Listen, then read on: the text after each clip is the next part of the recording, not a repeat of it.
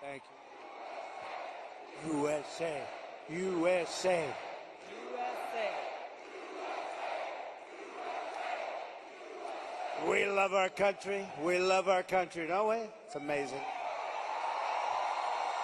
And it's a great country, but we have to take it back because our country's not feeling so well nowadays, and we're going to bring it back, and we're going to make it healthy and beautiful and better than ever. And it's really, this is some crowd, and you can duplicate the crowd outside. So if anybody would like to give up your seat, that would be okay. No, no. Let's have a good time. Thank you very much, everybody.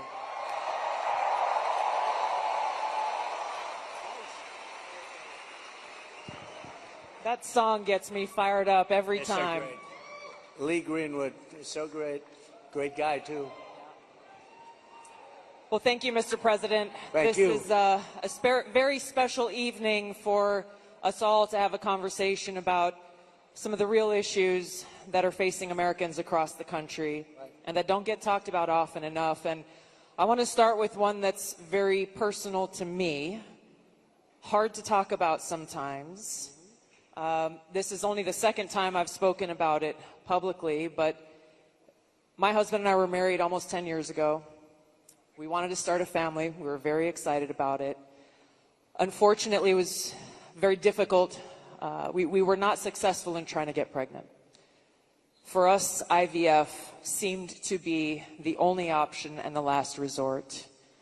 As you know, it's a pretty difficult process. It's very, very expensive.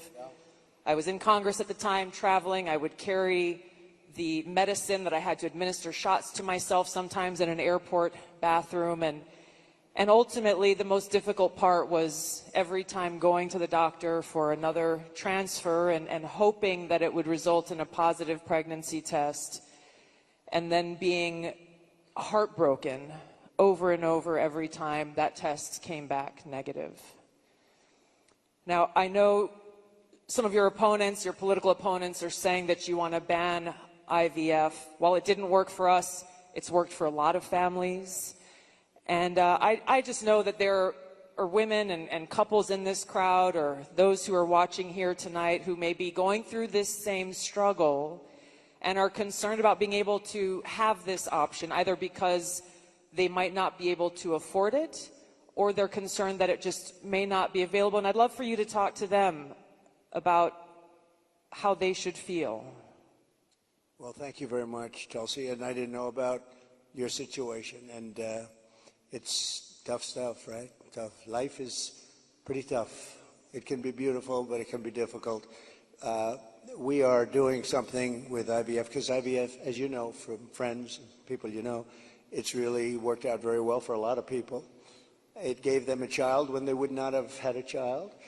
And I told my people I wanted to look at this a couple of weeks ago. And as you know, we have no taxes on a thing called tips, you know that. And I said, tell me, we did three things. We did that, and we did no tax for seniors on Social Security benefits. We want to have that.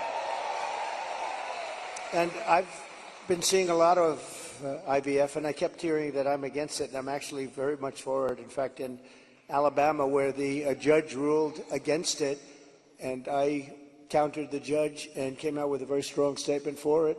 And the Alabama... You were very quick in your response to that. I was, but they were too. They were amazing. The legislature approved virtually my statement. I'm in full IVF, and it has really gone, it's terrific. And I said, so with the tips and with the Social Security, the no taxes on Social Security, I said, maybe for IVF, and I've been looking at it, and what we're going to do is for people that are using IVF, which is fertilization, the government is going to pay for it, or we're going to get or mandate your insurance company to pay for it, which is going to be great.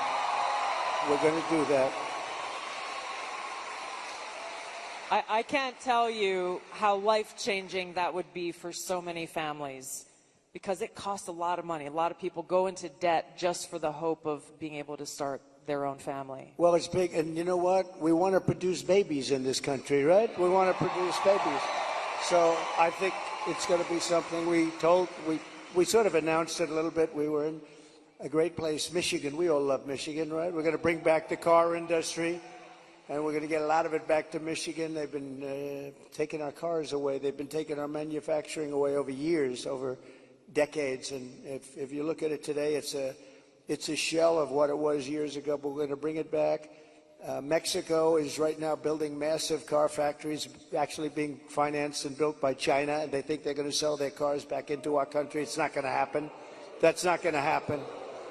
Oh, listen to that. That is not going to happen.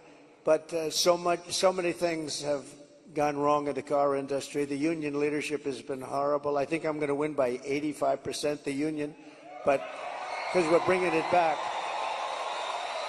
And we're going to have electric cars, but we're going to have gasoline-powered cars, and we're going to have hybrids. We're going to have every kind of car. We're not going with just that. But I just felt that it would be a good place to announce it, and we did sort of the announcement there a little bit, and now we do the big announcement tonight in front of all of these television stations, all of the fake news, the fake, they're all over the place.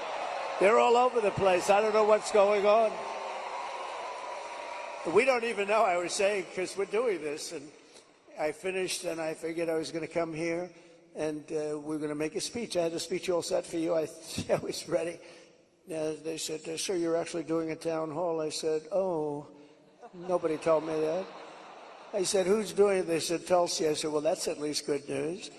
I've been a fan of hers for a long time, I have to tell you. So I didn't even know. I'm in the plane, and I'm looking over some material, and we're going to give you a hell of a speech tonight. We were set to give you one hell of a speech. They said, no, sir, it's a town hall. I said, why doesn't somebody tell me this stuff? And I don't even have any idea who we're doing it for. I don't know. Is it for a network or what? I see a lot of television all over the place, so maybe it's on all of them. But I did get to see the strangest thing today. I looked at the news conference of Kamala. I call her Comrade Kamala. She's you know that, she's a Marxist. Her father was a Marxist before her. So she was brought up in the family tradition. And she really is, and this country is not ready for a Marxist. We don't want a Marxist as a president. And she destroyed San Francisco. She destroyed California. And we're not going to let it destroy our country. I'll tell you, it's not going to happen. So, but just to finish, so for some reason she doesn't want to talk to anybody. So she's either not the smartest light in the ceiling. I'm trying to be nice here. I want to be. They say, be nice, sir, be nice. It's hard to be nice when somebody is destroying your country and wants to destroy your country. It's hard to be like nice. But she is, she was a terrible vice president. She was a terrible border czar, worst in history probably, not just in this country. But the border, millions and millions of people, I say 20 million plus, have poured through the border during their term. I had the safest border in the history of our country. They have the most unsafe border in the history of the world. And they're coming through, and many of them are from prisons and jails. There's a slight difference, as you know, prisons and jails. Many are from mental institutions and insane asylums, and many are terrorists, and they're pouring into our country at a level. I don't know if you saw the news today, Tulsi. They had a group of, a lot of them, Venezuelan people with lots of machine guns taking over a building someplace. I'm looking, I'm saying, where is that? They went in and they took over a building. This is just the beginning. They're taking their criminals from all over the world, not just South America, not just Venezuela, which you've been reading about, all over the world. They're taking their criminals and they're dumping them into the United States. Kamala is allowing it to happen. And they actually want to give them papers. They want to make them citizens, and they want to give them your Social Security. They want to give them your Medicare. and your Social Security will collapse under her. I'm the one that's going to protect the Social Security. But they're coming. I will totally protect, as I did for 4 years. And there was no age increase. There was no anything. We're going to protect. You know, they destroy you with inflation, and then they want to destroy your Social Security. It's not going to happen.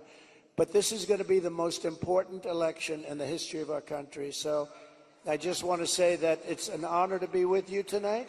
It's a forum that's very different because I have no idea who the hell is broadcasting it. But all we'll do is we'll talk because we're friends. I love this state. I gave them Marinette. We gave them a very big, you know, Tulsi, we have a ship contract. And as you know, we gave Marinette yards, but we gave them a tremendous contract. They wanted it all over the country. I said, we're going to get it for Wisconsin, and it's a big one. And they're doing a great job, I understand. So we got that. And we're going to have a good time tonight. So let's go. Mr. President, you talked about immigration. We actually have Amber here who's quite concerned about that, and she's got a question for you.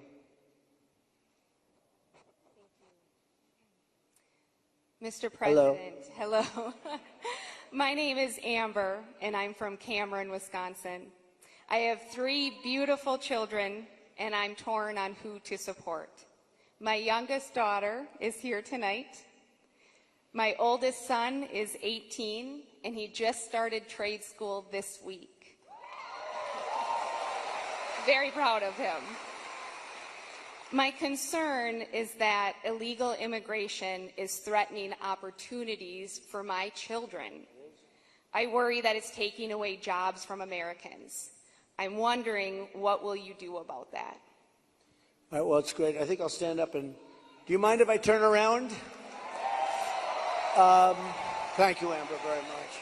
And you're right. I'll tell you, we have the people that I'm talking about. They're pouring in at levels never seen before. They're coming in by millions and millions, and a lot of them are taking the jobs for the black population, the Hispanic population, and unions are going to be very badly affected because, and I was talking to some of the union heads who I actually do get along with, but they're very concerned about it because the jobs that are, the people that are coming in are just taken, and it's going to start with the black population. African Americans are losing their jobs, and I don't know if you heard the latest statistic that of the jobs that these people created, which is very little, every single job was taken, about 107% was taken by illegal immigrants. There's been no job creation from them. The jobs were filled by illegal immigrants. With all of that being said, I want to give you a very positive answer. We're going to win this election. We're going to turn this country around. We're going to become an unbelievable growth country. And your boy is going to have the greatest job. And you want to have a lot of choice with jobs. You know, you want them to go up and they get up and they, it's hard to believe I have that the way I get treated. But I look forward to every day because we're going to make America great again. So I really do. I look forward to it. That's right.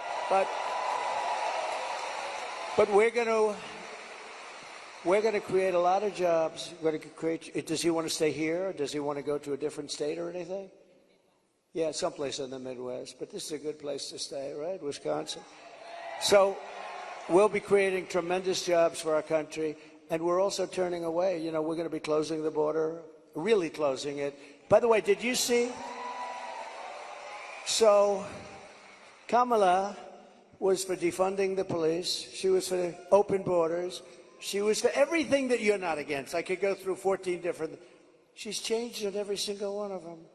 In fact, I think we should see the man in the red hat and the beautiful woman in the red hat says, "Make America Great Again." Perhaps we should give Kamala a "Make America Great Again" hat, right?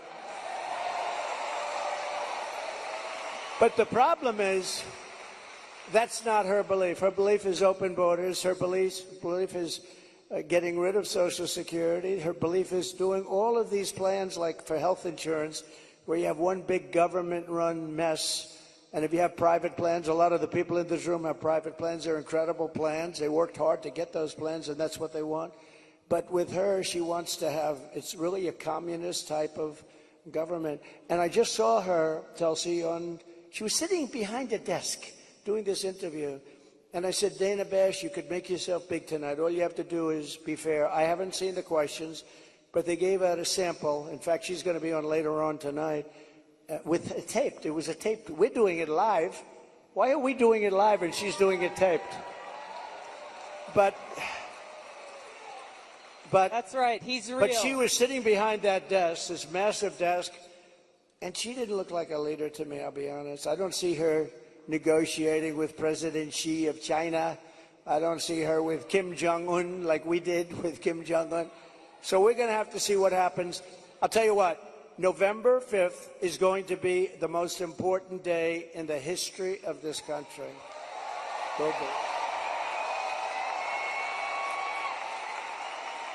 Mr. President, there are a lot of people who want to feel hopeful about our future. I want to introduce you to Luke, who is one of those people. Hi. Hello, Mr. President. Good-looking guy. Thank you. My name is Luke Pulaski, and I'm a junior here at the University of Wisconsin-La Crosse. I'll be voting for the first time in November, and I'm researching each candidate. I have two questions for you. First, as I've been living on my own and buying my own gas and groceries, I have noticed that everything has become more expensive. For me personally, I try to eat healthy and stay lean. A pound of meat has gone from $4 to almost $7. I also would like to buy a home someday, but that seems just impossible now. What's your plan to make life more affordable and bring down inflation for someone like me? Very good. Thank you. Good. It's probably the question I get most. You know, they say you're going to vote with your stomach. I don't know if you've heard it, but it's a little bit true. And groceries, food has gone up at levels that nobody's ever seen before. We've never seen anything like it, 50, 60, 70%. You take a look at bacon and some of these products, and some people don't eat bacon anymore. And we are going to get the energy prices down. When we get energy down, you know, this was caused by their horrible energy wind. They want wind all over the place. But when it doesn't blow, we have a little problem. This was caused by energy. This was really caused by energy and also their unbelievable spending. They're spending us out of wealth, actually. They're taking our wealth away. But it was caused by energy. And what they've done is they started cutting way back. We were in third place. When I left, we were by far in first place, beating Russia, beating Saudi Arabia. And we were going to dominate to a level that we've never seen before. And then we had a bad election. I'll be very nice. I'm supposed to be nice when I talk about the election, because everybody's afraid to talk about, oh, please, sir, don't talk about the election, please. You know, if you can't talk about a bad election, you really don't have a democracy if you think about it, right?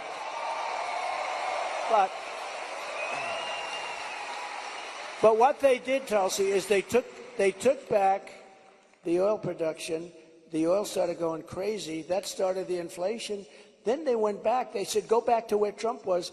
The problem is that we would have been 3 times that level right now. We would have been so dominant over Russia and Saudi Arabia. Look, Saudi Arabia, Russia, a lot of oil. We would have had more. You know, we had something in Alaska, Anwar, that I created. I mean, Ronald Reagan wanted it. You remember? Ronald Reagan wanted it. They all wanted it. And I got it approved. Nobody was able to get it approved. I got it approved. And the first week in office, they turned it back. They said, no, it's the biggest site possibly in the world. Could be bigger than Saudi Arabia. Well, we're going to start that up. We're going to become the energy capital of the world. We're going to pay down our debt, and we're going to reduce your taxes still further. And your groceries are going to come tumbling down, and your interest rates are going to be tumbling down. And then you're going to go out, you're going to buy a beautiful house, okay? You're going to buy a beautiful house. That's called the American dream. The American dream. Thank you. Mr. President, I want to ask you a question about national security, but first I think it's important to point out what Luke is talking about, the cost of groceries, the cost of gas, the cost of housing, mortgages, rent, everything has gone up. Kamala Harris's plan that she has announced is government price controls. And I think it's important to touch on, you just laid out your plan. What's going to happen if Kamala Harris institutes price controls? So that's a communist plan. It's never worked. And it's been tried by others. Believe it or not, Richard Nixon tried it. A lot of people tried it. It's been tried many times, and it always leads to the same failure. Tremendous inflation, lack of product. You don't have anything. The stores are not stocked. It has never worked. It's called control. They want control. And, it's been so often. And everybody that comes in, they say it. It sort of sounds great. We're going to go price control. Actually, when she announced it, she got absolutely slaughtered by even Democrats because it doesn't work. It's a known loser. So now she doesn't talk about it. Do you notice she doesn't talk about climate change anymore? She's not talking about it. You know why? Because people don't want to hear it. They want to live a good life.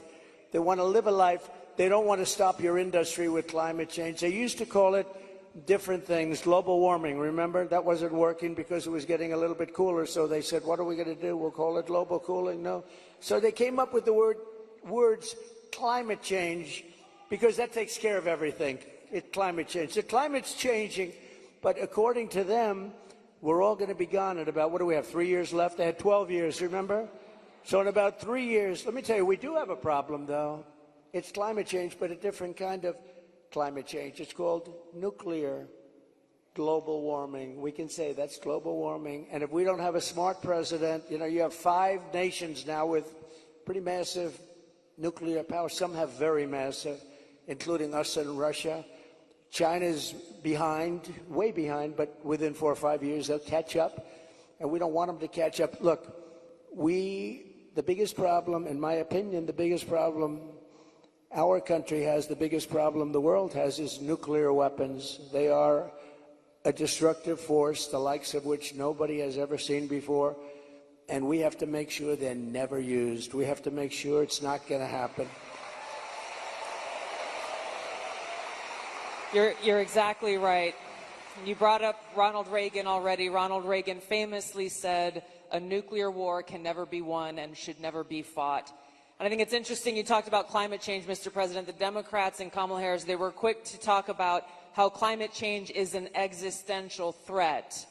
But what they're not talking about is the existential threat of nuclear war and World War III, which is exactly where we sit today because of the warmongers and their puppets, Joe Biden and Kamala Harris. And they don't want to talk about it because the consequence of where they have taken all of us, as the American people and the world, is economic hardship around the world, a destruction of our economic well-being, and an annihilation of humanity, our families, our kids, our communities around the world. There was a recent poll that YouGov did that pointed out over 60% of Americans feel that World War III and nuclear war is going to happen within 5 to 10 years. And when I heard that, I felt so sad because they're at a point where they feel like this outcome, the annihilation of the world, is inevitable. So I wanted to ask you about this because it's important that people understand what kind of leadership you bring, what you will do to stop this slide towards nuclear war and World War III so that we can feel hopeful again. Well, thank you. So Viktor Orban, a very strong leader from Hungary, Prime Minister of Hungary, they asked him recently about what's the problem in the world. A few years ago, during my term, we didn't have Israel being attacked. We didn't have Russia attacking Ukraine. And they asked him, why is it so bad now? The Middle East is on fire. So many places are on fire, and there are plenty places that could very well and very quickly catch on. What's the problem? He said, you have to bring Trump back as president of the United States. You will have no problem. He single-handedly kept things, and it's true. And I could do it with telephone calls by being smart. But literally, he said, you have to bring Trump back. Now, he used a term I wouldn't use. He said everybody was afraid of Trump. You know who was afraid of Trump? They said China was afraid of Trump. Russia was afraid of Trump. They were all, and I don't want to say that. I will say this. They respected me and they respected our nation. They don't respect our nation anymore. They don't respect our nation anymore. Think of it. What would the world be like if Russia didn't do what they did, and they would have never done it? I used to speak to Putin about it. I had a very good relationship. No chance. You know what happened, I think, Afghanistan, when he saw the horrible leadership that we displayed in Afghanistan. I think he said, wow, this is a time to go in, because I wasn't there. He would have never done it if I was president. And Israel would have never been attacked. Think of it. What would this world be like? You wouldn't have had that disaster. And it wasn't leaving Afghanistan. And they should have kept Bagram. That's the big air base. It's 1 hour away from where China makes its nuclear weapons. They didn't keep it. You know who occupies it now, Tulsi? China occupies it. So we have, if you have the right president, and we don't right now, do we even have a president? He just came in, think of it. He just came in from wherever the hell he went. You know, there was a coup. He just doesn't know it yet. But there was a coup. How about that? He got 14, I'm not a fan of his. He was the worst president. But think of this. He got 14 million votes. She was the first one to leave, you know. Kamala was the first one to quit. She never made it to the first state in the primaries, which was Iowa. Never even came close. Other people did, but she never even came close. And all of a sudden, she was picked, and she's now running for president. And look, it just started, really. It just really started. The polls have us up here. We're up in this. We're up in states, but it's close. It's close. It's close, and you know they cheat like hell, so we don't want to have it too close. But we have, because we have to win this. We're not going to have a country. But with him, I was so far up. We had a thing called. How did he do in the debate? Did you think he did well? Not too good. No, they wanted to have a debate. I said, okay, it's a little bit early, isn't it? I was trying to talk them out. I said, well, it's a little early for a debate, right? And they said, well, I think we'd like to do it. And that was not a good debate for them. That was not a good debate. So that was the beginning of the end for him. And they started looking. But they picked a woman that had absolutely no votes. She got no votes. And now she's running. So when you say threat to democracy, they are a threat to democracy. I'm not a threat to democracy. I'm not a threat. Thank you. Mr. President, crime and the rise of crime is on the minds of a lot of people. I want to call on Danielle here, who has a question for you. Hi, Danielle.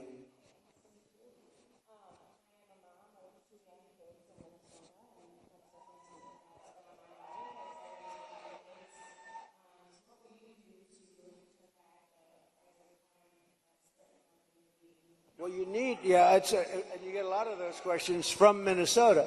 But you get a lot of those questions because Minnesota, I mean, they picked this guy.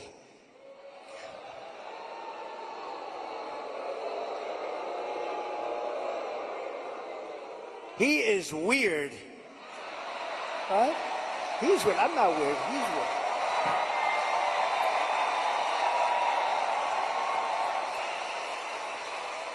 No, he's a weird guy. He's a weird dude. You know, see, they come up with sound bites. They always have sound bites. And one of the things is that JD and I are weird. That guy is so straight. JD is he's doing a great job, smart, top student, great guy. And he's not weird, and I'm not weird. I mean, we're a lot of things. We're not weird, I will tell you. But that guy is weird, don't you think? You know, he signed for, and this is, who would think that this is even happening in our country with men playing in women's sports and all of this, but he has it at a level that nobody can believe. A bill that every boy's bathroom will have tampons, okay? Hence his name, Tampon Tim. But think of it. Think of it. And you know, on the question of abortion, he is the one, abortion in the 9th month. And if the baby in Minnesota, and I'd love to win Minnesota because those people aren't digging this guy. They're not digging this guy. But think of this. 6 states, Minnesota's one of them. If the baby is born, you're allowed to execute the baby think of that, after birth in Minnesota, you're allowed to execute. And you remember the former governor, not the current governor, who's terrific, Len Youngkin. We're going to win maybe Virginia. We could do that. But the former governor, and he said, you sit the mother down and the father down, you sit them down and you talk, and the baby is born and you make a decision what to do. He meant, do you execute the baby after birth? And according to what they have passed and legislation, in Minnesota, they're allowed to execute the baby after birth. And this guy is a participant. And that's why she picked him, because she is, in fact, a Marxist/communist. Remember, I'd say all the time, our country will never be socialist, right? We will not have a socialist. Well, I was right. We skipped socialism. We went to communism. This woman has to be stopped. Mr. President, we have time for one final question. I don't know if we can get a mic to Bernardo. He's got an important question, given very soon we will be honoring the anniversary of September 11th and all of the lives that were lost on that tragic day in that tragic attack where we were attacked by radical Islamist terrorists. And Bernardo wanted to share his thoughts and had a question for you on this.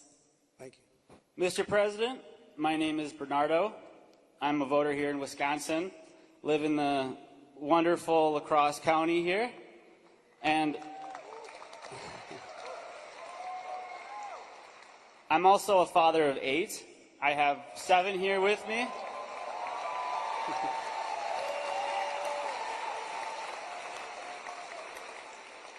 And it's the anniversary of 9/11 is coming up. I'm concerned that we're more vulnerable now than ever. And we have a Democrat nominee who doesn't even want to say the words, says we shouldn't say the words, radical Islamic terror.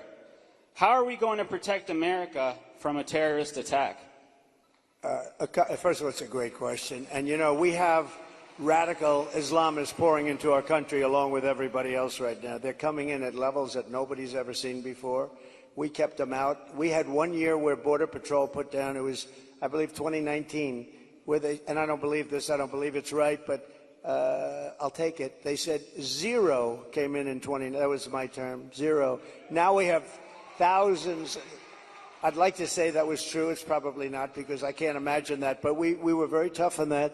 Now they have thousands and thousands coming in, along with the prisoners and along with the crime. And remember, a lot of these countries like Venezuela, their crime is way down because they've moved their criminals into our country. It's not even believable.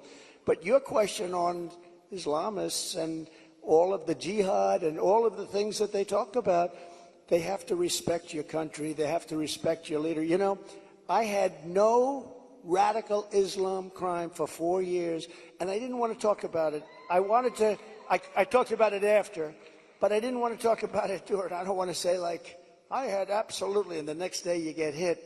But we had none, 4 years of it, because they respected your president, they respected your country, and we have to bring back that level of respect, and we're going to do it, we're going to do it. And we're not letting the wrong people into our country. Okay, thank you very much. Great question. Thank you, Mr. President. I know you have run out of time here, but thank you for having this conversation with the people of Wisconsin and people across the country who are watching and concerned about these very same issues. Thank you, Mr. President. Thank you everyone, much for being here. Thank you, everybody. Vote. Vote.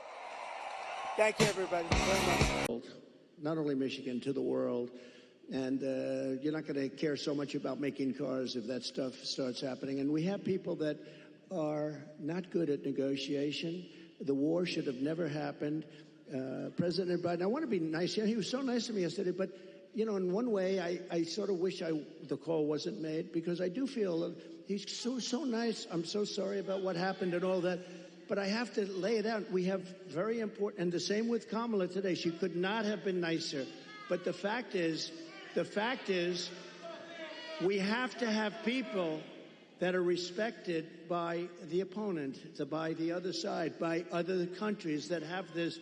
Even Pakistan has nuclear weapons. We have countries, India has a lot of nuclear force. We have countries that have tremendous nuclear power. And when I hear these people talking about global warming, that's the global warming you have to worry about. Not that the ocean's going to rise in 400 years, 1/8 of an inch. And you'll have more seafront property, right, if that happens. I said, is that good or bad? I said, isn't that a good thing? If I have a little property on the ocean, I have a little bit more property. I have a little bit more ocean. But the fact is that it's a tremendous problem.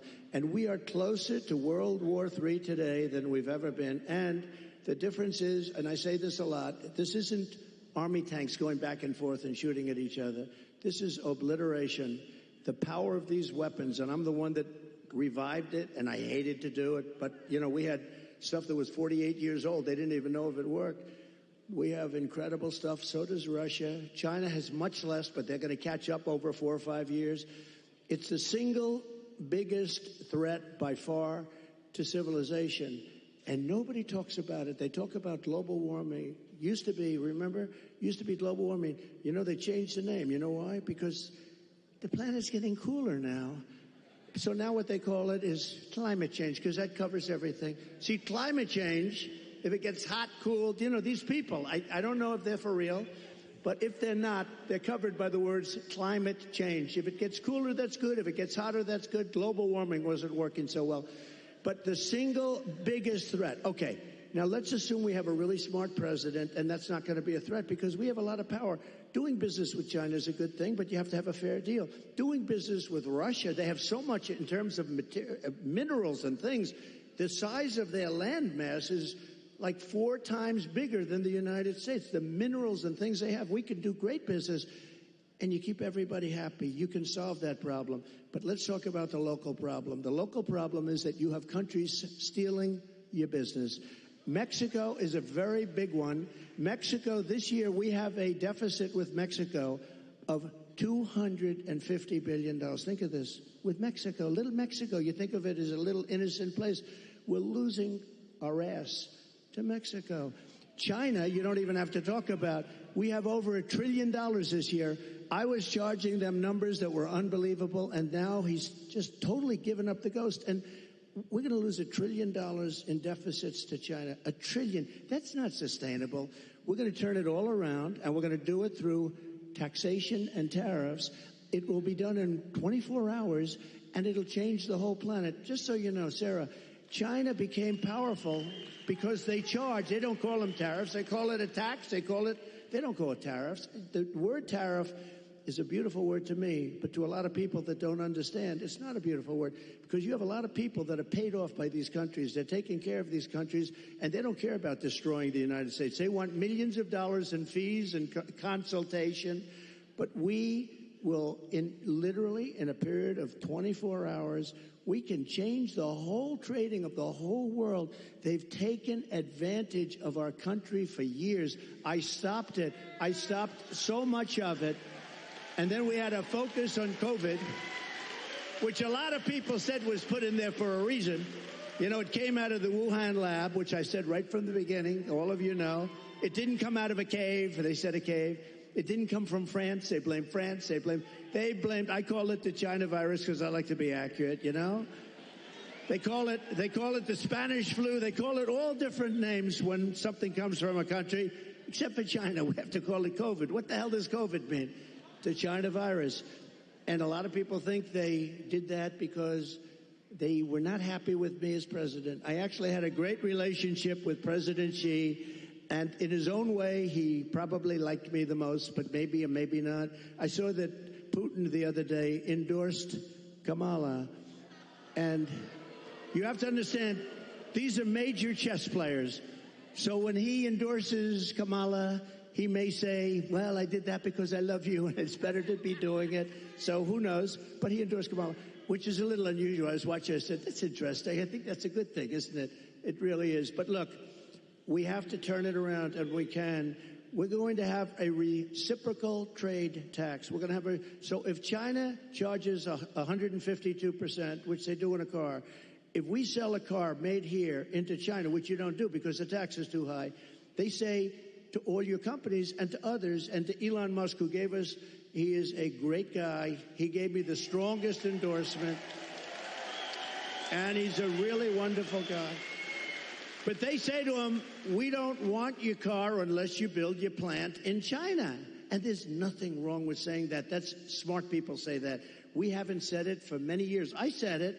We have a lot of plants going up with Apple and other things. I said, you got to build plants. You don't build plants here, we're going to put the tariffs on your products coming in from China.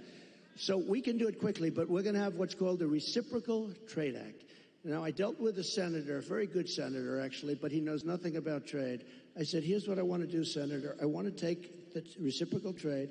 If they charge us 100%, we charge them 100%. He said, you mean they charge us, we charge them? You got me. How simple could it be?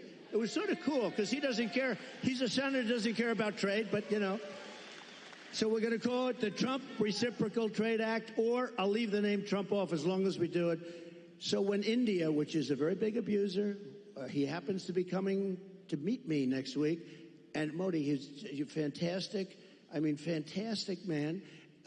A lot of these leaders are fantastic. You have to understand one thing. They're 100%. These people are the sharpest people. They're not a little bit backward. They are at the top. You know the expression, they're at the top of their game, and they use it against us. But India is very tough. Brazil is very tough. There are certain countries, I can tell you every one. I can give you from top to bottom. China's the toughest of all, but we were taking care of China with the tariffs. So we're going to do a reciprocal trade. If anybody charges us 10 cents, if they charge us $2, if they charge us 100%, 250, we charge them the same thing. And you know what's going to happen? Everything's going to disappear, and we're going to end up having free trade again. And if it doesn't disappear, we're going to take in a lot of money. Okay? But, you know, the biggest beneficiary, I believe, is going to be your state. And I won't say that to other states, I promise. About your state, you are going to have plants built at a level that you haven't seen in 50 years. Okay? Great question. Thank you. Thank you. Mr. President, one of the other things I think that you did that helped protect the American worker as much as anything else, and also make our country and our communities safer, was you actually did something about the border. Just this month, there was a woman in my home state of Arkansas who was killed by an illegal immigrant who was drunk driving, that was deported during your administration and came back under this administration because they have failed to protect our country. It's one of the great threats that we face that you actually did something about. Tell us what you will do on day one to help protect our country. So we're going to be, day one, we're doing two things. Closing the border and baby drill. Two things. We're going to get down the prices.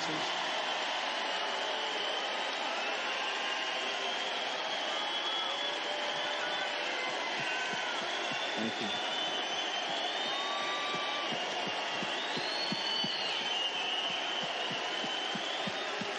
Nice people. I like this crowd. I like this crowd. No, you know what? You're smart people. So, Sarah, thank you.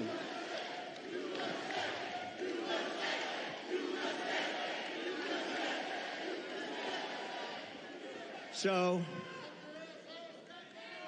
over the last couple of years, I've been talking about the border.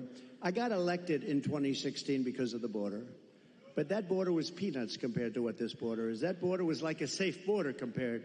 And I did it. I did a great job. And it also includes drugs, came to much lower. Look, unless you have the death penalty for drug dealers, you'll never get rid of the drug problem. Put that through your head, okay? Put that through your head. And I don't know if our country's ready for it. When I was with President Xi, and again, until COVID, I had a great relationship. Once that happened, I really didn't want a relationship because $60 trillion, millions of dead people all over the world. I was not exactly thrilled with him. But before that, I had a great relationship. And I said, do you have a drug problem? No, we have no drug problem. Oh, how come? Death penalty, immediate. I said, what does that mean, immediate? Immediate, we have what's called a quick trial. You know what a quick trial is? Like in one day, the trial is over. Over here, it'll be 25 years. They'll get some nice liberal lawyer, and they'll have it tied up for 25 years. The guy dies of old age. So, but they have a death penalty. In Singapore, they have a death penalty. In a lot of countries, they have a death penalty. You sell drugs because the average drug dealer kills during his or her life 500 people. The average one. The big ones, much more. But when you hear that, when people start to hear that, and I set up blue ribbon committees, I put, nice people, dilettantes from New York and from Los Angeles, people that know nothing about drugs, and they're dealing with very smart people. These dealers are smart as hell, they're tough as hell, and they make a fortune. And if you don't have the death penalty for drug dealers, you're just wasting your time. Now, we can keep it down, and we can do better than we're doing now, and a lot better than we're doing now, because what's happening now is out of control. But we had the lowest human trafficking, mostly in women, I hate to say, mostly in women, but we had the lowest human trafficking in 32 years. You know my favorite chart, the chart I put down. When I look to the right, that'll be my all-time favorite chart in history.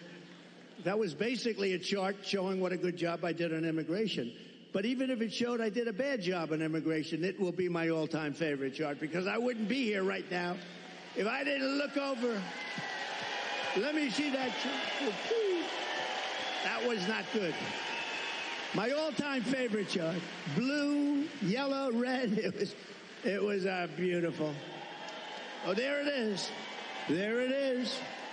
There, that was good. These guys are very good back. That's a good. The interesting thing, it's always on my left. It's at rallies. It's always on my list. I only do it about 15, maybe 20% of the time, so I don't do it much. And it's always at the end of a speech. But it's always here. For some reason, they dropped it here. It was at the beginning of the speech, the very beginning couple of sentences. And I turned like a deer bolting, I guess, right? They say good hunters say this. Every once in a while, a deer will bolt prior to the shot. And I don't know, I guess mine was a form of, but I turned around to look at it. It was right here, behind me, actually. And my head was at a perfect angle. It got me. But if you got to be hit, that's the best place. Although it's blood. The doctor, I said, how come so much blood? He said, the ear bleeds more than anything. I said, I'll take it. But it was an amazing thing. And I have to say, because while we're on the subject, because people do like to talk about it. A few days ago, we had an incident. I have to say, Secret Service did a hell of a job. They really did. They caught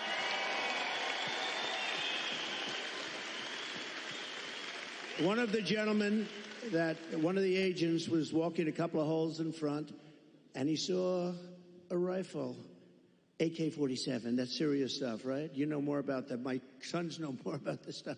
But AK-47, that's a bad one. The other one was an AR-15. This was an AK-47. And he saw the barrel of the gun coming out from a bush. Can you believe it? This guy was all set. He was all set to do his number. And there was no talk. He didn't say, hello, what are you doing here, please? And he ends up getting shot himself. He took his gun, started shooting him. And this guy ran. No, great job. I don't know if where is he? Not here, right? These guys do a great job. Now, they do need more people, and they've been complaining about that for a long time, but he did a great job. But you want to know another sort of a miracle? So the guy is now running for his life, and he's got a car a block away or whatever. And a woman, this is a woman, not a man, a woman, see? Women are smarter than men. I hate to say. How does that sound? Our great First Lady is very happy now. Let me just tell you, think of this. Who would do this? I actually asked, I was with the sheriff this morning, I was with a couple of people from Secret Service, who would do this? So you now have a man running, not with a gun, he dropped the gun, we found the gun, but he was gone. And a woman driving in a car saw a man on the street, pretty busy street, running, and she followed him. And he got into the car, and she stopped because she thought he was trouble. He looked different. He like trouble. She followed him, it wasn't very far, and parked the car behind his car and started taking pictures of his license plate. Now think of it. And Sarah, think of it. No, seriously, who would do that? It's the women. Not from good or bad, not from, strength or heroism. No, just you see somebody running. I see people running all the time, and you don't follow. She saw something in this guy that was bad, She may have heard maybe gunshots because there were four gunshots. Actually, the shots, he never got off a shot. The shots were from Secret Service. But think of it. Who would do this? If you took 1,000 of these incidents, would even one person have done it? This woman was, I haven't met her, but I'd like to meet her. I'm going to meet her, I hope. But think of this. She goes in, she takes pictures of the plate, and then she sends the pictures into the sheriff's office. And the sheriffs are saying, wow, this is pretty amazing. And they were able to get this guy within 10 minutes. They had a high-speed chase on the highway. They got him. Otherwise, we'd probably have an AK-47. They had the camera. He had the whole thing. He was a sophisticated guy. He even had the serial number taken off the rifle, the gun. But think of this. So we'd have all the stuff. But I'd be walking around saying, I wonder where this guy is. Is he in this audience? We would have a maniac out there. This woman was unbelievable. Because I actually asked the sheriff, if it happened 1,000 times, would anybody have done that? He said, maybe, but not much, not much. So she did she was really amazing job. We're glad she did. I think there are a couple takeaways there. One, the women of this country love Donald Trump and are going to make sure we do our part.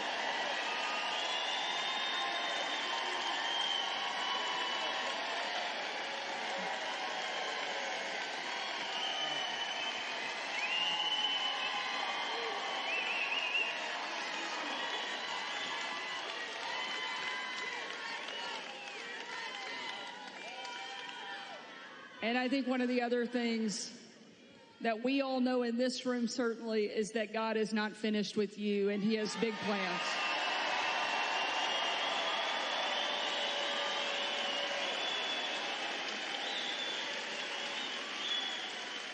Sarah, I just want to say one thing. So when I heard about this tonight, I said, so where am I speaking? Michigan, good. I like Michigan. I want to talk about cars. I love talking about the cars because it's so simple.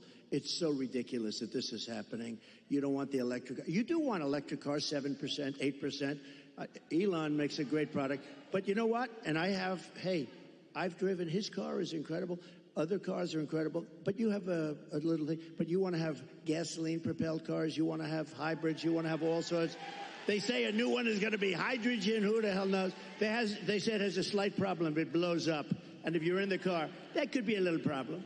But you want to be able to have whatever it is, whatever the market is and all that stuff. But they said, sir, you're having a town hall tonight. And I said, a town hall? What the hell? They want a rally. They don't want a town hall. Town hall. And I said, so who is the host? Because host or hostess. And they said, Sarah Huckabee Sanders. And I said, oh, that's good. I like that. But I figured, Sarah, I love these rallies. You go and you say, we will make America great. Everyone's going crazy. We had one the other night. But you know what? Can I be honest? This was more fun than a rally today. This was fun. This was good, right? This was very good. We're going to take another question from the audience. Maybe the only job in the country harder than being president of the United States is being a mom, especially under this administration because they're making everything harder. And tonight we have a mom here in the audience, Barbara, that's behind us that has a question for you. Hi, Barbara. Hello back there. Thank you.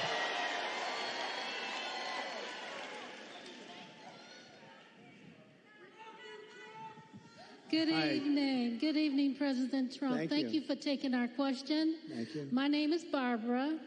I'm a mom of 3, a grandmother of 7, and 3 great-grands, a registered nurse, retired nurse. So I know the cost that goes into raising children and running a household. Yeah. People just can't survive now. How are you going to bring down the cost of food and groceries? Good. Very good. Thank you. So we have to start always with energy. Always. I don't want to be boring about it, but there's no bigger subject. It covers everything. If you make donuts, if you make cars, whatever you make, energy is a big deal, and we're going to get that. It's my ambition to get your energy bill within 12 months down 50%. If I can do that, we've done a hell of a job. 5-0, not 15, 50. Interest rates are going to follow, and actually they're going to follow for another reason. The economy is now not good, and interest rates, you'll see they'll do the rate cut and all the political stuff tomorrow, I think. And, will he do a half a point? Will he do a quarter of a point? But the reason is because the economy is not good. Otherwise, you wouldn't be able to do it. But we're going to get interest rates down, and we got to work with our farmers. Our farmers are being decimated right now. They're being absolutely decimated. And, one of the reasons is we allow a lot of farm product into our country, and we're going to have to be a little bit like other countries. We're not going to allow so much we're going to let our farmers go to work. And I don't know if you remember, I love the farmers because, I had many meetings as president. I have this gorgeous room with this beautiful table that seats about 35 people. And I was with the farmers. Usually everybody wants something. They all want subsidy. But I was with the farmers, and I think you might have been there, actually, Sarah. I said, look, fellas, we're going to get you such a beautiful subsidy, meaning I'm going to do things.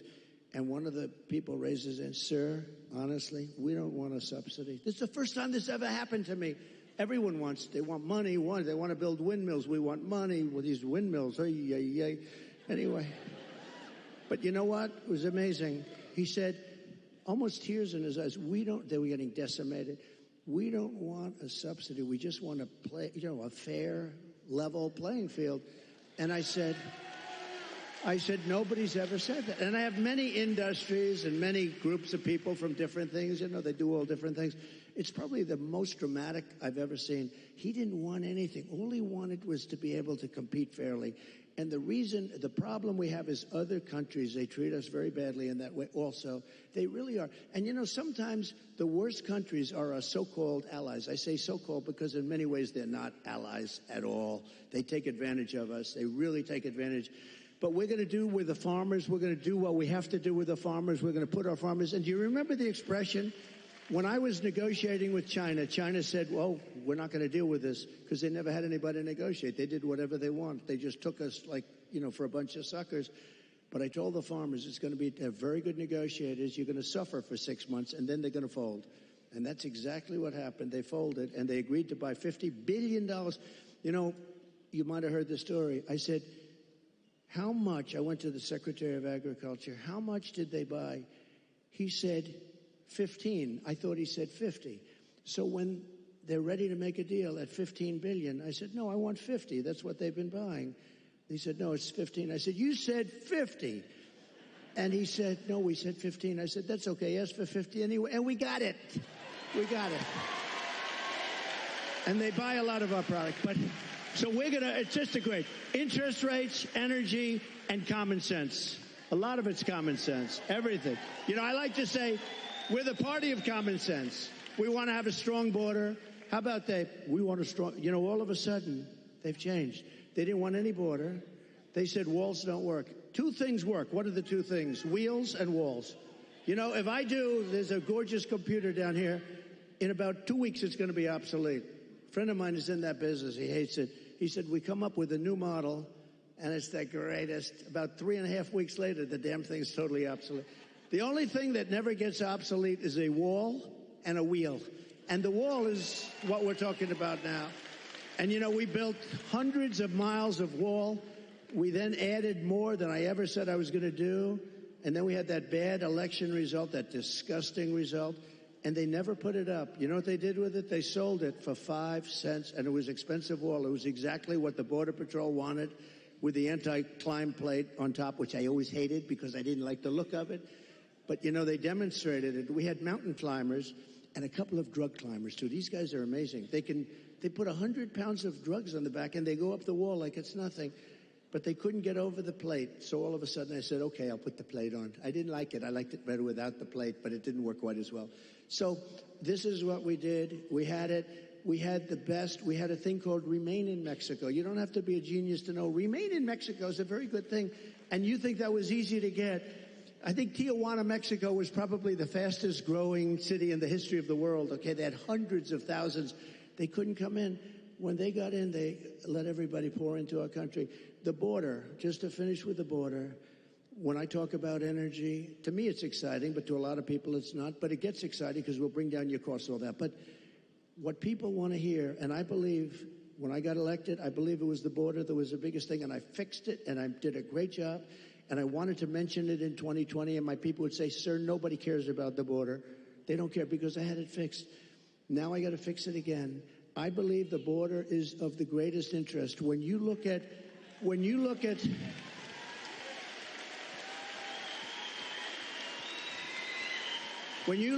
happening in Aurora, okay? Take a look at Aurora. When you look at what's happening in Ohio, the great state of Ohio, I love it. I'm way the hell up. I wish I was up 18 points in your state, but we are up. We are up. I think when people hear what I have to say, I don't know how you can possibly lose it. I'll tell you this, and I'll say this for Michigan. If I don't win, you will have no auto industry within 2 to 3 years. It'll all be gone. And I know you got a little bit of an increase. It doesn't mean that's the small stuff because it's just a temporary thing. Because you will not have any manufacturing plants. China's going to take over all of your business because of the electric car and because they have the material we don't. What we have is a thing called gasoline. We have gasoline. We have so much gasoline we don't know what to do. They don't have gasoline. So why are we making a product that they dominate? They're going to dominate. You will not have a car industry left, not even a little bit of a car industry. And you're going to have electric cars, but you're going to have 7%, you're going to have 9%, whatever it may be. And maybe someday the technology becomes so good that you can do more. I mean, it's fine. But right now, the battery technology isn't there for long term. I always say, I love the electric car, but they don't go far enough. And they don't do well. In Iowa, it was 20 degrees below zero when we had our great success in Iowa. We had and there were cars all over the place. I said, what's wrong with those cars? They don't work well in cold. And they don't work very well in heat. But Elon's going to figure it out because he's great. He gave me the greatest endorsement. He figures everything out. And right now he's got other things to think. He's got to get a rocket up to get those 2 people out of there. I said, Elon, let's get going. No, they're relying on Elon to get the 2 people. Who would like to be up there right now saying we're coming back home maybe in February? So that was not so good. But Elon will solve the problem. He's great guy. And he loves this state, and he loves your whole, everything you're doing here. And he's done a fantastic job. He really has. And if he didn't endorse me, I would not be saying that, okay? I wouldn't be saying that. Thank you. We've got time, I think, for just one more question. When you were president, you built one of the strongest economies our country's ever seen. One of the ways you did that was by passing the largest tax cut in American history. We have a question from Willie who wants to ask you something about taxes and what you're going to do. Good evening, Hi, Willie. future President Trump. I'm a local contractor in this town. He's a cool-looking guy, too. He's better looking than you. I'm a local contractor in this town, and I live here my whole life. And I'm going to tell you, I'm kind of concerned about crucial Kamala's tax increase. Can you outline for the people what you plan on doing about taxes? Great. It's a great question. Look, she's going to double up your taxes. She wants to terminate the Trump tax cut. Just that is going to lift up your taxes by 44%. Just that one move. And remember, I have it so that, like, if you're a farmer or a small businessman, you have no inheritance tax. They're going to give that up. They're going to give everything. A lot of people don't realize. A lot of people didn't talk about it, but if you have a small business, if you have a farm someplace, a lot of farmers, they have beautiful land, but they don't have the cash, and they leave it to their children, and they're so proud of their children, and the children end up going bankrupt because they have to borrow money to pay off the estate tax. There is no estate tax, and that's something that nobody even talks about, but that's saved a lot of families from having to sell their farm or losing their farm. But But she's got one thing that's incredible, an unrealized capital gain tax. That will drive every business out of the United States. So what that is I don't know how they can possibly administer. The only ones that are going to make money are appraisers and accountants. So they're taking a business, might have not a lot of money, but it might have great land, and they're valuing it. And what was it this year compared to next year? You got to put down a value, and then you got to go out and you have to pay tax, even though you haven't sold anything. It's the craziest thing I've ever heard. And I don't know how any rich person or any person that's in business can even think of supporting her. It's the craziest thing I've ever heard. So, and they're going to raise the capital gains tax, Willie, a lot. Now, as far as regular, people are going to have to pay a lot more tax. Your taxes, she said, 70 to 80%. Some people will pay 70, 80%. You have to understand, a lot of these people are international business people. A lot of these companies are international. They don't care if they're here or someplace else. They go for the best deal. They go for their shareholders. If they raise the taxes like that, they go to other countries. You know who got a lot of our companies? Is Ireland. Years ago, they took our pharmaceutical industry because they gave them a better deal. They will leave our country. They will leave all those jobs that we created. And I want people to pay fair taxes and all of that. But she's going to be raising your taxes to 50, 60, 70%. And it's not sustainable. And even for the companies, if they have to pay too much, they're going to leave the country and you're not going to have any jobs. So we have to be very, very careful about it. We have to be very, very careful. And I have to tell you that this has really been an honor. This will be the most fun of any state because we're going to bring back an industry that you can do it. You know, we're going to bring back an industry. And mark my words, if for some reason some tragedy happens, because it would be a tragedy beyond the auto business for the whole country, I really believe that. If a tragedy happens and we don't win, there will be 0 car jobs, manufacturing jobs. It will all be out of here. And that includes South Carolina. That includes other places that are competitors of yours. You won't be making cars here anymore. You won't be making anything in our country anymore. We're going to bring it all back. But the one, and I say this, and I said it to another state the other night, and I said, this is not a good thing to say to another state, but I said, Michigan's going to be the most fun because you're so set up for greatness. All you need is somebody smart at the top to say, you can't flood our market with cars. You just can't do it. And if I say you have to pay 100%, you know China pays a big, but I didn't do the big number yet. But if I say you have to pay 100 or 200%, it doesn't matter because I'm going to say, second sense, I hope you don't mind this. However, if you build your plant in Detroit, or if you build it in Michigan, or if you build it anywhere in the United States for that matter, it seems to be the right location, but we're going to have more fun. So I'm telling them about Michigan, and I'm saying, you know, the story's getting a little bit long because I'm talking about Michigan. I happen to be in another state, but everybody loved it because they know you. You're recognized for this. We're going to get, now, they go from paying 100% tariff to paying nothing. All they have to do is build their factory and spend their hundreds of millions of dollars in your state. This will be like taking candy from a baby. It'll happen first, and you get the credit. I'm going to give you the credit.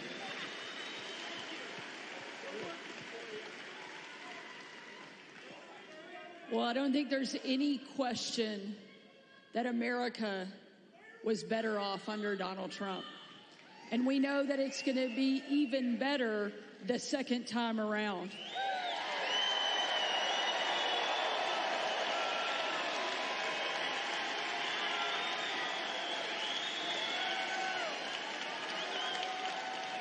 Before tonight, I knew you were going to win the presidency. I had no doubt. Arkansas is going to come in huge. But now I know you're going to win Michigan by epic margin.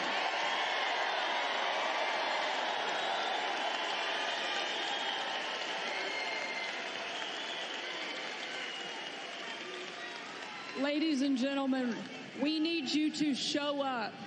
We need you to vote because the future of my kids, your kids, our grandkids depends on whether or not Donald Trump goes back into the White House, and I know you're not going to let us down.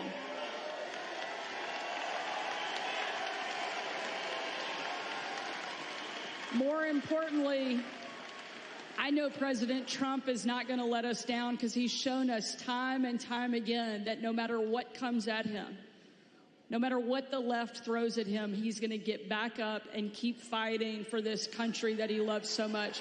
Thank you, Mr. President. Thank you, Sarah. Thank you, Bill. Thank you very much. Thank you, everybody. Thank you, man.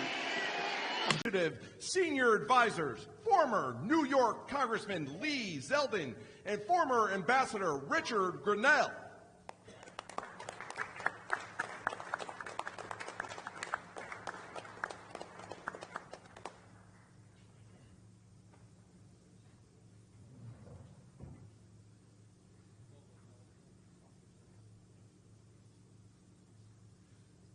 Ladies and gentlemen, please welcome to the stage the 45th and soon to be 47th President of the United States, Donald J. Trump.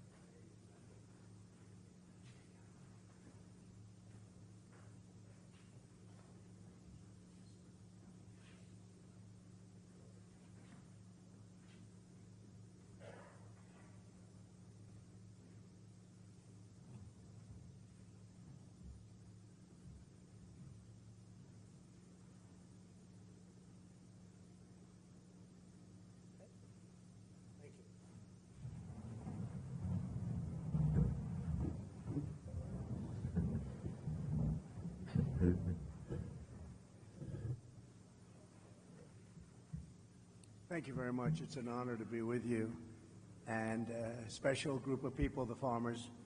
Nobody's done for farmers what I've done. Unfortunately, they haven't followed through. We made a deal with China. It was one of my best deals that I made. I made a lot of good deals, but we made the USMCA, Mexico, Canada, which was terrific. But we had a specific deal with China where they were going to buy $50 billion worth of farm product. And it's interesting how we got there because when the negotiation was going on, and it was a nasty negotiation, and I said to the farmers, just stick with me because we're going to do it. They're great negotiators. They're not going to go that fast. Just stick with me because you never had anybody negotiating for the farmers before me as president. And my people, I said, what are the numbers we're talking about? And they said 15 million, 15, not 50. I said, all right. So it's $15 billion worth of product that they were going to buy because they've been taking advantage of the farmers for years. This was like a penalty to China. And I thought they said 50, not 15. So the negotiations were going along. We were getting close. I said, how are you doing with the 50 billion? No, sir, we're close to 15. I said, what do you mean 15? You said 50. I said, no, I want 50. They said, that's not what we said. We said 15. I said, that's okay. Ask for 50. Tell them we have to have 50 billion, not 15. And I got it. The problem is, big problem, that now they don't enforce it. I enforced it. Every single week I'd go into the office. I'd say, how's China doing? Because you have to live up to that commitment. I'd say, how's China doing buying the product? Good, sir, good. They're doing good. And they were doing good because they knew I was watching. I don't think Biden is exactly watching. Do you? Does anybody think that Biden is, let's check it? I don't think so. And it's a shame. And that number is way lower than it's supposed to be.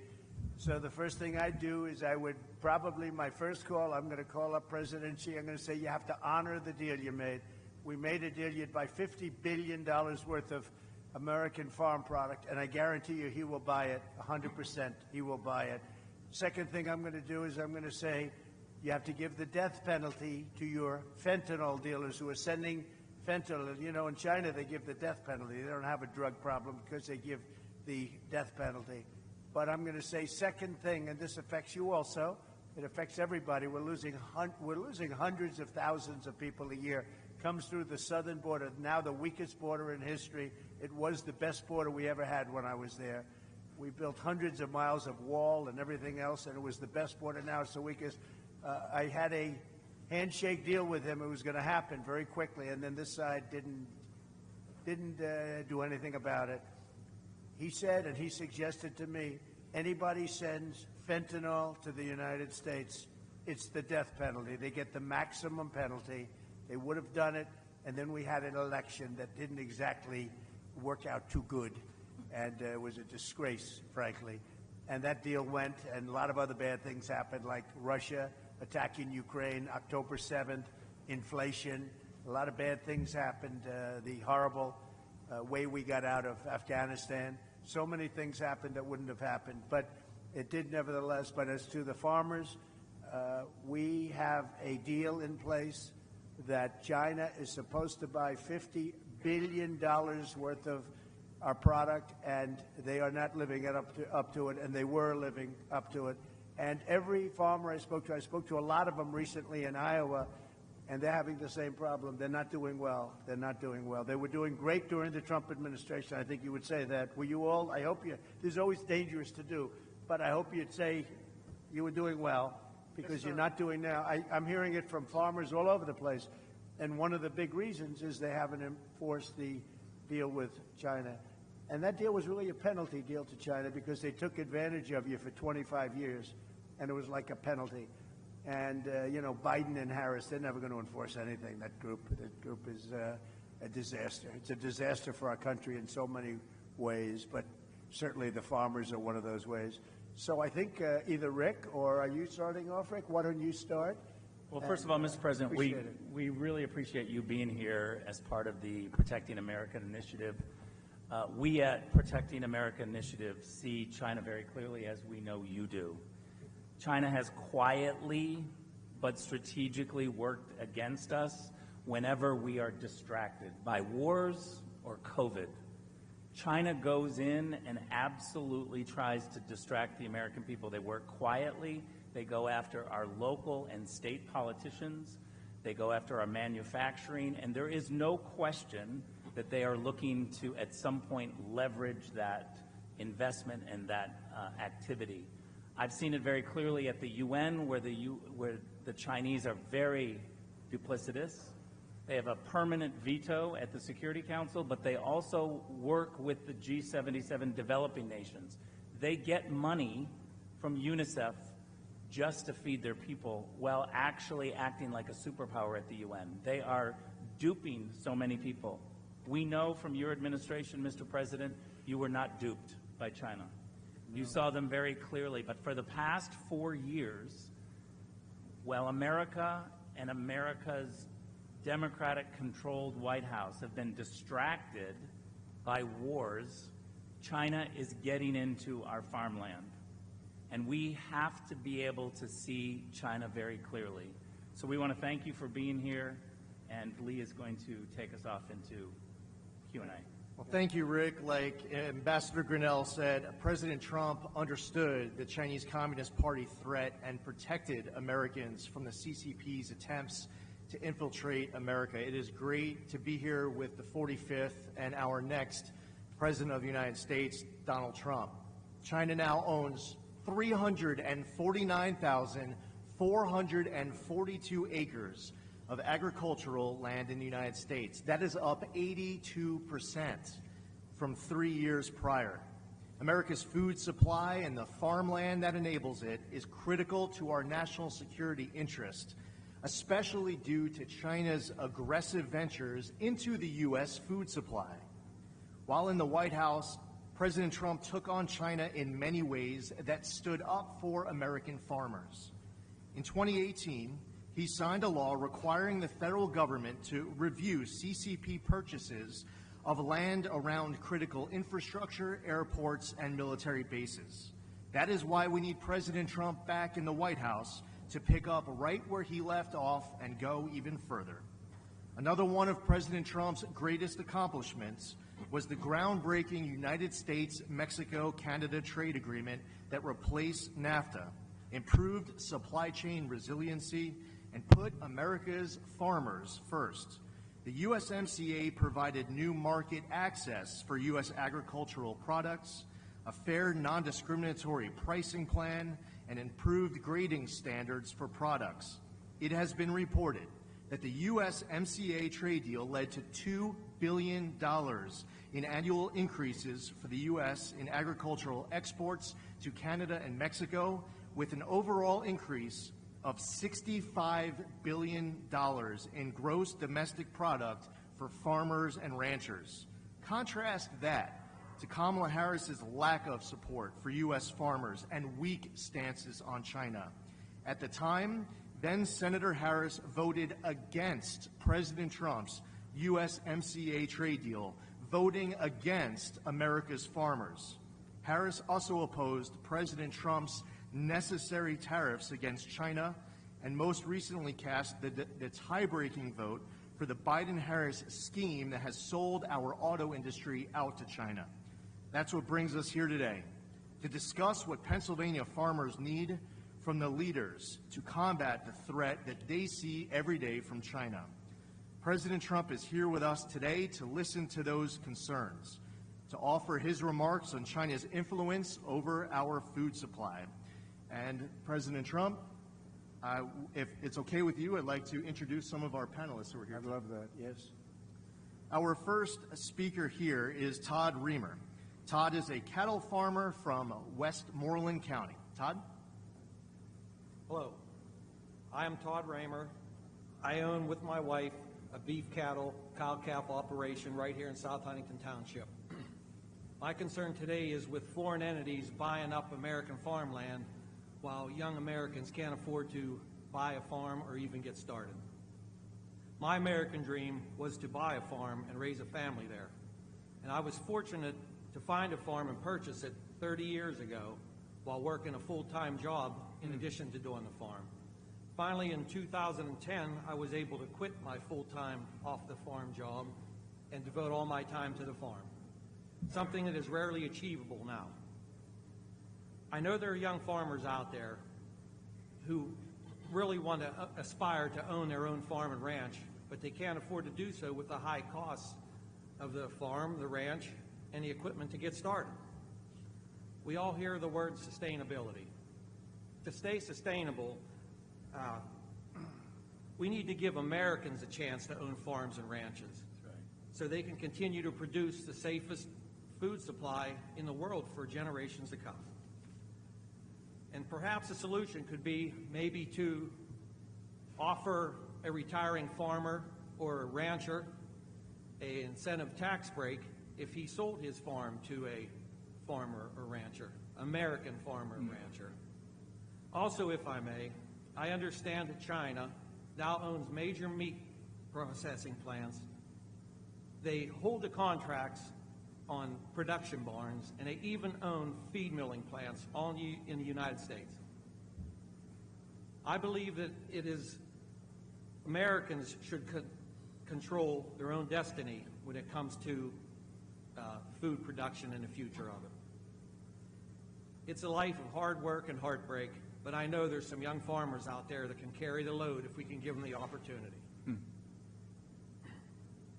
I had an uncle who was a lifelong dairy farmer, and when I was a kid back in the 70s, he had a bumper sticker on his GMC Jimmy that read, "No farmers, no future." That was 40 plus years ago. Since then, technology and crop yields have changed for the better, but the message on that bumper sticker has not changed at all. No future, or no farmers, no future. Thank you. Thank you very much. It's very good. Thank you. Thank you, Todd. Matt Carr is here. He's a third-generation farmer of dairy, corn, soybeans, and alfalfa from Westmoreland County. Please welcome Matt Carr. Thank you, Mr. President, for this opportunity to be here. Like I said, like I was introduced, I am a third-generation farmer. I would consider myself the young farmer that Todd is talking about.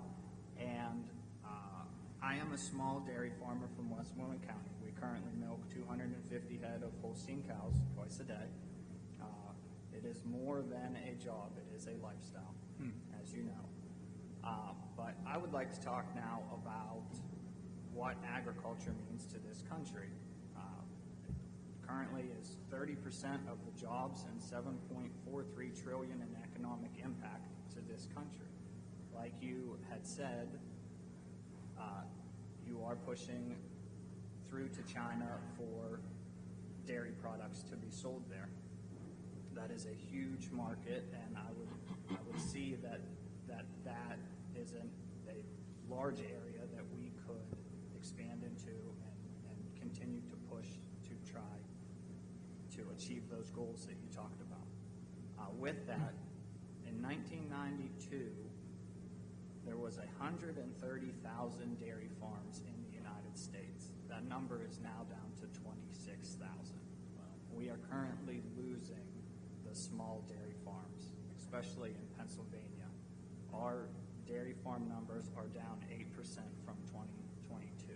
What is the difference in production? So you have far fewer farms. Well, what would you say is the difference in production? Production is Similar? in Pennsylvania. I think it's down a little bit. It's down from those days? Yeah, the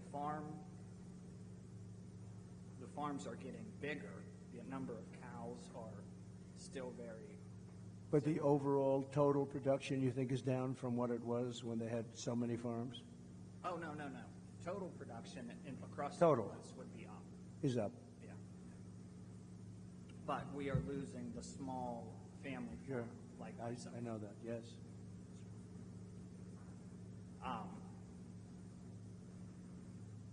Dairy margin is the margin that we have in order to make a living and profit is extremely tight. Our input costs are up. So is there a way for America to, we talked about manufacturing, can we manufacture our own and not rely so much on foreign inputs for that in order to address what we need in order to survive into the future? Thank you, Matt. Great job. Appreciate it. Thank you. Nick Stafiri is a hay, beef, and pork farmer from Fayette County. At this time, I'd like to introduce Nick Stafiri. Hello. Thank you, Mr. President, for having me, and thanks for the opportunity to be here today. My name is Nick Stafiri, as they said. I'm from Lower Tyrone Township, Fayette County. My family owns a small 120-acre farm where we specialize in freezer beef and hay. My story's a little bit different than everybody around the table. I didn't grow up with a farm. I married the farmer's daughter, so I kind of got that on the backside. Very smart. My mother-in-law was a full-time farmer in our operation. My father-in-law, myself, my brother-in-law, my sister-in-law, my wife, everybody else had a job off the farm. From 1954 to 2015, we milked 50 cows a day, twice a day, no hired help. It was all on them. My mother-in-law decided to stop milking in 2015 and transition to freezer beef and hay. I'm going to be a little bit different on my story here because my wife and I are both energy workers. So with the energy transition in Pennsylvania, our focus and our ability to have take our financial resources and put those back into the farm has been tremendous. Without that energy job, we wouldn't have been able to better our farm and better our situation. Without my industry and my work family, the opportunities afforded to me, especially like this today, wouldn't be possible. And as you sit here today, you're sitting on atop of the Marcellus and the Utica shales. Right. The most prolific shale plays in the world are underneath your feet. My family depends on my salary and my wife's salary, and those salaries are dependent on pro-American, pro-energy policy. With this pro-energy policy would allow operators to develop abundant clean natural gas from below our feet. Appalachia produces roughly 30 billion cubic feet of gas per day. We could double the amount if we were just given the opportunity. Common sense policies that allow for infrastructure to be built here. Pipelines. We need more pipelines. Doubling our output would be the equivalent of putting 10 million barrels of energy on the market for the world stage. Yeah. Providing opportunities for families to remain farming, because guess what? We pay those royalties. We pay billions of royalties a year to landowners, just like everybody that's around here at this table. Right. And, you know, due to the ups and downs, I want to tell you a little bit of a personal story of mine. Due to the ups and downs of the commodity-based business, 4 years ago, I was faced with an ultimatum. And that ultimatum was, do I chase my corporate job or do I stay here and work on the family farm? My wife and I, we made the decision not to move to Texas. We made the decision that it was family first, that it was legacy over money. So our conscious decision to raise our two beautiful daughters as fourth generation on our farm is the best decision we made in our relatively young lives. There has been no greater honor than to represent my family, my industry, and the pivotal role we play together. The intersection between agriculture and industry, it's a tight-knit one. We need the farmers just like they want us to provide the energy. And responsible natural gas development should not be a partisan issue. It's a common sense issue. So I want to thank you again for allowing me to speak with you today. It's been an honor, and I really appreciate it. So thank you very much, Nick, and it's great. So without your job, which is a good job, an energy job, but if you don't put Trump in, you're not going to have any energy jobs in here. They're not going to let you frack. They're not going to let you frack. You know that. She's never said frack in her life until just a short while ago when she realized her poll numbers were dying in Pennsylvania. They're not going to let you or anybody else frack. And so I just want you to be aware of that when you go and cast your vote. I'm not too worried about the people around this table, I must be honest. But you never know.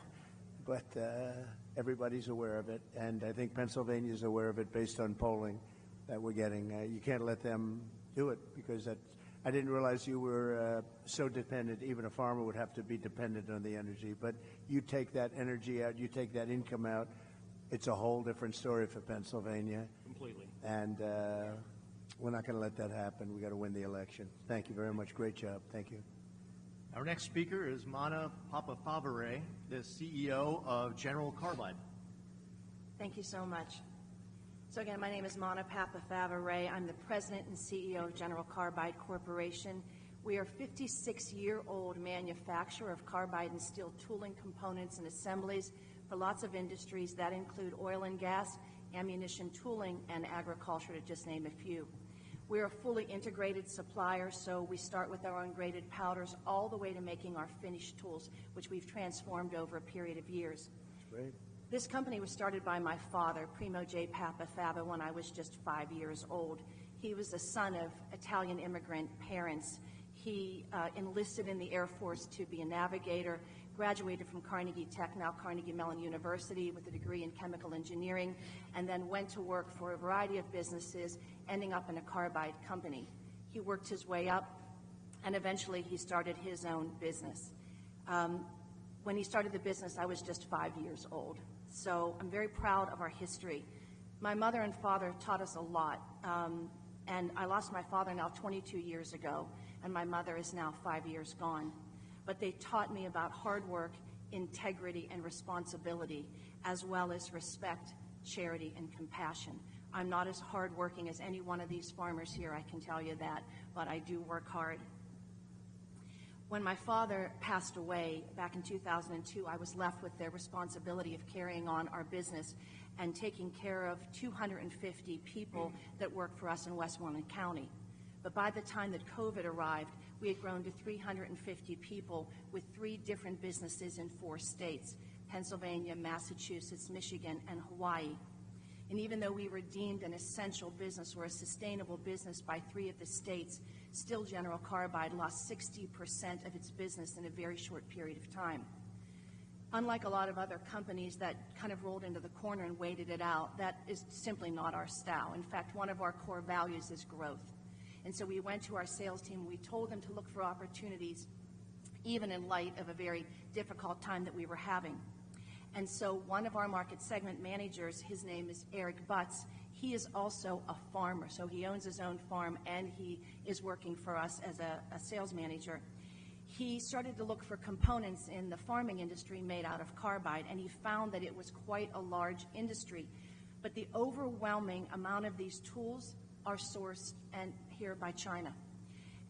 But he thought maybe we would have an opportunity by employing kind of American ingenuity and doing some things on our own. So we started to move into the industry.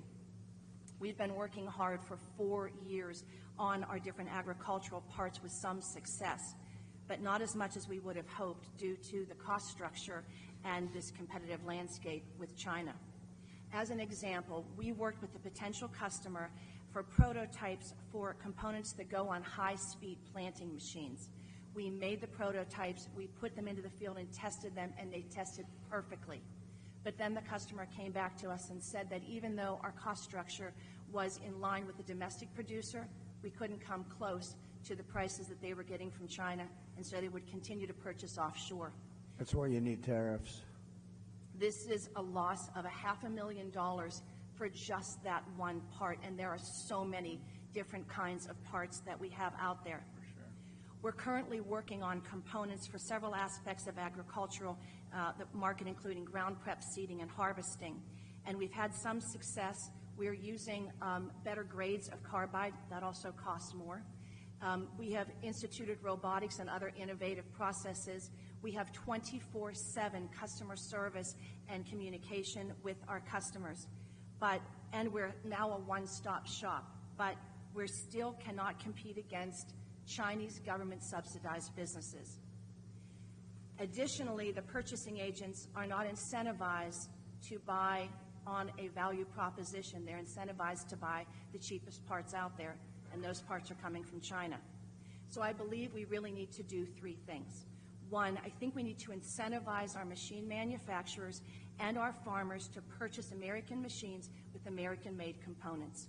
Secondly, I think we need a stronger stance on China. You said it, that it should cost more to purchase components from China, not just more to purchase the materials, which is what we're up against now. And thirdly, we need to do a better job incentivizing those in purchasing to think about the value proposition, longer running machines in the field. That's really what we need to think about. So to end, I believe in the strength of this nation, Mr. President, but I also believe that you and only you are going to be able to bring back our independence Amen. and prosperity. And the last thing that I want to say is... I agree. That's why you need tariffs. This is a perfect example. They undercut you, drive you out of business, and then they're going to put the price at double and triple. It's no different. It's been that way for hundreds of years. That's what they did with oil. Rockefeller would open up a station on every corner, and it'd have you'd have a gas station. Then he'd open up 3, and it cut the price so low, and everybody thought, oh, wow, what a great bargain. He'd put the one guy out of business, and then he'd raise the prices to triple, quadruple what it was. That's the old way, and it's no different with China or anybody else. That's why you need tariffs. We level it off, and now people are starting to understand it. Actually, I was watching Howard Lutnick and John Paulson, 2 of the great geniuses of Wall Street, actually 2 of the most successful people on Wall Street, and they're big on tariffs. They're saying Trump was right all along, and I did it. But that's exactly why. They put you right out of business, and then they'll sell the same product, but they'll be double the price of what you are and make a fortune. That's what they want to do, among other things. Can you tell the story of your daughter? Yes, I'm sorry. The last thing I wanted to say is my hardest job is not running 3 businesses. It's actually being a mom to a daughter that is here with me today, Caroline Ray. She's 16 years old. I'm right there. Would you just raise your hand, honey, so that Mr. President can see? She's right there. She is not in school today, and she asked that she could be here and she could see you. I'm doing everything that I can to try to give her the truth every day. And I just wanted to say, and I told you that 8 years ago when you were running, and she was just 8 years old then, every night she would go to bed and I would kneel on the floor next to her bed and we would pray every single night for you. And every night she would speak out to God and she would say, "Dear God, please let Mr. Trump win, please." And the night of the election, of course, she had to go to bed early because she was in school. But at 2 o'clock in the morning, when we finally knew that you had won, I went into her bedroom. I scooped her up out of her sound sleep, and I was literally tears pouring down. And I said, "Baby, Mr. Trump won, baby. He won. He won." And she said, "Thank you, God. Thank you, God." And so she is here with us today, and I just wanted to let you know that we are still praying for you. Thank you very much. Well, it's almost more important today. When you add the border, where we have millions of people coming in and from prisons and from mental institutions and terrorists and traffickers, human traffickers, drug traffickers, I believe it's more important today. We had a bad border then, and I fixed it, totally fixed it. In fact, it wasn't even a subject at the next election, but we totally fixed it. And but that border was nothing compared to what's happened now. This border is so bad and so dangerous for our country. I think it's more important today. I think it's going to be the most important election in the history of our country. Thank you very much, and thank you, beautiful daughter. Thank you very much. It's a very nice story. Thank you. Beth Leeper is a small business owner, former dairy farmer, and current beef and crops farmer from Westmoreland County. I'd like to introduce Beth Leeper. Mr. President, government and elected officials, and honored guests, thank you for coming to Western PA again today to hear our concerns and address solutions. My name is Beth Leeper, and to play opposite of Nick, I married the farmer's son, who is here today with my two sons, Levi and Owen. I am a Christian, a wife, a mother of three, and a small business owner in that particular order. I, with my husband Brian, own and operate a direct-to-consumer on-the-farm market featuring beef that has been raised on the family farm in Donegal, PA. We procure lamb, chicken, and pork from other small farms in Pennsylvania like ours, and all the animals are harvested through local processors to our specifications. Since opening in 2017, our goal has been to provide our customers with consistently high-quality products while also supporting other small businesses and our community. In May of 2020, we expanded our store and offerings due to the needs of consumers during COVID and to offer other businesses another avenue to sell their goods. We now offer several agricultural and specialty items, all produced in or near the Laurel Highlands area. My husband is also a full-time owner-operator of transport in the dry bulk industry, and I also work part-time for a Christian school as the food service director. I share our occupations as an introduction to explain the challenges, due in large part to the inflation that we have seen, that we have witnessed and experienced both as a producer and a retailer, and also a consumer. As a truck driver, my husband normally fills his truck 2 to 3 times a week with diesel. In January of 21, just after Biden revoked the Keystone Pipeline, one of our fuel receipts totaled $592 for 200 gallons of fuel. That was $2.99 a gallon. In May of 22, a year after our energy independence moved overseas, one of our fuel receipts totaled $996 for 166 gallons of fuel. That was $5.99 a gallon. That $3 per gallon more means upwards of $800 to $1,200 a week in fuel expense, and less to meet our business and families' needs. This net zero approach has also increased farm costs exponentially, which I know comes as no surprise to anyone here today. Fertilizer is up 30 to 60% in 2024, not to mention the increase in seed costs, the fuel, the parts and supplies, and man hours for planting. Electric has doubled from around $400 a month in 21 to $800 a month this year, just to run some equipment and the lights that doesn't include heat. In 2023, feeder calf prices reached an all-time high, coupled with the increase in other commodities and prices to farmers not keeping up. This equals very small profit margins, and therefore, we have been purchasing a fraction of the feeder cattle that we have the capacity to feed. Our farm currently feeds out approximately 70 to 100 head of cattle, and that is reduced from 180 to 200 head just 2 to 4 years ago. But we have the capacity to feed upwards of 400 to 500. Actually, we are currently feeding only enough to satisfy our direct-to-consumer base, as it remains somewhat constant. The seasonal tourism of camping and skiing in the Laurel Highlands contributes to our sales, and we are located in the heart of the Laurel Highlands. I handle all of the customer relations for our on-the-farm market, and our customers often share their concerns with me. These are some of the things I hear most often. I really don't eat a lot of beef anymore. It costs too much. I can't afford to purchase a whole animal this year. What smaller packages do you offer? We are visiting from out of town. We don't have any places like this where we are from. And recently, the thing I've heard the most is I used to purchase bulk beef from a farmer nearby, a friend, a relative, but they don't have cattle anymore. Just last week, a local dairy in operation for over 65 years announced the closure of their bottling operations due to rising costs of supplies and down demand. Other farms in the area have declared bankruptcy or sold off property and downsized. I can't even get started on the detrimental effects that the weather has had on the vegetation in our region this year. From hailstorms to droughts, our corn and soybeans were among the victims. Nevertheless, farmers are no strangers to the risk and the gamble that they take every single day in order to do what they know and love, and that is to farm their land. And as always, this too shall pass, hopefully soon. Jeremiah 29:11 tells us, "For I know the plans I have for you, plans to prosper you and not harm you, plans to give you hope and a future." I'm not an economist, and to be honest, foreign policy is not in my wheelhouse. But this roundtable event is to address on how to protect our farms and food from China.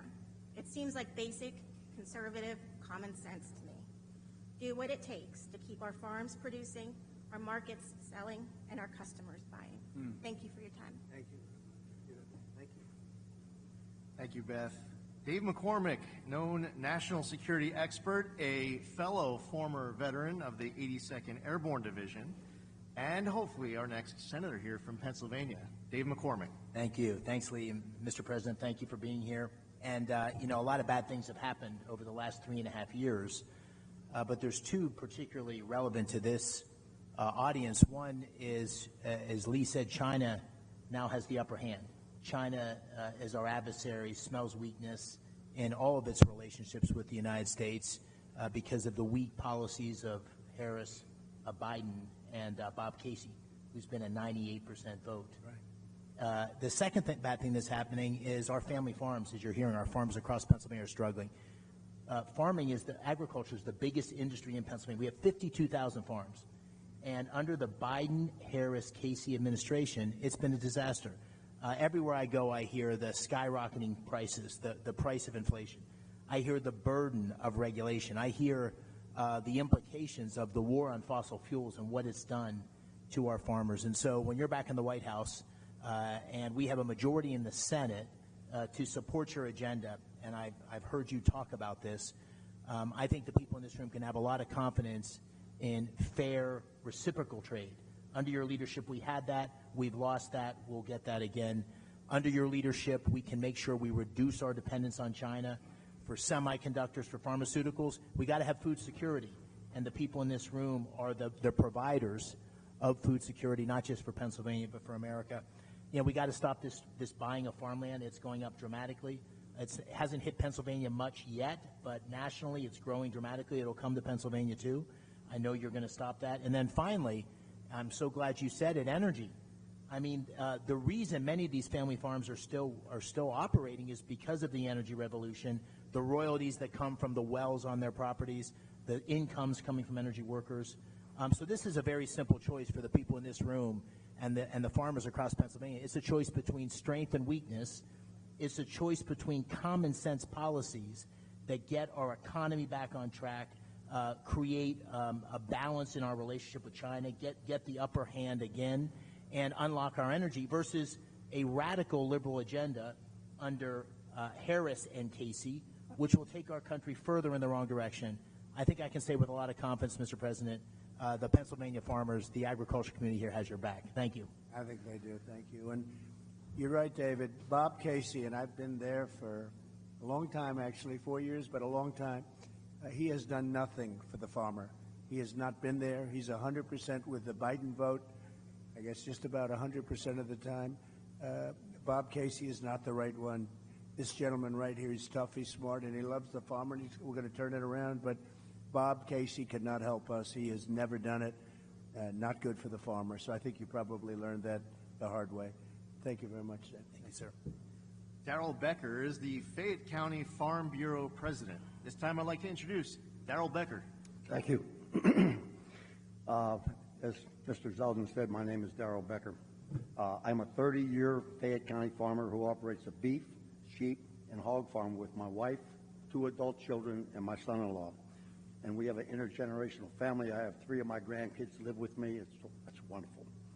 I also serve as president of the Fayette County Farm Bureau for the last 6 years, and I'm also the chairman of the Land Preservation Board for the last 6 years. And I was going to talk about land preservation, but I got beat up by my local members who tell me that I need to talk about soybeans. So I will tell you that we all know that China has no desire to buy products from us. We know that from what happened in your last administration, where they didn't even want to deal with fair trade. They're working on being less dependent on U.S. goods, and likewise, we need to be less dependent on them. This is incredible. Last week, news came out from California's All Resources Board, CARB, a governing body in charge of the state's air quality rules, who wants to mandate a limit on the amount of biodiesel fuel produced from soybean and canola oil. Under the proposal, beginning in 2028, they would only be eligible for low carbon fuel standards who use canola and thing, only be able to get 20% of the credits of their annual production.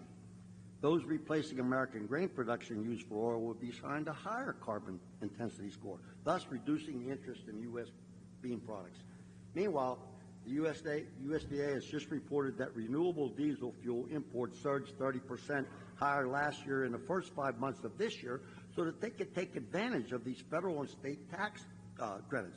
In addition, imports of used cooking oil from China are flowing into the U.S. like never before to capture these biofuel tax credits. Farm Bureau and other biofuel advocates are pressing regulators to close the loophole so that only domestic producers are eligible for these tax credits. Because of this change, estimates project that American farmers in California alone would lose 200,000 acres of production. This is diametrically opposed to what American agriculture is all about.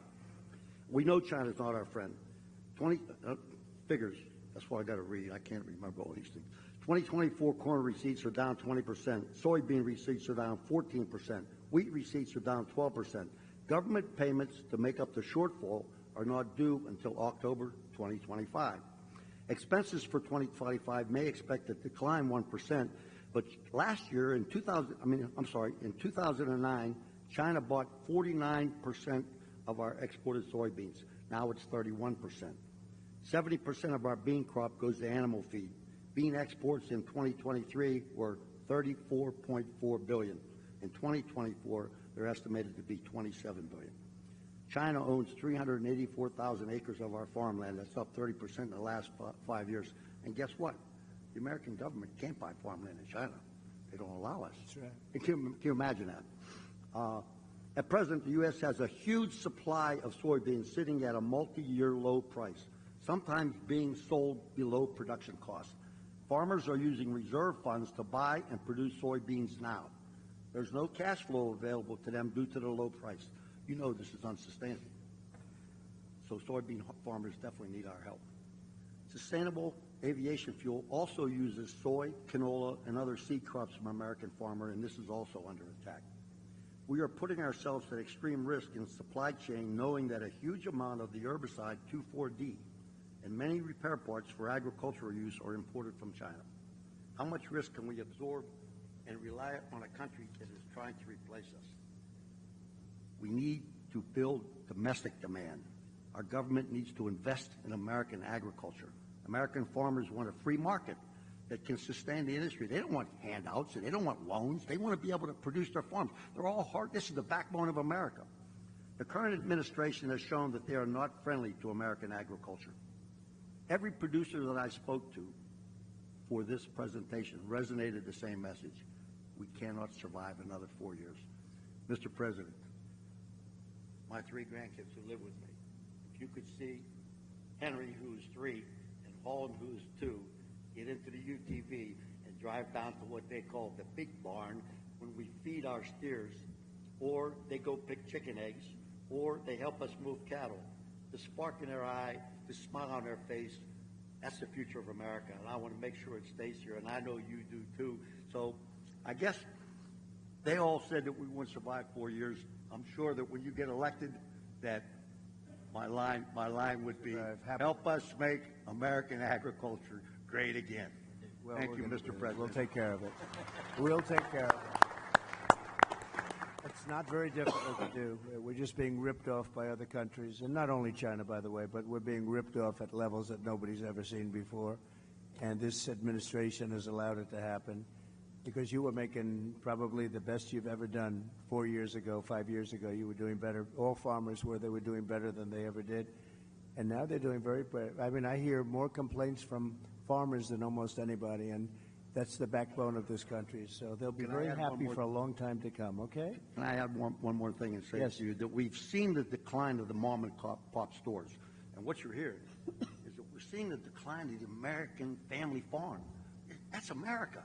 So, I mean, anybody that's not paying attention to what's going on needs to wake up, get out and vote, and we know who they got to vote for. You, Mr. President. Thank you very much. I love your hat, too, by the way.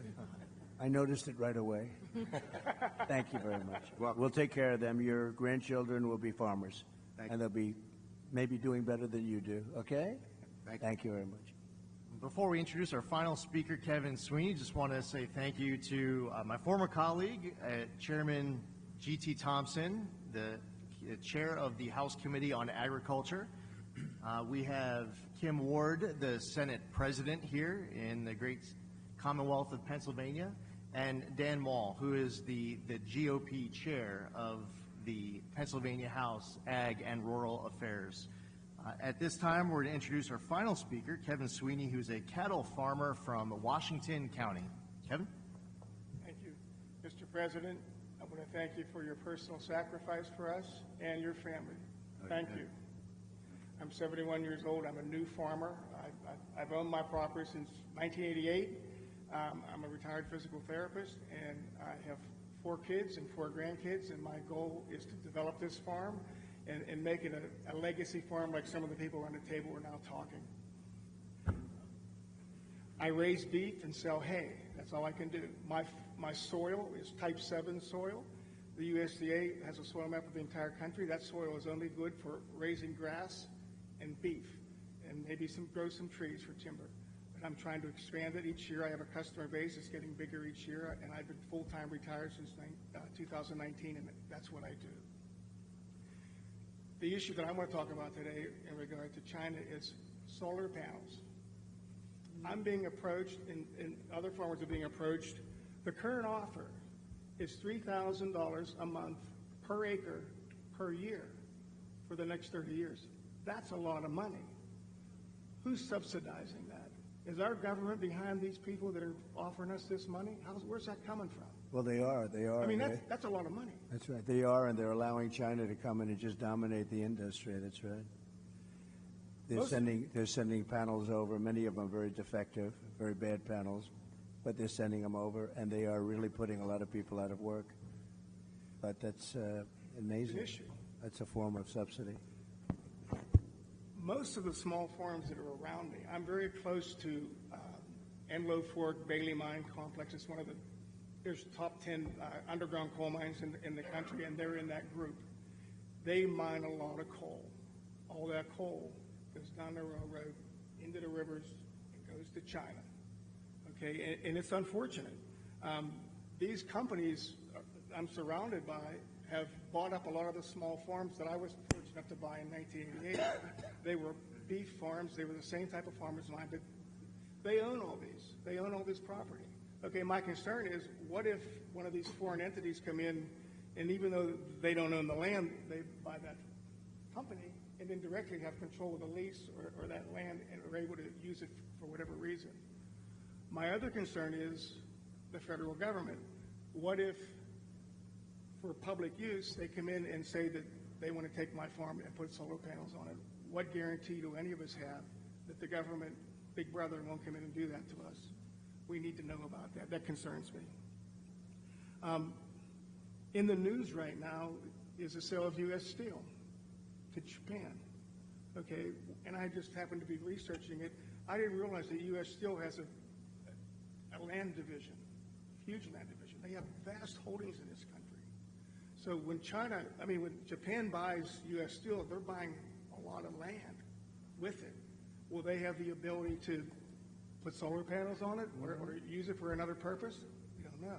It concerns me.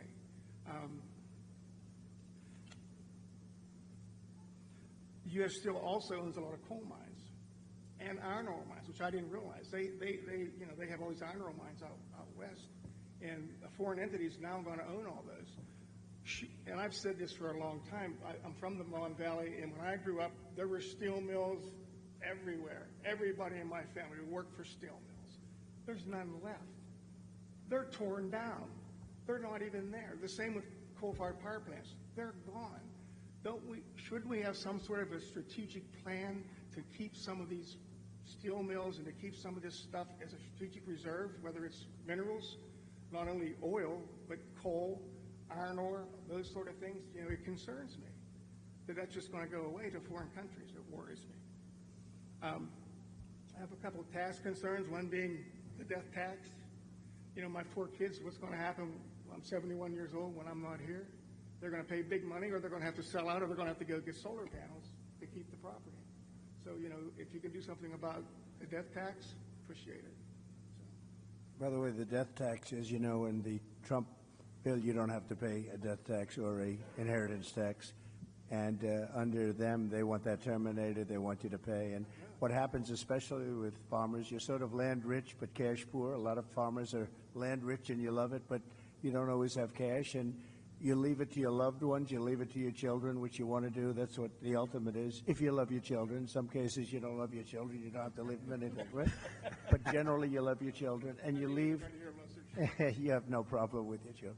But, you leave it to your children, and what was happening is people were going out borrowing a lot of money in order to pay the tax, borrowing from the banks on their farm, big liens on the farm, very smart banks that know how to do it, and the children would go bust, or they'd spend everything they could to pay the tax, and they'd live a very tough life and usually lose the land. I got rid of that. You have no tax to pay on these small farms and businesses.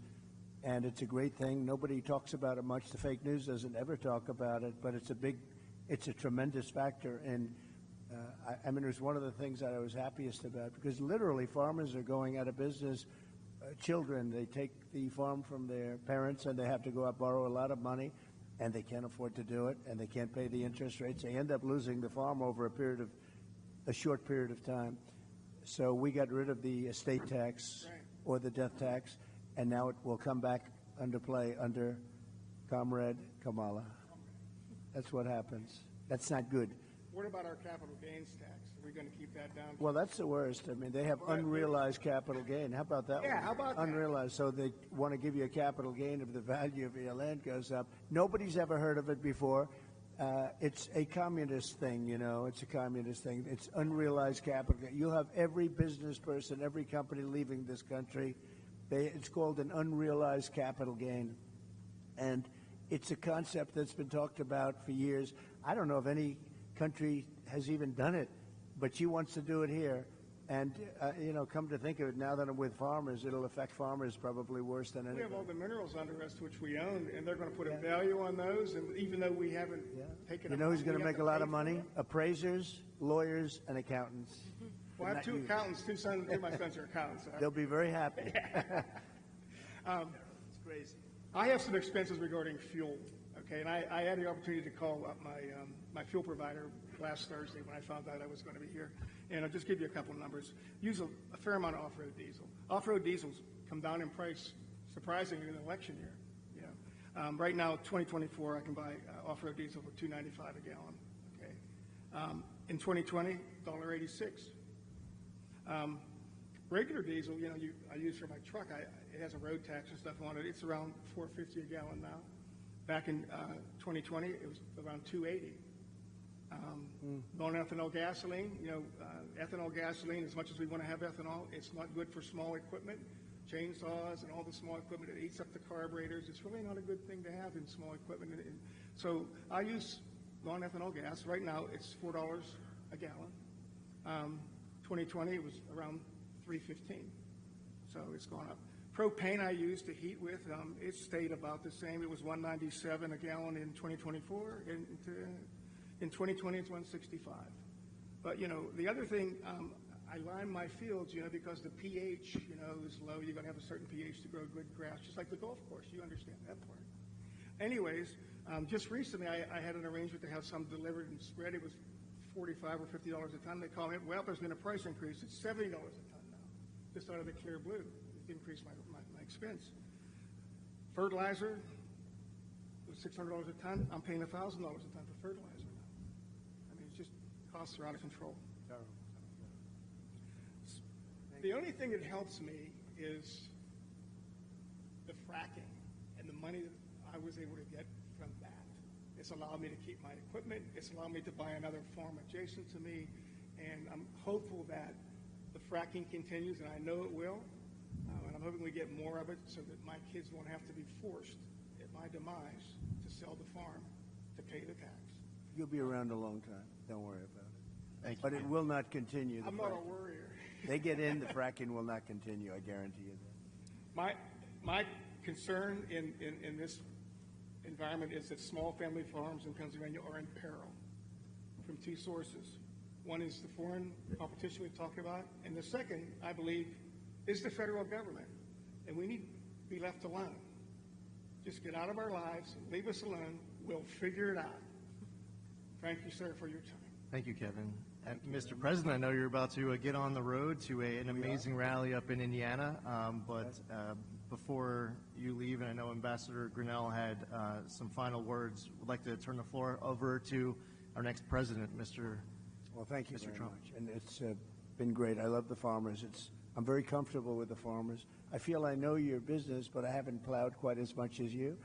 But I do know your business very well. We've had a tremendous relationship. I've always won with the farmers, and that's because I produce promises made, promises kept. Number one, your energy bill within 12 months will be cut in half, and that's my pledge all over the country. Beyond farmers, that's my pledge all over the country. We have more energy under our feet than any other country. I call it liquid gold, and we have more than any other country. We have ANWR in Alaska, which the first thing they did, the Biden-Harris administration, everybody wanted it. It's the biggest.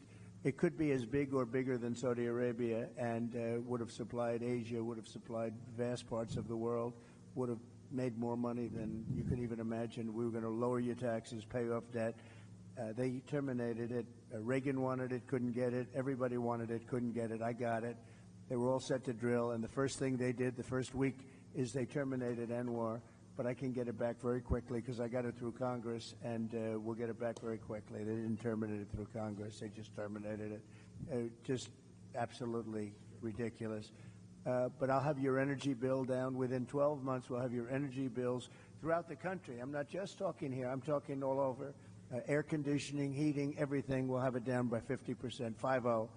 And it won't even be very hard. You know, up in New England, they have tremendous energy costs, and a few minor changes and we can reduce it. New England is a disaster. I won't say they vote for Democrats so much anymore. I think we're probably taking that over because of energy and because of a lot of other reasons. But we're going to protect your fracking. You know, in my case, I was always for it, and in her case, she was never for it.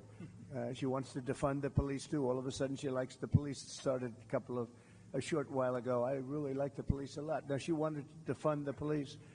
She did things in Minnesota that were so bad. She was bailing out people that wanted to kill the police and were actually trying to kill the police and burning down Minneapolis. So we're going to do things the way you wanted. A big factor here is, with all of you as I speak, is energy in two ways. Number one, you want to be able to collect royalties and other things, or even have a job in energy. That's very important to help your farm.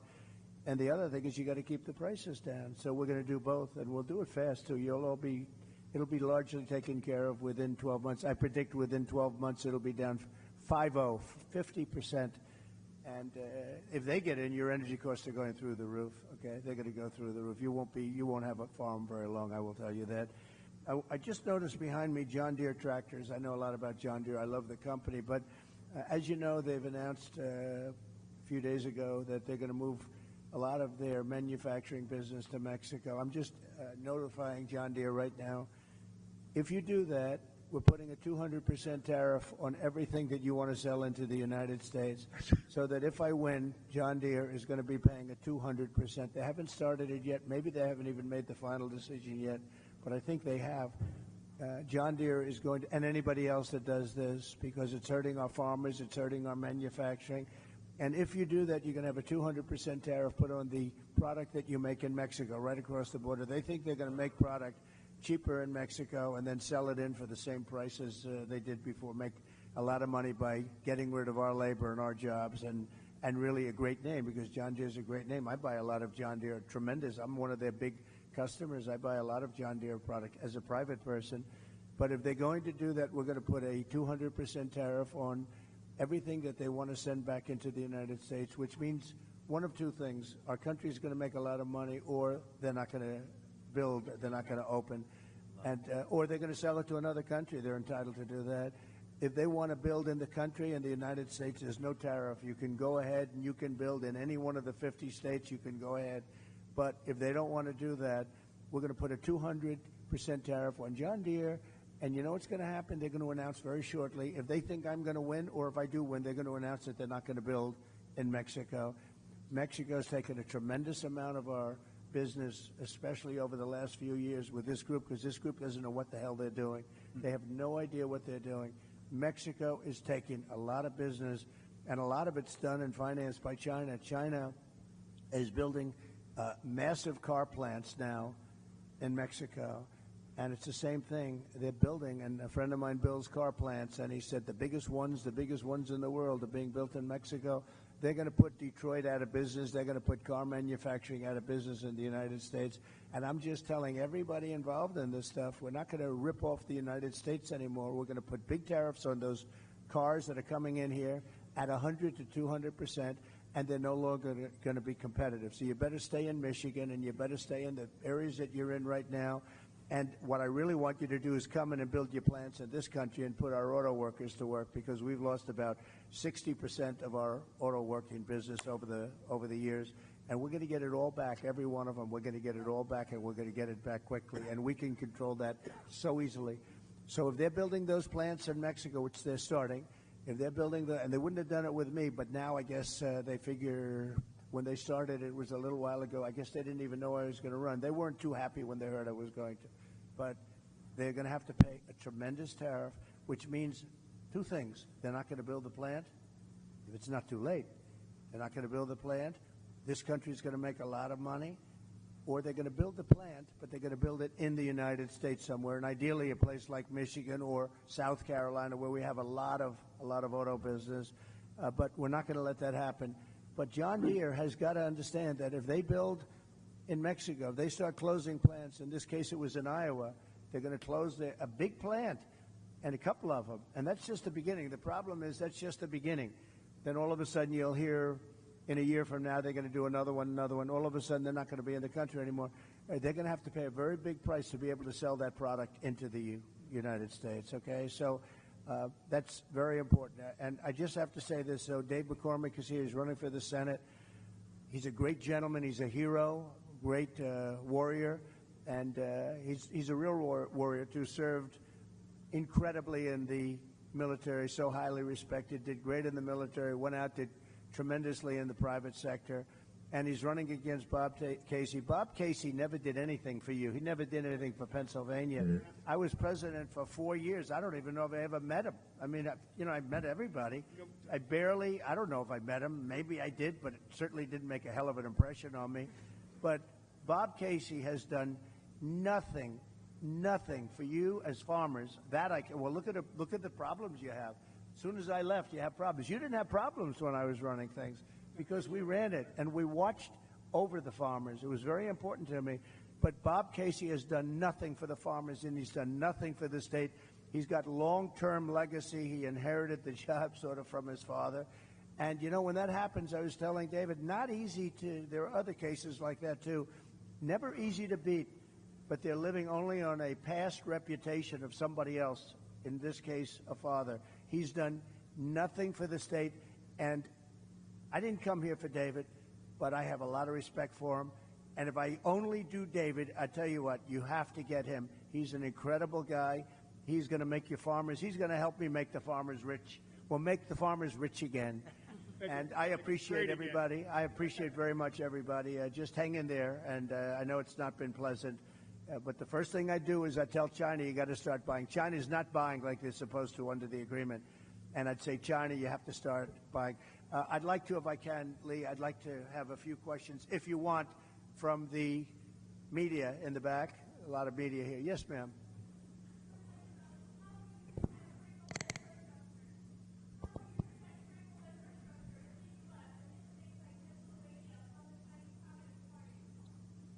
Well, we're going to protect it by saying you can't come. You can't do it. We don't want you buying our land.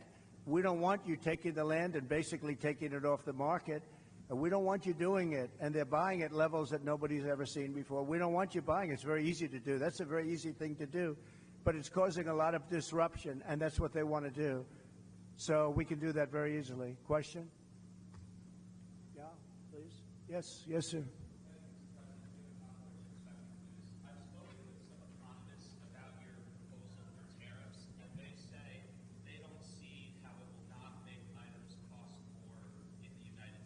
They'll approve it.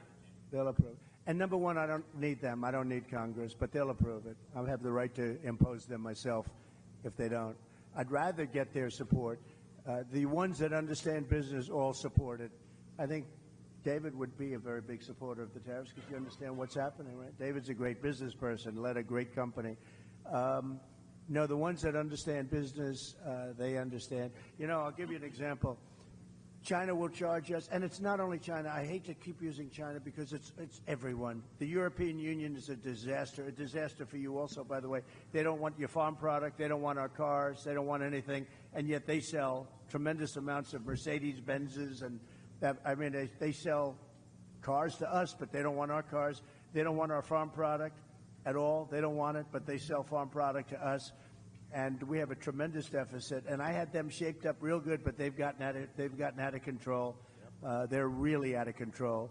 And Mexico's out of control, to be honest with you. They're taking a lot of our companies in the last couple of years, and companies are moving down to Mexico. They don't know that if I come in, it's not going to work out too well for them because they're not going to be able to sell their product into the United States. They're going to have to pay a price, which will make it uncompetitive for them to do that. So we are going to do a real job. We need the support of Pennsylvania. It's a very important state, and she is not going to be good to Pennsylvania between pricing and energy. You know, they started off knocking the hell out of the energy that I had. I had it going at a level. We were number 3 and probably number 4, and by the time I left, we were far and away number 1, ahead of Saudi Arabia, ahead of Russia. And then they cut. When they came in, they started cutting, and then prices started going through the roof at the beginning. And what they did is, let's go back to what Trump was doing. We got to go back. And they opened up the stuff that they were cutting, and it was a similar amount. But what they don't say is that we would be at least 3 to 4 times more production of energy right now, and your prices would never be what they are because you can't compete when you have to pay that much for energy. So they didn't do their job. And by the way, if they won, you could forget about it. They want to go to all electric cars. How's that going to work? They don't go far. They're too expensive. They're made in China. And on day one, I end the all electric mandate. And I'm a fan of electric cars. Elon Musk, frankly, gave me the most beautiful endorsement. He endorses me all the time. He says, this is the only guy that's going to save our country. He's been very generous. And I think he makes an unbelievable product. But you have to be able to also sell gasoline-powered cars. You know, we have gasoline, and they want to use something that we don't have, but China has, because for the batteries and everything, China has and controls that market. But the problem is they don't go far, and they have other problems, like if it's cold, you get a little bit cold up here, they don't work too well in the cold. There are a lot of problems, and a lot of assets, too. And he's going to do great. His car is fantastic, but you have to be able to have other types, like hybrids. Hybrids are, good. It's a good thing. You have to be able to do that. So I'm going to end that mandate. Can you imagine? They want to almost immediately go to all electric. And we don't have enough electric to take care of ourselves. You go to California, they have blackouts and brownouts every single day. California's a mess. They have the governor of California, Gavin Newsom. Has anybody ever heard of him?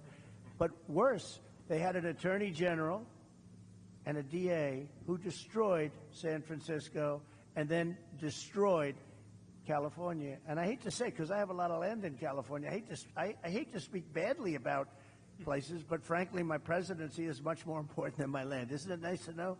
With Biden, it's the other way around. But my presidency is much more important than my land or my business. And I will say it, California is getting hurt so badly. She destroyed San Francisco, absolutely destroyed San Francisco, and now she wants to destroy our country. She was a horrible attorney general. You could steal $950 worth of merchandise for a store and you wouldn't get prosecuted. But anything above that, you wouldn't get prosecuted. either.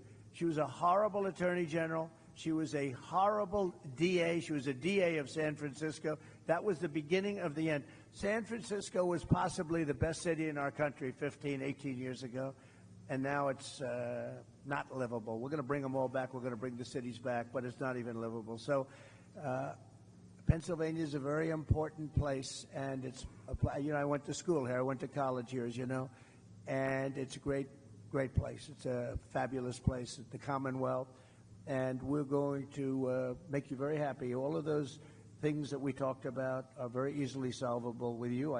That's such an easy, that can be done in one day. I had a cabinet maker. He said, sir, China and South Korea are dropping cabinets into our country for nothing, and I can't compete. And I studied it, and I ended up putting a 50 or 75% tariff on all cabinets coming into the country. And I didn't know the guy. I met him previous to going in to the presidency. And I saw him 4 years later. He said, sir, you saved my business. You saved the job. I expanded. They stopped with the dumping. And the steel, the same thing. I think the steel people like me the best. Unfortunately, Biden's let it go. I put tariff. They were dumping Chinese steel into our country, David, at levels that nobody's ever seen before. We've never seen anything like it. And I put a 50% tariff on all steel coming in from China and some other places too, but all steel. And we saved these companies, but Biden has let it go. And we need steel. Look, there are some things you could get from outside. But if we're in a war and we need army tanks and we need ships and we need other things that happen to be made of steel, what are we going to do? Go to China and get the steel? We're fighting China, but do you mind selling us some steel? Think of it. These people don't know what they're doing. So I put big tariffs on steel. They were dumping steel, and it was bad steel, too. It was rotted steel, bad steel. It was imperfect steel. People were building girders for buildings, and they check them, and they're not good. The steel wasn't good. But they were dumping at tremendous levels, and I ended the dumping of steel. But these people, since they took over this U.S. Steel, I would not allow that deal to happen. U.S. Steel, this was one of the greatest companies in the world. You go back 70 years, this was the big deal.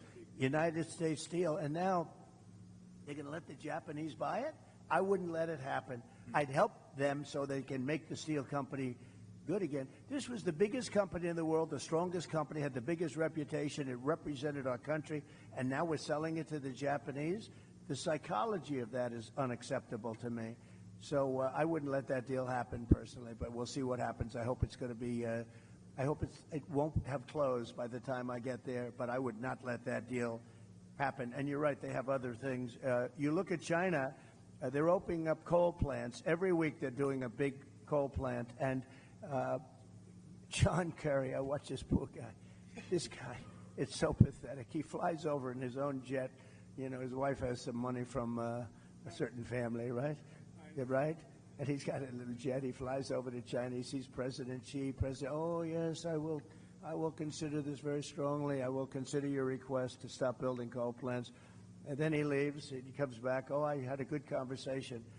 Nothing gets done. They're building coal plants. He had zero impact. But we don't build anything here. And what people don't understand is all that pollution in China, all the pollution everywhere in the world, much of it flies right over the United States, takes 3.5 days, comes in from China, and it's sometimes bad, and it flies right over the United States. So what are we going to do about that? But nobody ever discusses that. They don't want to talk about that. So we'll be nice and clean. Same thing with the oceans. You take a look, the Pacific, it flies in from, they dump it right in the ocean, and in about a week and a half, it's in, welcome to Los Angeles, California, and we're lifting it out of the ocean all day long. We have, it's a massive, big business. We're taking their garbage out of the ocean because it floats right to our West Coast, and other countries too. So it sounds bleak, but we'll get it all straightened out, and we'll get it straightened out fast. And I just want to thank Lee, and I want to thank everybody here. I'll tell you, Rick Grinnell has been amazing with me from just about the beginning. He was the ambassador to Germany, and there was no happier woman in the world than Angela Merkel when I announced that I was taking Rick back to Washington and giving him an even higher position. This was the happiest woman in the world. when she heard he was leaving Germany. And actually, in a certain way, she liked him, but in another way, he was sort of brutal because he understood what Germany was doing to the United States, one of the many countries that took advantage of the United States, and he got it. So I want to thank you, and you did a great job, and we appreciate it, and hopefully you'll be able to do a great job again. Thank you very much, Rick, and thank you, Lee. Thank you, Mr. President, on behalf of Protecting American Initiative, thank you for being here, but thank you most importantly for seeing the threats to America, both militarily and economic. And we appreciate that. Thank you very much, everybody. Thank you very much. And Mr. Congressman, thank you very much. Great job you're doing. A warrior. Thank you very much. Thank you, everybody, very much.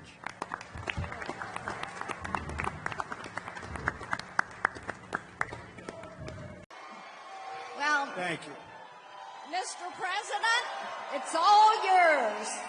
Well, it's great to be with you, and this has been a very interesting day. Some numbers came out. Let's give you the bad news first. The worst numbers I think I've ever heard. You know exactly what I'm talking about, with a lot of people being released into our country that should never, ever be here, right?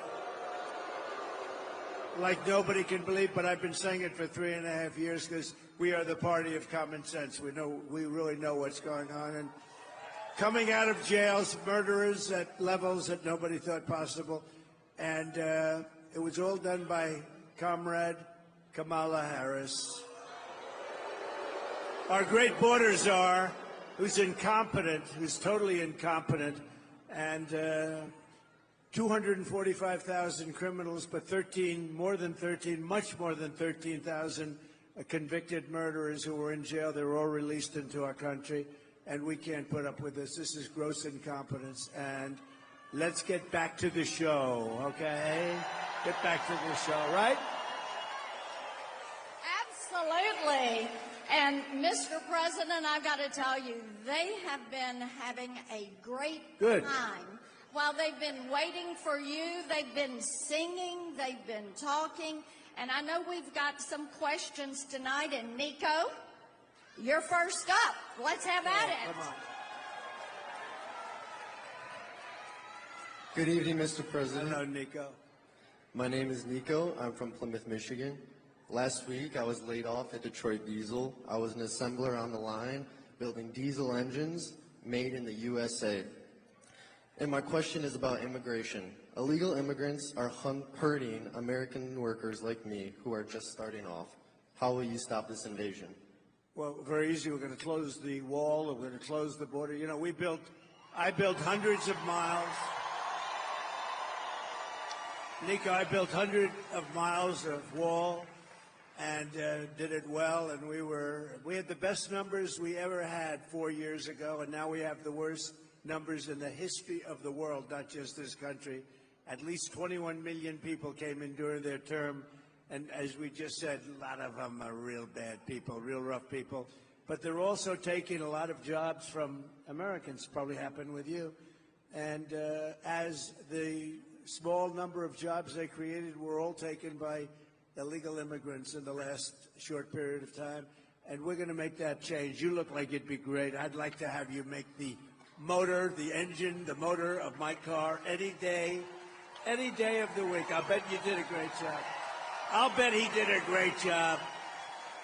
But we're going to bring the automobile business back to this area where it started, and we're going to bring it back at levels that have never been seen before. We're going to be lowering taxes.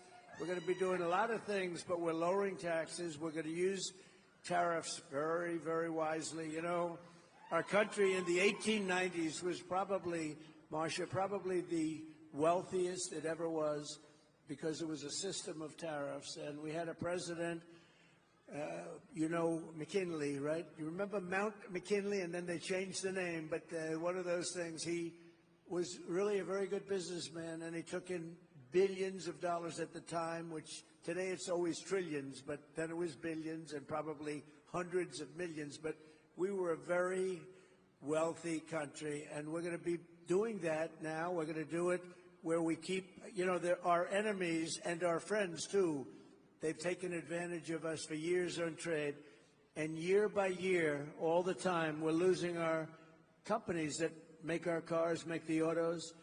A lot of them are going to Mexico now, and it's Mexico through China because China owns the factories. They're building big factories. They wouldn't have done it with me. They're building big factories, the biggest in Mexico, and they think they're going to make the cars and sell them in and close up Detroit, close up everything in this area, close up South Carolina, and it's not going to happen because we're going to put very heavy tariffs on those cars coming across the border, and we're not going to let that happen. We're not going to let it happen. So what we're saying is, Nico, we're going to have these companies that want to build in Mexico, they want to build in China, if they want to do business in the United States, they have to make their product, whether it's a car or anything else. We want them to make their product, have their plant in the United States.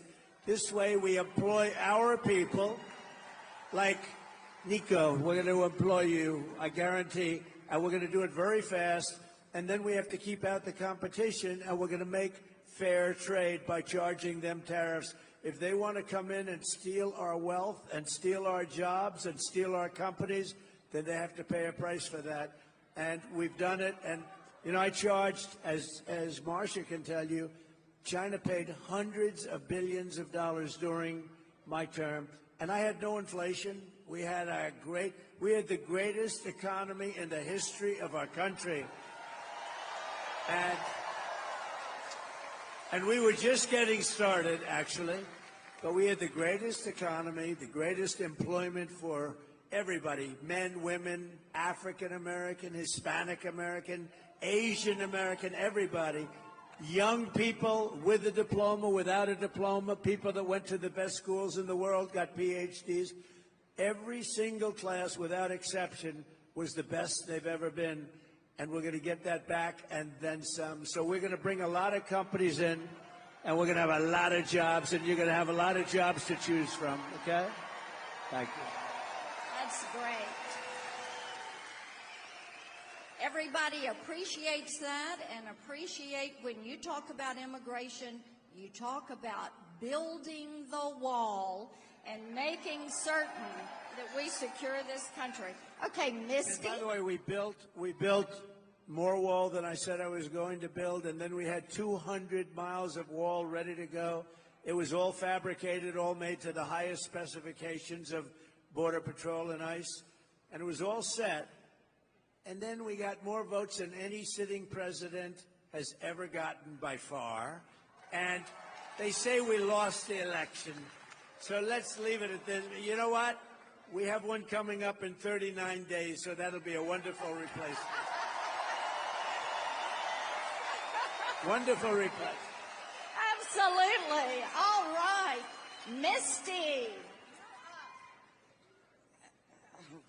Good evening, President Trump.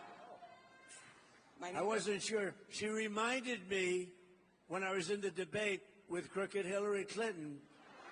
She got up and she started walking around, and I said, "What's going on up here?"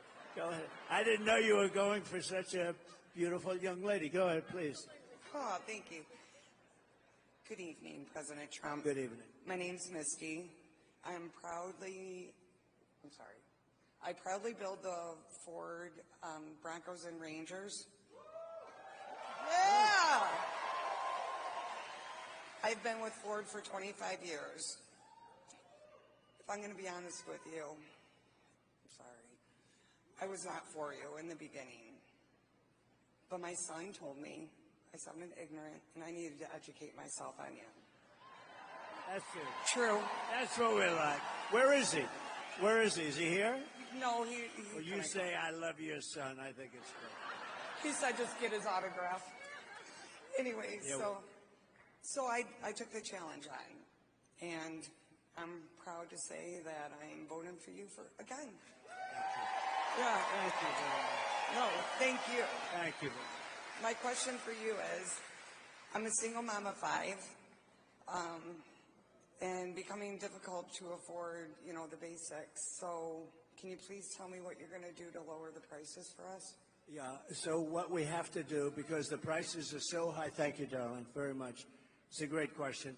People are hurt by the cost of groceries, the cost of everything. There's nothing less expensive. If you go back 4 or 5 years, everything was just a fraction of what it is now.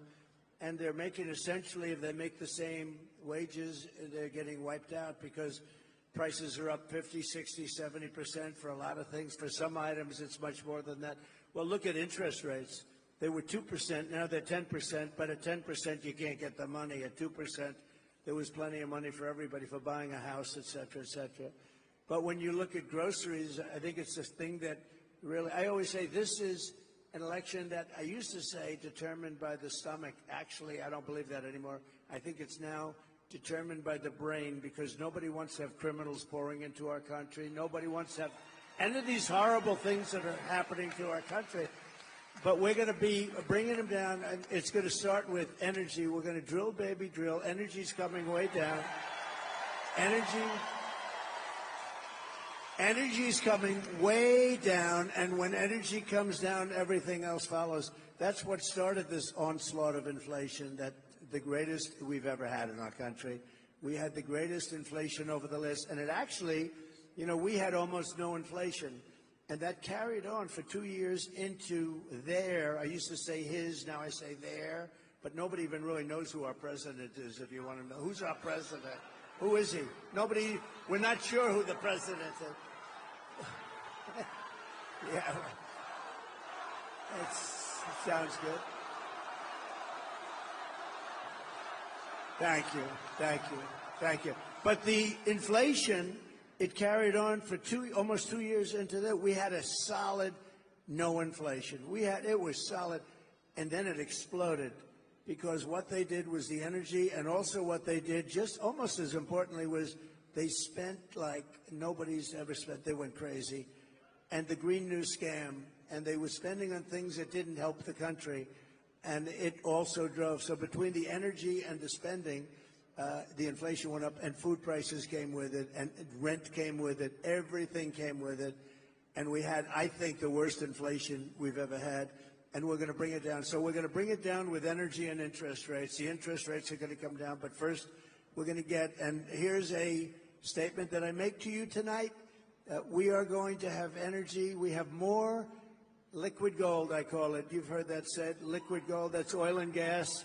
We have more oil and gas, liquid gold, than any country in the world, including Saudi Arabia and Russia.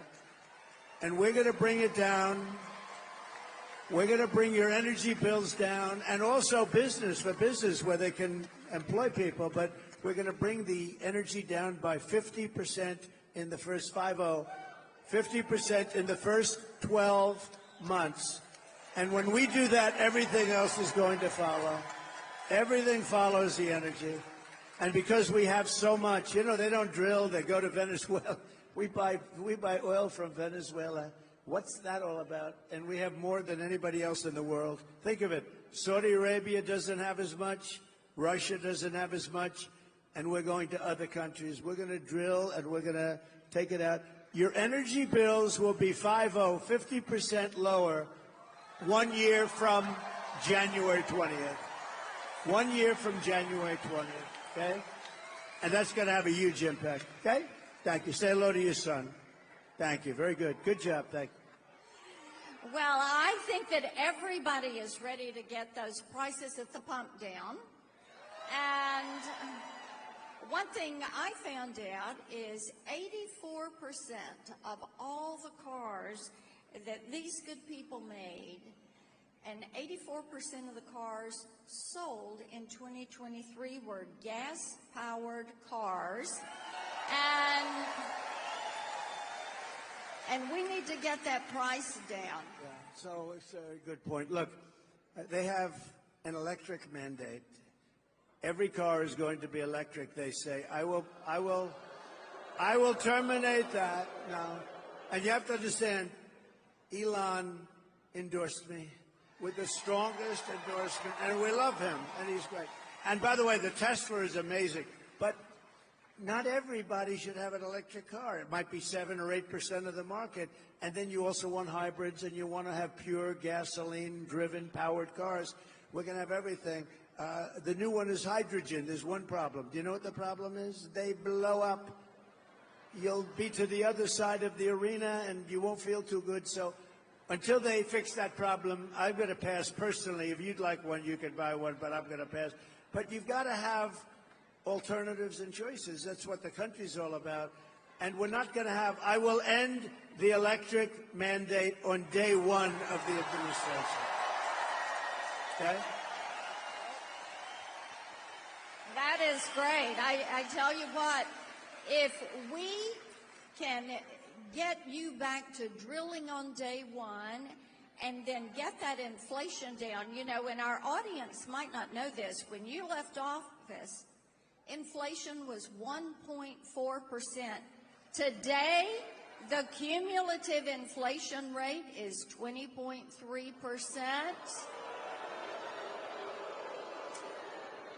And as Mike Rogers, who's running for Senate here, you're going to have a great senator.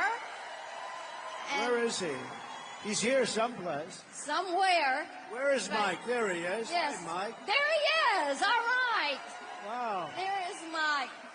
But Mike gave me a great phrase when I was campaigning with him a few days ago. He said, the most expensive vehicle you drive in 2024 is the grocery cart. And Donald Trump is going to get those grocery prices down. All right. We're going to get them down. It's a big deal. The groceries, more than anything else, I talk about what's at the checkout counter, the groceries, and we're going to get it all down. It's going to be done. Not just stopping and holding inflation. That's the easy part. We have this big damage done to our country. We have to get the prices down. Where bacon is up. Oh, bacon. We don't order bacon anymore. It's too expensive, right? But it's all up too much, and we're going to get it down. But it's going to start with energy, and it's going to start also with interest rates. Because once that happens, interest rates are going to come down too. You know, we had, as Marcia said, we had 1.4%. You know, you don't want inflation at zero because that's not actually good. And the worst thing you would have is deflation. Deflation's probably, in a certain way, as bad or worse than inflation. The ideal number is between 1% every year. If you could do this for the next 100 years, between 1% and 2%, and we were at 1.4% average. It was amazing, right? It was great. So we're gonna take care of inflation and quickly, and we're gonna get those prices coming down very, very substantially and very quickly. Thank you. And make America affordable again. And make America great again.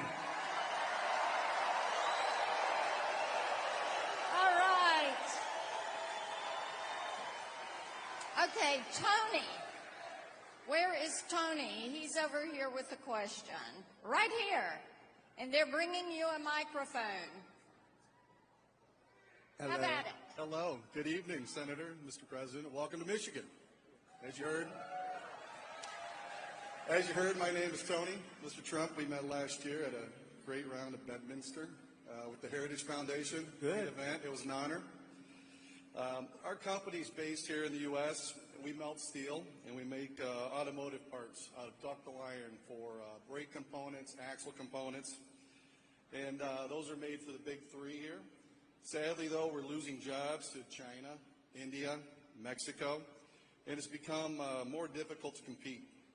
Manufacturers like us, we are some of the largest users of energy, and under Harris and Biden, the energy costs have tripled. So my question is, what will you do to get energy back down so us U.S. manufacturers can compete and bring it back to the jobs here? Yeah, so it's a great question. A lot of people have the same question because it's affecting their companies. I just left one. A man from the Netherlands, we made a speech, a wonderful guy, and he said the problem was he opened up because of me. He opened in 2017, and he had 3 great years, and now with them, he's not doing well. What we're doing is, I said about the energy as to what we do and how we do it, but China's coming in, and you said Mexico. Mexico's a big threat now. Mexico's taking a lot of your business, and we're not going to let that happen. We need a smart series of tariffs and taxes, Marcia, and it's very simple business. You know, China won't take cars from outside of China. They only take them if you build in China. You have to build your factory. So if I'm making a car and I think I'm going to sell it into China, they have a massive over 100% tariff.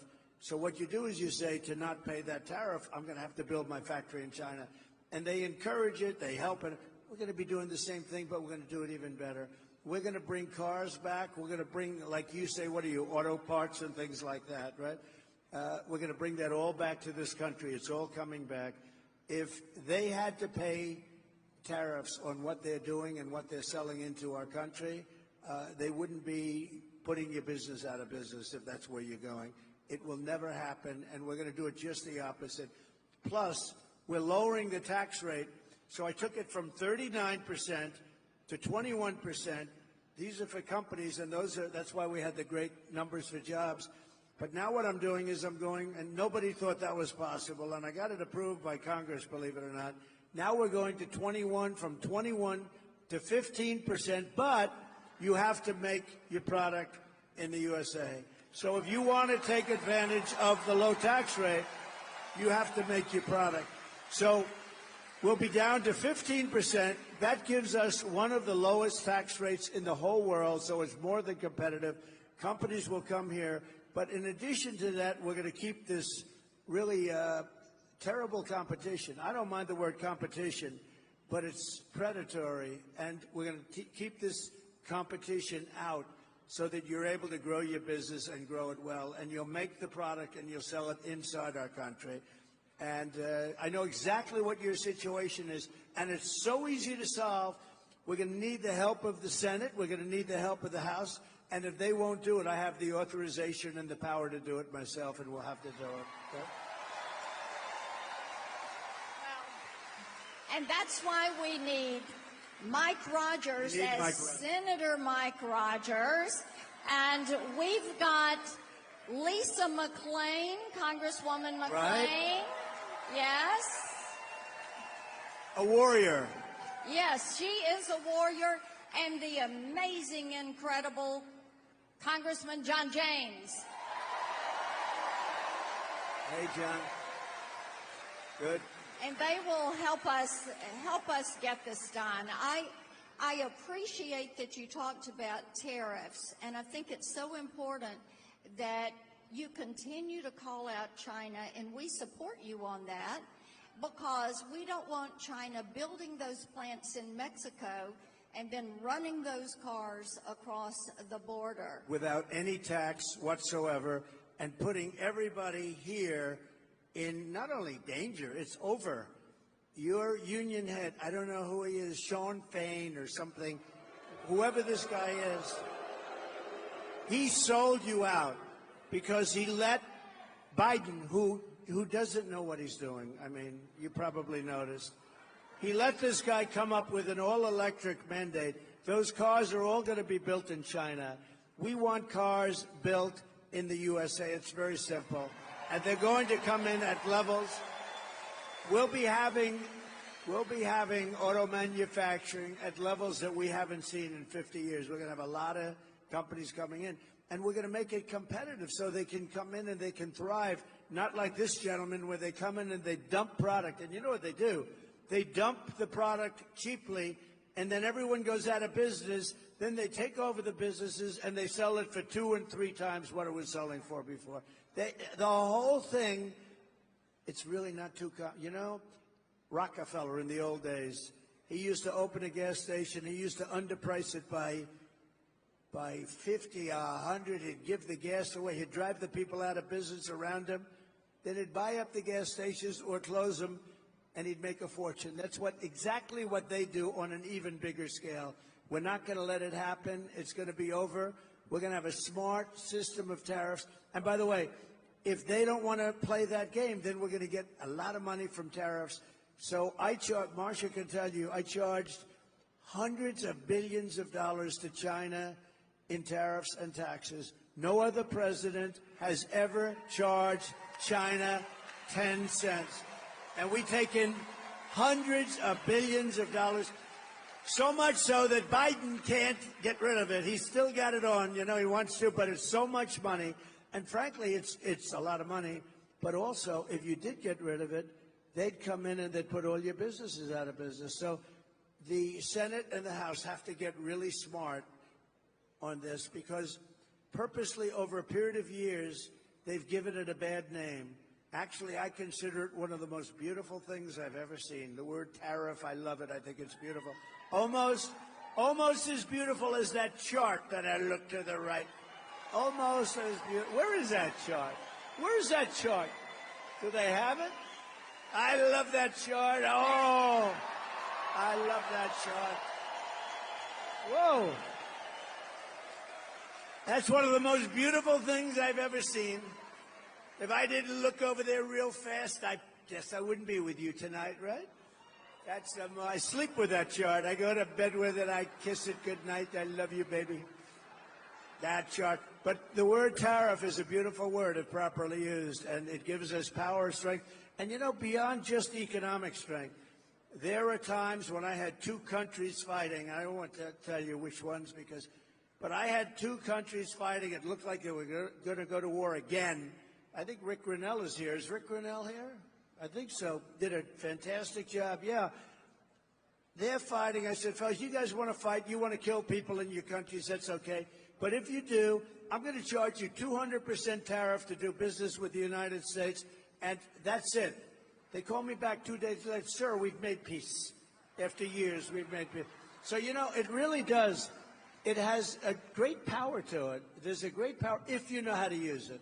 Well, it does indeed. And another thing with great power was the 2017 Trump tax cuts. And we need Republicans in the Senate and the House to make the Trump tax cuts permanent. Right.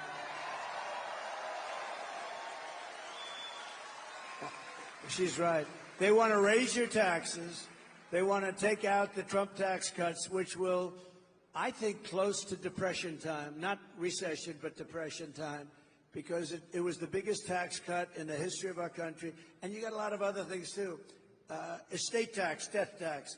If you love your children and you want to leave your business to them or whatever, does anybody not love their children? Because if you don't love your children, then it doesn't help you too much. But if you want to leave, leave it to anybody. But you had zero estate tax. You had zero death tax, we call it. Sometimes I like the word estate better than death, but a lot of people use the word death. And that was a big thing, because you would have a farm and you'd leave it to your children, and they have a big tax to pay. They'd go out to the bank, they'd borrow the money, they'd end up losing the farm and living like hell. And part of our tax cuts, nobody even talks about it, but the people that are involved in this stuff really say that's one of the best things. You have no estate or death tax to pay, so it's really great. Well, we're going to... They want to end that. We'll lower those taxes. We'll have those tariffs. We're going to make those cars right here and then see them loaded on a Teamster-driven big rig and taken all across the country. And thank you to the Teamsters. Did you know I got 60% of the vote with the Teamsters? So thank you, Teamsters. That's the first time that happened in a long time. Yes, it is. Okay. Thank you, Teamsters. Our next question is from Ashley. Whoops, stepped on that water bottle. Hi, Mr. President. Hi. Thank you so much for coming to Michigan. My name is Ashley, and I work at the Chrysler plant. Like many auto workers, I am deeply concerned about the future of our industry. With many jobs being outsourced as we speak, what actions will you take to ensure that our jobs stay in America so we can continue to build the best cars in the world here in Michigan? So pretty much as we've been saying, and what I want to do is I want to be able to, look, your business, years ago in this area, I was honored as the Man of the Year. It was maybe 20 years ago. Oh, and the fake news heard about it. They said, it never happened, it never happened. And I didn't know who it was. It was a group that honored me as Man of the Year. The fakers back there, see the fake news? But they said, oh, and they looked, and it, they said it never happened, but I said, I swear to you, it happened. It did happen. I was Man of the Year. And I came and I made a speech, and I said, why do you allow them to take your car business away? Why do you allow it to happen? They're taking your business away. And I didn't know too much about it. All I know is they were taking your car industry away from you. They said it never happened. And lo and behold, somebody said, I remember the event, and then we found out and we had everything. We got the awards, we had everything. It did happen, but I gave a speech which at the time was pretty controversial. We can't let them take your car business away. It's such an important business. And you know, it's an important business even in times of war where they switch over. And it was really something. And I looked at that speech from, I don't know, it's like 19, 20 years ago. And I could repeat it now without changing a word. You cannot let foreign countries, and a lot of the times our worst foes are our so-called friends, okay? You know, our friends, the European Union takes tremendous advantage of us. As an example, they give us cars by the millions. We don't have too many Chevrolets in the middle of European cities, okay? European Union is brutal. They don't take our farm products for the most part. They don't take a lot.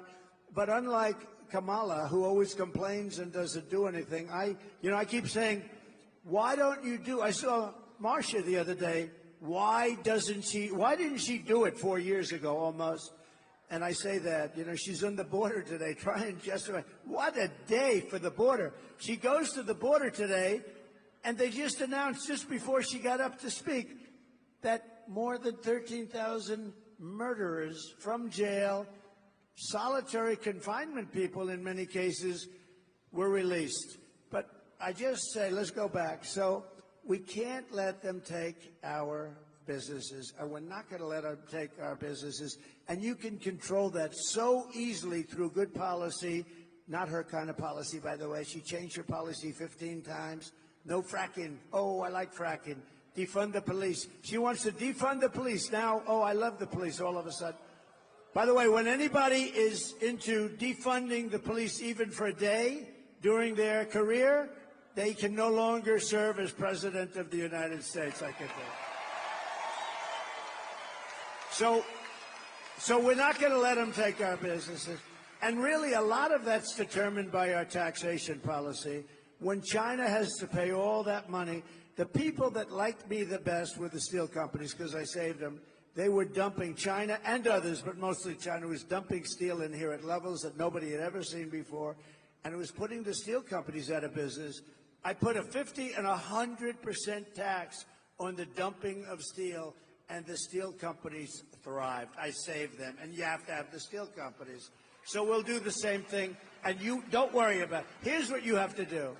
I only ask you to do one thing, and then you can sleep beautifully all night long, go to a job you love, and get a lot of money at the end of the week. You know what the thing is?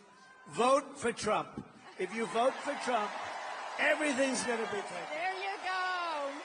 Everything is going to be taken. Right. And we have Todd. We've got another question over here. Todd, is over here, right there. Okay. Hi. He's got his microphone. Todd? Welcome, President Trump. First off, I want to say you and your family are in me and my wife's daily prayers. Thank you. May God continue to watch over you. Thank you very much. So my name's Todd. I'm from Shelby. Unfortunately, pretty soon, over 2,000 people will be laid off from my plant that I've worked at for 25 years. And we can't take... Where are they moving? Where are they moving?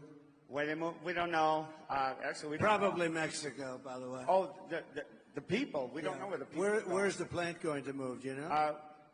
The plant's staying there. We're losing the Ram Classic, as you probably heard. We make the Grand Wagoneer. Right. Beautiful truck. But we're waiting on products. So you know why it's? Are they being laid off? And is the plant closing? The plant's not closing. The people will probably be dispersed between other plants. We hope. But yeah, that's happening in the next couple of weeks. No, it's terrible. Okay, I get it. Thank So- you. Go ahead. We can't take 4 more years, Harris. And my question to you is basic. It's easy. What is your one of your all-time favorite American cars? My all-time favorite one? What is one of your all-time favorite American cars? Okay, so My father was a great guy. I learned so much from him. And he loved Cadillac. I have to. I mean, his biggest luxury in life was to get a brand new dark blue Cadillac every 2 years. And he would. He would get that car. He said, look at this car. He didn't know about a Rolls Royce. He didn't know about, all he liked was Cadillac. And I love it. I think it's a great car. I think it's, right now, it's come a long way, too, because it's come through some problems. But it's a very good car. I buy a lot of them for different clubs and things, and it's great. And they're very nice people that run the company. But my father liked Cadillac, so that's good enough for me. Does that make sense? Good. And we'll take care of your situation. You watch what happens. When I do that, they're going to be better positioned because I see what's happening with the layoffs. But they're going to be making, that's a good also, that's a good, I don't know what you call it, car. In a way, it's a car. What would you call that? Pretty much a car. They're going to be making more than they've ever made in a very short period of time. You have one thing to do. You have to elect a person with business talent and common sense, and this whole thing is going to turn around very quickly, very quickly. Yeah. Well, thank you very much. Great question. Mr. President, they have loved having you here in Warren, Michigan, and I think you've got 5,000 people here and even more outside that have wanted to get in and cheer for you and be here to support you, and they do love you. Absolutely. Thank you very much. Thank you. Thank you. And everybody is going to be working hard and pulling for November 5th. And we've got great questions that have come from the audience tonight. Good. And we're just so excited that you took your time to come here to a great all-American city and talk with a whole bunch of auto workers and let them know you are on their side and you're going to make manufacturing great because you believe in them. I do. Thank you all. Thank you very much, everybody. Thank you very much. So nice. Marcia, thank you very much. Appreciate it. Thank you, darling. Beautiful. Thank you, everybody. Have a good time. Get out and vote. Get out and vote. We got to win this one. Thank you. Thank you. Hello, everybody. How are you? Hi, darling. Hi. How are you? Thank you very much, everybody. This is an honor. And, you know, I walked in, the first question that I asked, should we change the name from Fort Liberty back to Fort Bragg? First question.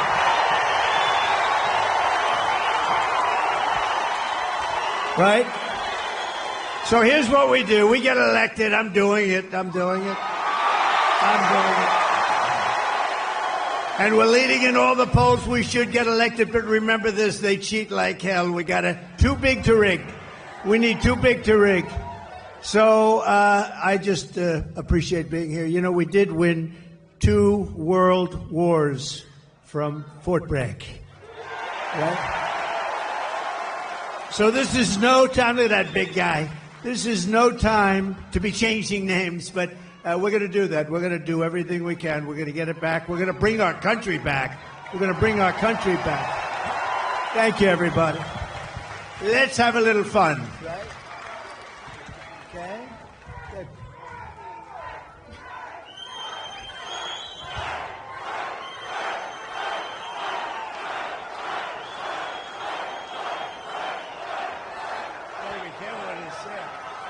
Mr. President, I don't think you'd have a problem with North Carolina. I think they love you here.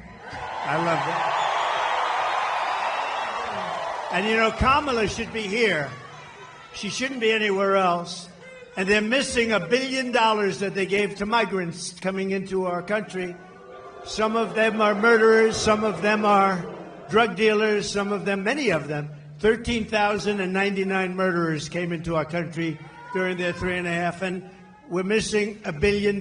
They gave them to the migrants that came in, and now we don't have the money. We'll do it, but they don't have the money to take care of. That's why they're giving you lousy treatment in North Carolina in particular, and we don't like that. So we're going to let it be known, and they have to get a lot better because people are not happy. Well, you're absolutely right, Mr. President. And before we start with that town hall, I actually wanted to mention that one of your friends here is Silk. Silk, are you here? Where are you at?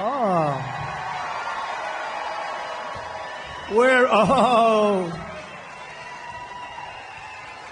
I'll tell you, she is my friend, too. And she is my friend.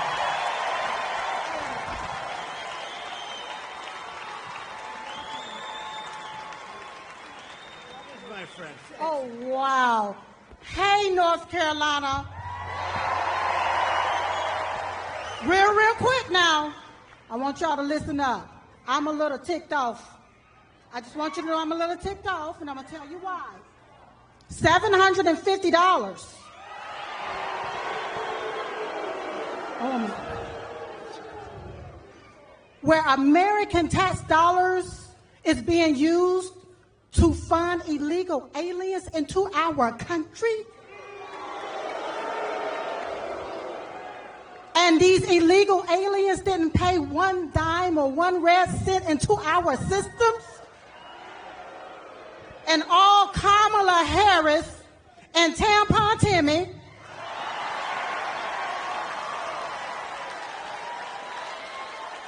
want to give us $750? Listen, you all, we only have one choice.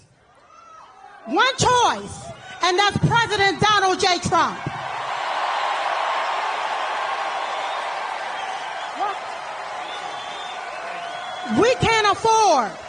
We cannot afford another 4 years of this, so you're going to have to vote like your life depends on it. Like when you're taking your breath and it's your last breath, and you need that vote in order to breathe, that's what you're going to have to do. So you're going to have to, I'm almost finished, Mr. President. So what you're going to have to do, you're going to have to overvote the cheat.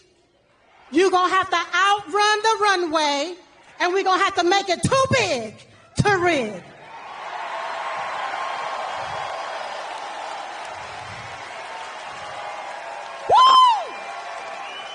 Now I can feel Diamond rising up in me. Because you have to vote right so you won't get left again. Vote red.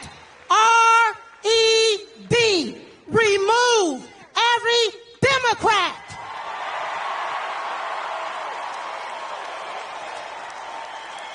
They gotta go. They gotta go.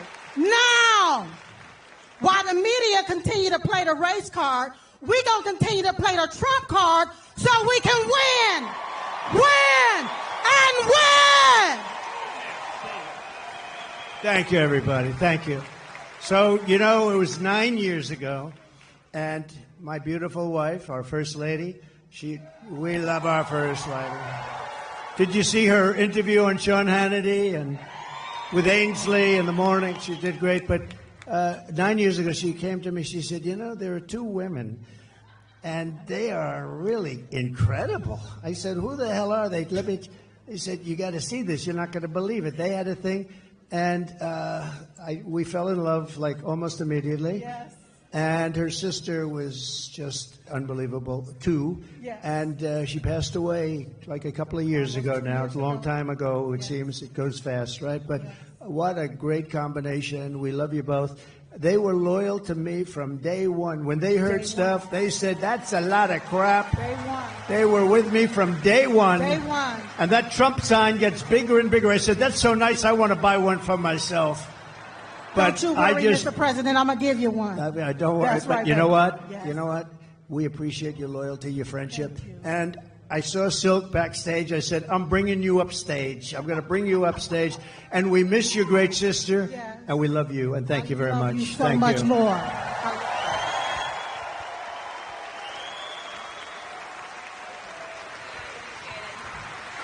Thank you.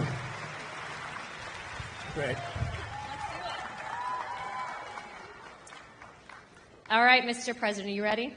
Yeah, I'm going to be very careful with these seats. Yeah, it's a little bit. These seats weren't designed for me, exactly. All right, Mr. President, our first question comes from Allie. She was one of the residents here in North Carolina that was directly impacted by the hurricane, and it destroyed her community. Allie, where are you at? Hi.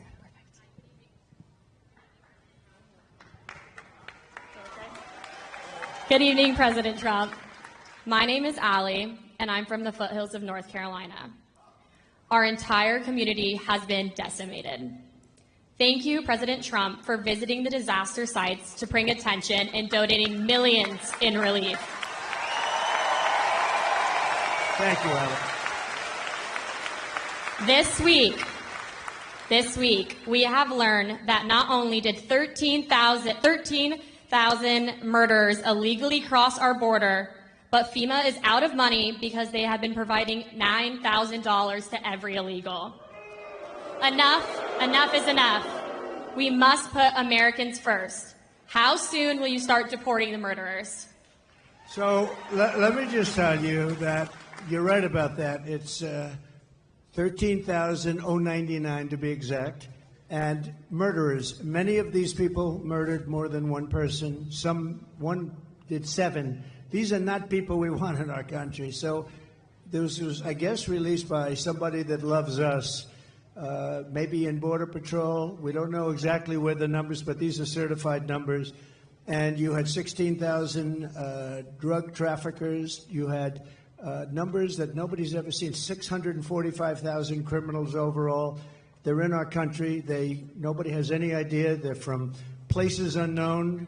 Nobody knows who they are, what they are, but we know that we have over 600,000 people released into our country, along with the ones that you were talking about, the 21,000, but of them, 13,000, more than 13,000 are murderers. And some were on schedule to die. They were scheduled for the death penalty. And we have them now nicely ensconced in our country. I'll tell you what, we have the worst president and the worst vice president in the history of America. They are horrible. They are horrible. That could happen, and just the concept of open borders doesn't make sense. You know, we built 500 miles of wall more, and we're going to add another 200, much more than I said I was going to do. And that's why we had the best numbers ever. Oh, the chart. So you know the chart? My favorite chart, Allie. My favorite piece of paper, my favorite chart. But we had a chart. Do you have something up here that could show? Oh, I love that. I love that chart. Oh, I love that chart. If I didn't look to the right, I wouldn't be going to Butler tomorrow. You know, we're going to Butler tomorrow. If I didn't look over. So, no, but that, if you look at the chart, at the arrow on the bottom, that shows the lowest number in the history of our country. That was the day I left office.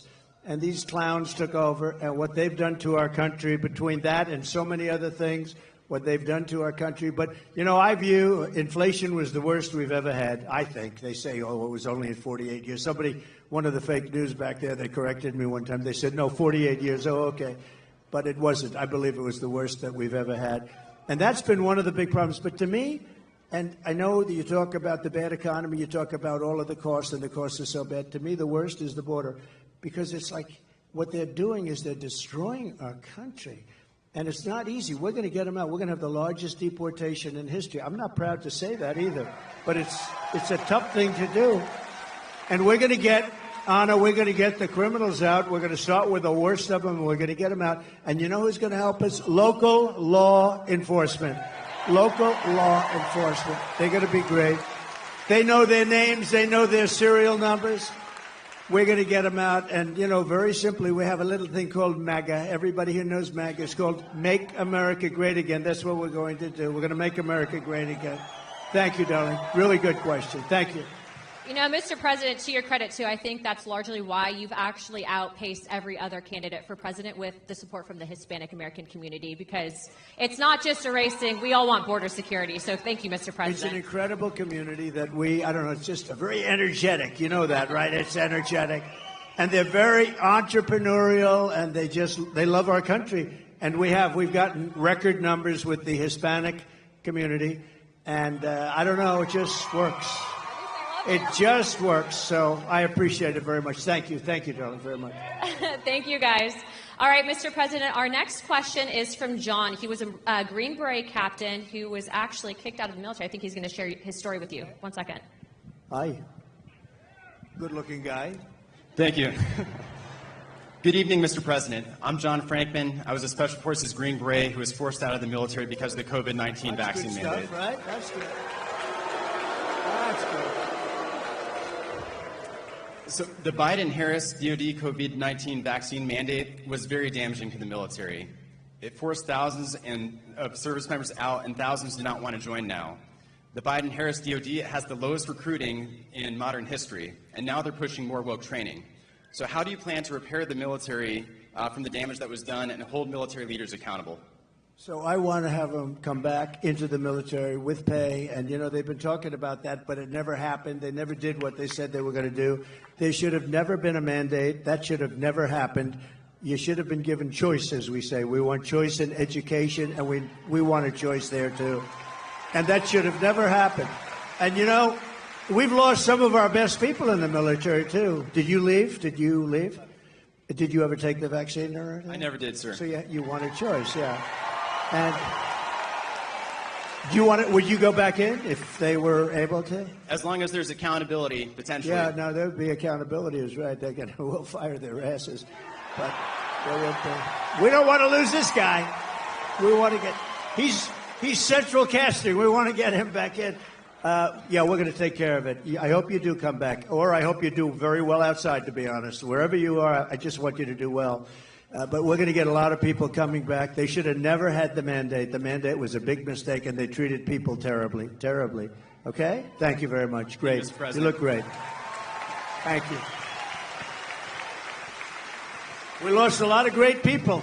Also in other, when police forces, I mean, a lot of people were forced into doing things they didn't want to do. But I love that question. That's a great question. Thank you very much. I also, too, if I could, Mr. President, I don't think I've told you this story yet, but actually we had some of our friends that had been deployed, and one of our friends actually was shot pretty badly and ended up going to Walter Reed. And to put it in perspective, there's a lot of politicians that will take photos with the military, but they don't care. But President Trump actually went privately, didn't ask for a photo opportunity, and he said thank you to our friend that had been shot in combat at Walter Reed. His heart's in it. He loves our community. And when I say that he has your back, he's going to make sure that they're accountable. He will. Thank you. Thank you very much. And I'll tell you, we have a great military, and we really do. But Walter Reed, you mentioned the name, and that hospital was unbelievable. The doctors are unbelievable. They had a lot of problems with getting there, getting to it, managerially, getting in to see. But we had the best doctors. They could do things that nobody else could do, and they got to see some really badly hurt people. And the level of talent at Walter Reed, it's just an incredible hospital. So we have to pay our due respects. You hear so much about government-owned or whatever. I don't think there's a better hospital in the world than Walter Reed, so we should say that, right? Yes, sir. Yes, sir. Mr. President, our next question comes from an active duty service member here at Fort Bragg. They like it. Austin, where are you at? Oh, front row. That was good. Good evening, Donald Trump. Thank you. President, no, I've never done this before. I'm an active duty soldier here at Fort Liberty, and I want to start off by saying I'm here in personal capacity. You meant Fort Bragg, right? Yes. Fort Bragg. It's all right, No. Are you not? You're not a soldier now? No, I am a soldier. I'm currently active you are. duty. Okay. Good. But on a... Oh, shit, that gives out. I'm here in my personal capacity, not speaking on behalf of the Army or DOD in any way. Right. This week we saw the missiles flying into Israel from Iran and how impressive the Iron Dome is in protecting Israel. What are your thoughts on the Iron Dome for America? I love it. I mean, I love it. How can you? I love it. We're going to have it. One of the things I say, we're going to have an Iron Dome. Why shouldn't we have an Iron Dome? And you see how effective. So the other day, 287 big missiles, ballistic missiles, were shot into Israel. Every single one of them was taken down. Well, why shouldn't we have that? And it's all going to be made in the United States. You know, it was our technology. It's all going to be made in the U.S., and a lot of it's going to be made in a place called North Carolina, if you don't mind, okay? And I think I just learned the secret. Look, we're going to win. I believe you got to get out there, you got to vote and all that. But I think I just learned the secret to winning absolutely and by massive margins. I'm going to promise to you, as I said at the beginning, that we're going to change the name back to Fort Bragg, because I think when that word gets out, I just see this great-looking soldier just accidentally said Fort Liberty, and he got almost booed the hell out of the place. That was not good. Anyway, I believe it's absolutely something that we want to have for safety. We're a target for a lot of different places. I listened to Biden yesterday. You know, since I went under the wing, you know, I used to go under the wing of the aircraft. Nobody ever did that before. I did. All of a sudden, Biden started. But he only takes like a half a question. Usually can't answer it. But they asked him, what do you think about Iran? Would you hit Iran? And he goes, as long as they don't hit the nuclear stuff. That's the thing you want to hit, right? I said, I think he's got that one wrong. Isn't that what you're supposed to hit? I mean, it's the biggest risk we have. Nuclear weapons, the power of nuclear weapons, the power of weaponry. You know, I rebuilt the entire military, jets, everything. I built it, including nuclear, and I hated to build the nuclear, but I got to know firsthand the power of that stuff. And I'll tell you what, we have to be totally prepared. We have to be absolutely prepared. But when they asked him that question, the answer should have been, hit the nuclear first and worry about the rest later. And that's where they should. That's what if they're going to do it. If they're going to do it, they're going to do it. But we'll find out whatever their plans are. But great question. Thank you very much. Thank you. Thank you, Austin. Mr. President, I don't think you get enough credit for what you did with the Abraham Accords. I mean, that really was historical. I agree. I agree. But realistically, because of the failed foreign policy out of this current administration, we are on the verge of World War III. When you get back in office, what are you going to do to change it? So a lot of things are happening very fast, and, you know, we could end up in World War III before we get there. The way it's going right now, look at Russia with Ukraine. That's a disaster. Look at the Middle East. It's exploding all over the place. And we have people that, look, we have a president that he spends most of his time on the beach sleeping. I never saw a guy could sleep in front of a camera. Does anybody think of it? I don't sleep that much. I toss and turn. I think. I'm always thinking. Do you ever do that? You're sweating and you're thinking and you're trying to figure out how to beat this one, that. Look, how to make our country great. But I toss and I turn. This guy just falls asleep on the beach like there's nothing to it. I wish I had that ability. That's one ability he has that I do not have. And I wouldn't mind having it. I could use a little extra sleep. But we are going to do things with our country. We just have to be respected again. You know, Viktor Orban, he's, you know, the fake news, a lot of fake news back there, by the way. But the fake news, you know, they call him a strong man. He's the head of Hungary. And we have, and he's, you know, very strong guy, very tough guy. But, I mean, more than anything else, a very smart guy. And they said, why is the world blowing up? You have the Middle East is blowing up. You have Russia, Ukraine. That could lead to catastrophe. You talk about nuclear weapons. That could be a total catastrophe. Why is it? He said, if you put Trump back in the White House, it's all going to end. You're going to have peace. You know, we had 4 years. We didn't have any wars. We didn't have any terrorism. We didn't have anything. And I won't tell you exactly what he said. Maybe I will. He said because they were afraid of Trump. I don't want to be the one saying that, but they were probably afraid of me because they think I was crazy. And that's a good thing to think, right, soldier? They said, this guy is crazy. But No, he said that you put Trump back in the White House, you're not going to have all of that stuff is going to heal. October 7th would have never happened. The attack on Israel would have never happened. Remember, Iran was broke. They weren't giving money to Hezbollah. They weren't giving money to anybody, any of these, they call them delegates of terror, a lot of different names, but it's always of terror. And there was no money for Hamas. And now you look, you know, because you were such a big part of it, we had no attacks, we had no terrorism, we had no nothing. For 4 years we had, and I wanted to talk about it during the 4 years, but that's never smart, right, Robert? That's never smart to do. So I didn't, but I talk about it a lot now. We had no attacks, we had none of this stuff going on. We defeated ISIS, by the way. We took ISIS, we defeated them in 4 weeks. It was supposed to take 5 years. I rebuilt the military, and we had a military, and we have great generals, not the television guys, by the way, the real generals. I'm talking about like Raisin Cane, General Raisin Cane. You know who that is? But we defeated ISIS quickly. It was supposed to take 5 years. We did it in 4 weeks. We have a great military, and we have a military that's not woke. You may have a few people on the top that are woke, and we're going to get rid of them so damn fast, your head's going to explode.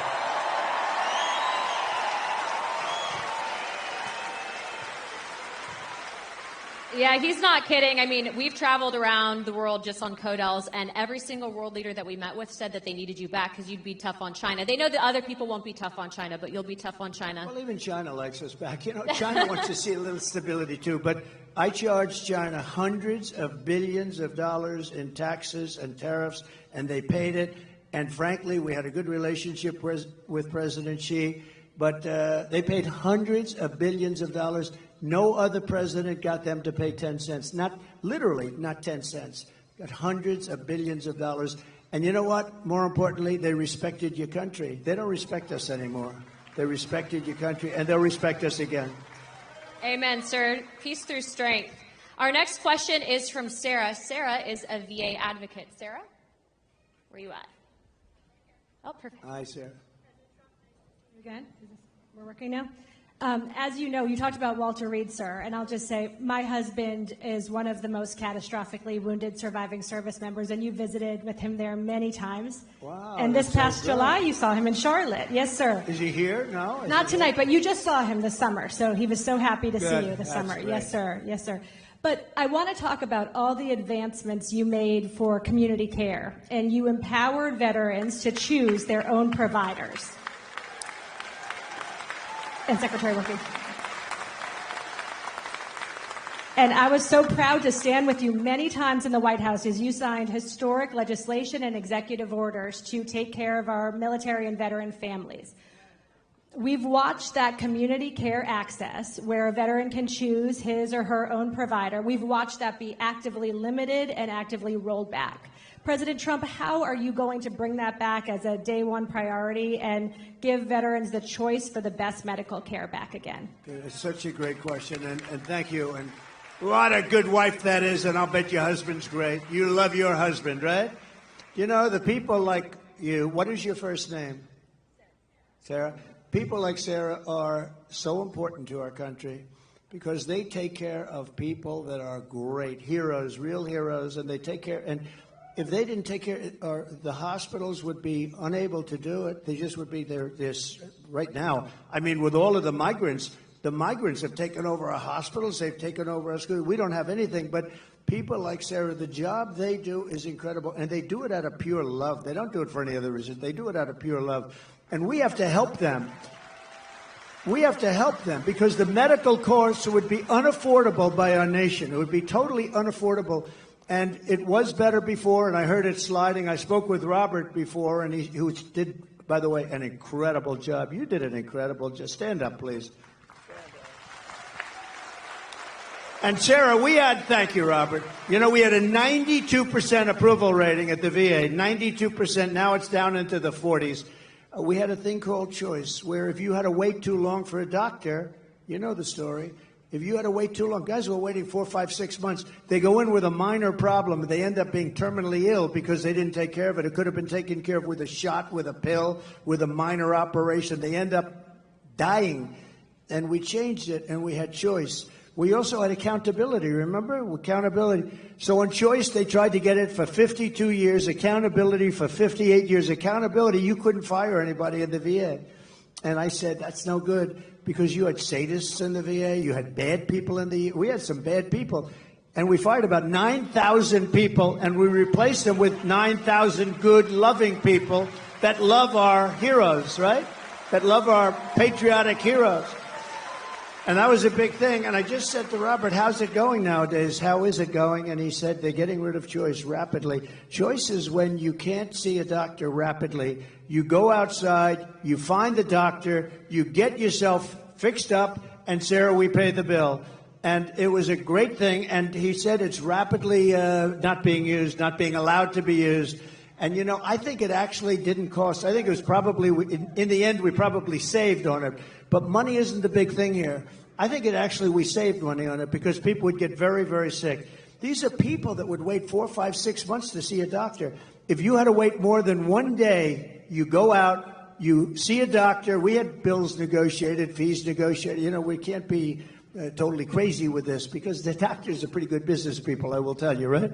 But we had a lot of fees negotiated. But you go out, see a doctor, get yourself fixed up, and you have no problems. It was one of the best things we ever did. And now this group of lunatics that don't give a damn about the military, they're making you go through that waiting of 4, 5, 6 months again. And our people can't. We have great doctors, but they can't handle the loads. And we're going to go back. We get back in. We're going back to that, right? We're going back to it immediately. You're going to be in great shape, Sarah. You and your husband are going to be in great shape. And thank you very much. Incredible. Thank you, Sarah. Mr. President, we actually have someone that, and before we ask his question, I wanted to read this to the crowd. He had actually written a letter to you after you'd been shot in Pennsylvania. Dear President Trump, watching you during the Butler rally and you getting back up, both my wife and I gave a sigh of relief as well as a few tears. I would be honored if you would accept this small token that I received as a young Marine in Vietnam. My wife and I both thought it appropriate. God bless you, your family, and the United States of America. Sincerely, Dwight. Dwight, where are you at?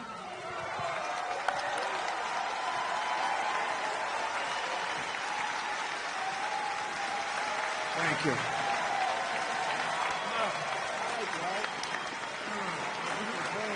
Whoa. Looks like a check. It's a check. It's cash. For those of you who may not know, Dwight had given President Trump his Purple Heart. That's right. That's right. I couldn't think anybody more deserving of a Purple Heart. Thank you very much. You took it, you laid down there, you got back up, and the first words out of your mouth was fight, fight, fight. You didn't even have anything to shoot back at. You got guts. He doesn't do this, but he's better than anybody as far as I'm. No, I'm hardly better than you on this thing. You're great at this. And I wanted to thank you. I know that most of you all watched the president on that day and were very fearful that something terrible happened when he went down on the ground.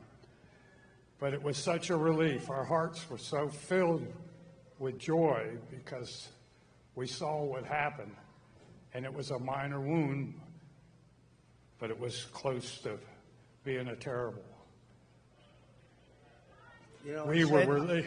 I said, how does it? Why was there so much blood to the doctor? There's bleeding like crazy. This is a little fact. Some of you might have heard this, but you get hit in the ear, and it bleeds more than any other part of the body. So I didn't mind being hit that way. I don't want to be hit that way. This way. This way. If I didn't make the turn, I would have been hit the other way. That's no good. That would not have been too good. But it is true, and I got very lucky, and maybe it wasn't so much luck. Maybe there's something else, right? Maybe there's something else up there. But that's great. Thank you. You also took the time out to write me a beautiful letter and gave me a challenge coin. I never expected that from the President of the United States. Well, thank you very much. This was a great honor, and I remember it very well when you gave it. Yes, I will. Really nice. Thank you. I served as a Marine in Vietnam, proudly served as a Marine in Vietnam. And thank you very much. There were quite a few that did. And when I came back from the service and stuff like that, we didn't get quite the greatest greeting, but no, you didn't. A lot of the veterans nowadays are homeless. There's 7% were homeless before Biden and Harris took over. Now there's 14%. I would like to know what you're going to do to prevent this from getting any larger, and also kicking these illegal aliens out of the freaking hotels and providing them with money before we do it to our homeless vets. So interesting. So one of the things that most angers me about this is the 21 million people plus. You know, they say it's 10, it's 12, whether it is or not, it's much more than that. It's 21 million, and it's probably with the gotaways and everything a lot more than that. But one of the things that most angers me is that you have veterans on the streets in front of a hotel, and you have illegal immigrants. Some of them are serious killers and drug dealers and all the people that we talked about before, and terrorists. And those people are being walked into a hotel, and they're staying in a hotel, and they walk by veterans who are sleeping on the street. And it could be cold, it could be hot, and it bothers me. If we stop, if we close our walls, we're going to be able to handle it. They are spending so much money on taking care of the illegal migrants, now we call them. We used to call them illegal aliens. I call them whatever the hell I want to call them. So do you. But they're not supposed to be here. And we're going to close the wall. First day, we're going to do a couple of things. First day, we're going to drill, baby, drill. We're going to close the wall. We're going to close it up. And we're going to have to take people out. We cannot have killers. Do we agree? Does anybody want to leave the murderers, the drug dealers in our country? Do you know one of the little facts that's very sad but makes sense, that all these things I predicted 3-4 years ago, I was saying this is going to happen. Now it's happening. The migrant crime, it's a massive crime. But all of this that's happened, everybody, it's common sense that it was going to happen. And we're going to have to get them out because we have no choice. It's not sustainable by any country. We have done things that are so stupid. Like, as an example, I consider it to be less important, but it's very important still because it's a way of life. Men playing in women's sports, okay? Who wants that? And who wants open borders? Because open borders is so, you say, how does a thing like that happen? All of these policies we're going to be changing. And we have now somebody running as a radical left person, you know, more left by far than Pocahontas, more, you know who that is, more left by far than crazy Bernie Sanders. She's more left, and we can't have it. So we're going to take care of your people and your friends. You got a lot of friends out there that don't have a place, and we're going to do it, and we're going to do it faster. We're going to put money to it. First of all, we're standing on the greatest power.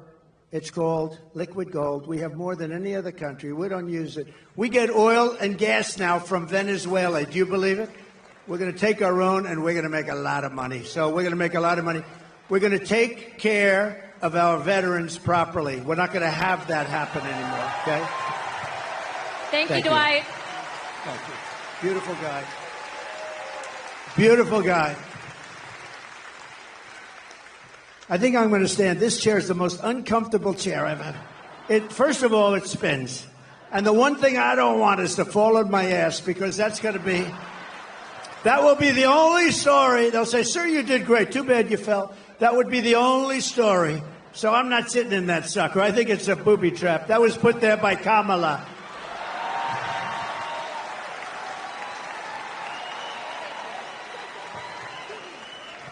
Well, that brings me to my next question. So you're talking on immigration and border security. So we all know that that's tied to national security. And the one thing that ticks me off is you have Kamala Harris, who runs on the fact that she's a minority woman. But yet she's done nothing about the 300,000 migrant children that have gone missing. Just real quick, how many parents are in this room? How many women are in this room that support Trump? As mothers, grandmothers, sisters, wives, would you ever tolerate children being trafficked? If you were in Kamala's position, wouldn't you have stopped that? President Trump, you've done more for not just the Hispanic American community, but I think women in this country, not just, I'm just going to toot his horn for a second. He's put women in positions of power, but the media won't cover that. They won't because it doesn't fit their narrative. They want women to hate him, but guess what? We don't hate him, we love him, don't we? But I don't do it. I don't do it really for a pure, really great reason. I just do it because I want results, and I just find women to be smarter than men. Does that make sense? Men, you don't mind I do that every once in a while. It's not bad. Thank you. Thank you. Well, Mr. President, to follow up on that question, as a grandfather and a father, what are you going to do to stop the trafficking of women and children in this country, and specifically with the migrant children as well? So we had it down to the lowest number. You saw that on the graph. That included drugs. It included trafficking in women, mostly women and children. But you mentioned a number. It's, to be exact, 325,000. Now think of that. You could fill up the biggest stadiums many times with this.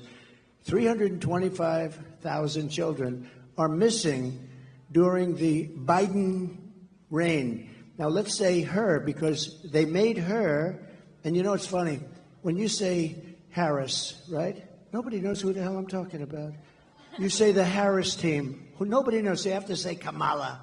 So Kamala. But Kamala and Biden, 325,000 just during this almost 4-year reign. That's missing, but many of them are dead. Many of them are in sex slavery. Many of them are slavery, period. And they're gone, and never to be seen probably by their parents again, never to be seen. Their parents are all over the world looking. They're looking for them. And what we've done here is so horrible. 325. Can you imagine if that were me, where they were missing? This would be the biggest story. The fake news media never talks about it. You know what they're not talking about? And you know, Anna, you know what they're not talking about? They're not talking about something else that's very important. They are doing, this is Katrina, they are doing the worst job on a hurricane that any administration has ever done, and these people don't want to talk about it. They don't want to talk about it.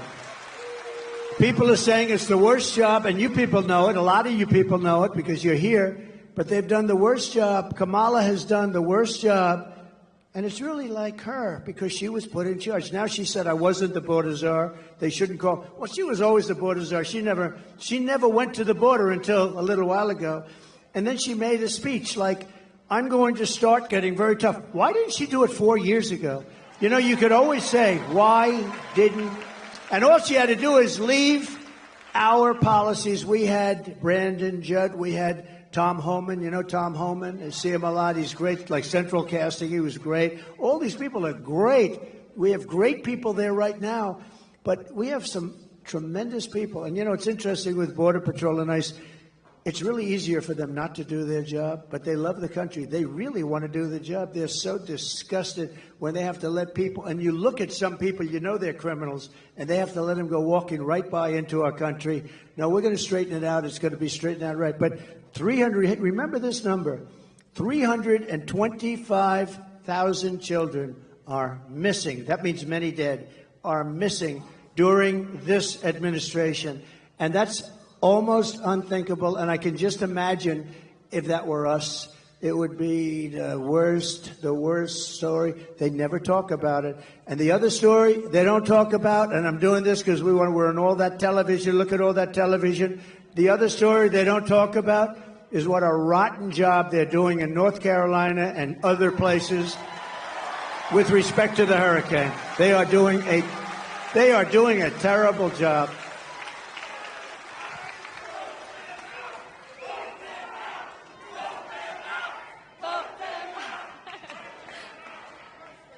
Mr. President, to follow up on that, because the media is here, I do believe that they've intentionally, and this is my opinion, not helped out those residents because it's red communities that are impacted.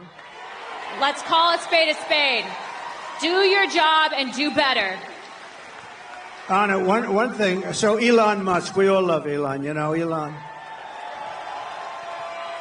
We have to take care of our brilliant people. We don't have too many of them, right? There aren't too many brilliant people. But I got a call, an emergency call 2 days ago to speak to Elon, and he endorsed me very strongly. He endorses me almost every day. He wants us to win so badly.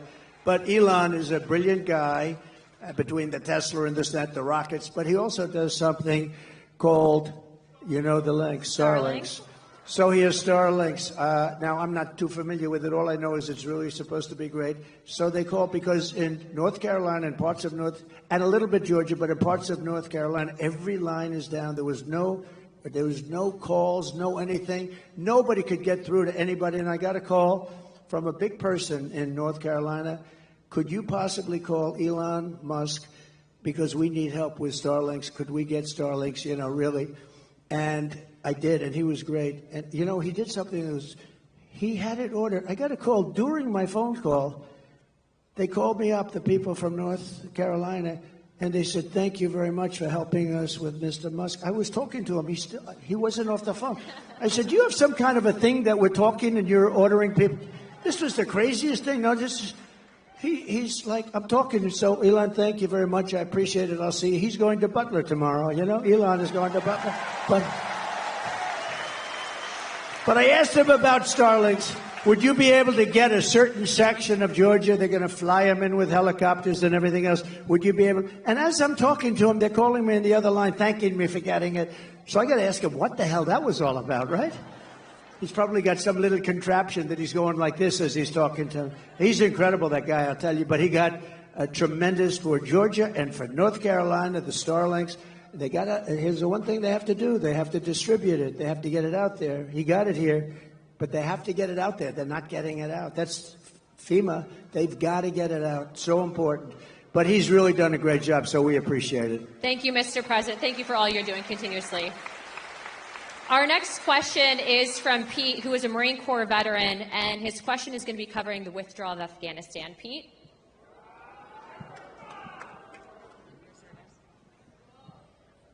Mr. President, I am Pete from North Carolina, and also a Latino for Trump. I knew I liked him. And I proudly served in the United States Marine Corps, first as enlisted, that's great. then as an officer. Despite what the Vice President says, we sadly lost 13 under her watch. It sickens me, many of my fellow Marines, as well as my friend, Lieutenant Colonel Scheller. There has been zero accountability for the terrible withdrawal. What will you do to make sure we have accountability for what happened? Okay, it's great. It's like, I know more about that subject than any subject we spoke about because I think it was the most embarrassing moment in the history of our country. There was never anything. I don't think Putin would have gone in and invaded Ukraine if that didn't happen. He saw that. He said, hey, these people are stupid people. They're idiots. And, you know, they only respect power and force. When they saw that, by the way, if I were president, Putin would have never done it, period. And you would have never had the attack, and you wouldn't have had inflation, and you wouldn't have had the problem that we're talking about. Because, you know, I had it down to 5,000. I was getting out. They were there for 20 years. But a couple of things were done wrong. Number one, they should have kept the military base, right, Bagram? So you have a military base, one of the largest bases in the world. We left it. It's 1 hour, forget about Afghanistan, it's 1 hour away from where China makes its nuclear weapons, okay? You got to keep that, and they didn't. They fled. They left. We had, as you know, 18 months. I called up Abdul. Abdul is the head of the Taliban. That's the ones that do the shooting, okay? Not the Afghans. It's called the Taliban. And the press said, why would you call him? Because that's where the shooting is. And I called him up. We didn't have, it was nasty. We didn't have one soldier killed because they were killing a lot of our soldiers, the snipers, and a lot of them with the Obama-Biden administration before I got there, and a lot of them. And I called them up, had a rough call. And after that call, we didn't have one soldier killed for 18 months. We didn't have one soldier shot at for 18 months. And then we had a terrible election. We're not going to let that happen again. We can't ever let that happen again. We're not going to have what a shame that was. But we had an election, and these guys took over, and it all started up again. And what they did with that withdrawal was so bad. Number one, we lost 13 great soldiers, and as you know, I know the parents of a lot of them, but we lost the soldiers. We left $85 billion worth of equipment behind. We left Americans behind. Everything was wrong, and we embarrassed our country. I really mean, I think it was the most embarrassing. The one thing you do is you take the soldiers out last. Okay, they took the soldiers out first. A 5-year-old child would tell you that. The other thing you do is you fire every general that was involved in that case because those guys were incompetent. And you haven't heard the last of that, I promise you. You have not heard the last of it. What a terrible thing that was. Worst, one of the most embarrassing, me as a person that loves our country, that was the most embarrassing moment in the history of our country, in my opinion. Thank you. We're gonna take care of that. I gotta get back in.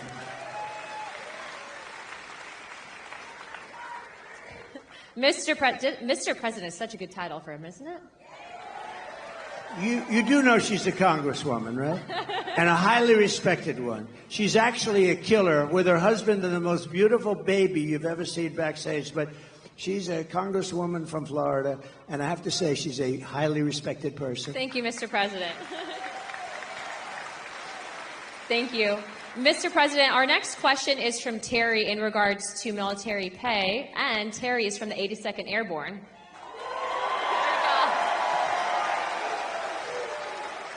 Mr. President, thank you for being here. My name is Terry. I have had the honor of serving with the mighty 82nd Airborne. I'm also a proud member of the Lumbee tribe. The largest tribe in North Carolina. We have one of the highest percentage of military service in the nation, a higher percentage of the overall population. My question, sir, is about the military pay. You provided the largest pay raise in history to our military. Unfortunately, we have seen inflation skyrocket, and more service members and veterans are on fixed incomes and are finding it hard to pay for basics like grocery.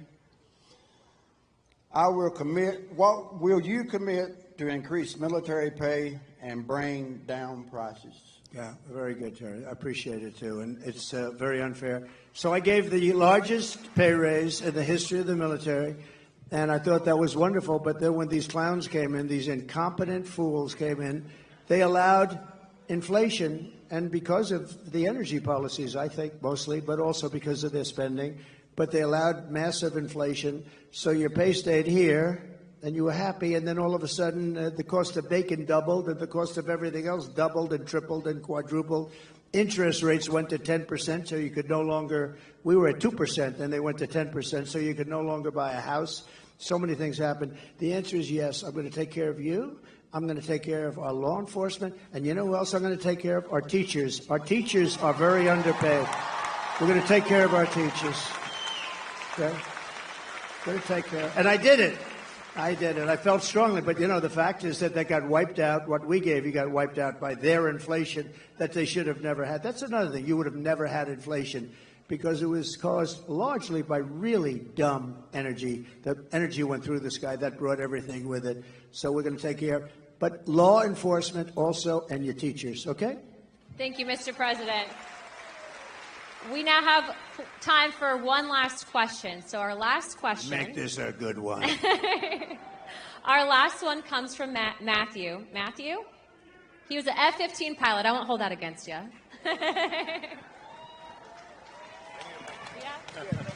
Here, I got it. Mr. President, first off, I want to speak on behalf of everyone here and say thank you for taking time tonight to speak with our troops. Thank you. Thank you very much. We got a lot of good-looking men in this audience, don't we, huh? And a lot of good-looking women also, by the way. Thank you very much. Okay, go ahead. I'm going to revisit something you've talked about already. My name is Matt Lohmeyer. I was an Air Force F-15 pilot, and I was a commander in your newly created U.S. Space Force.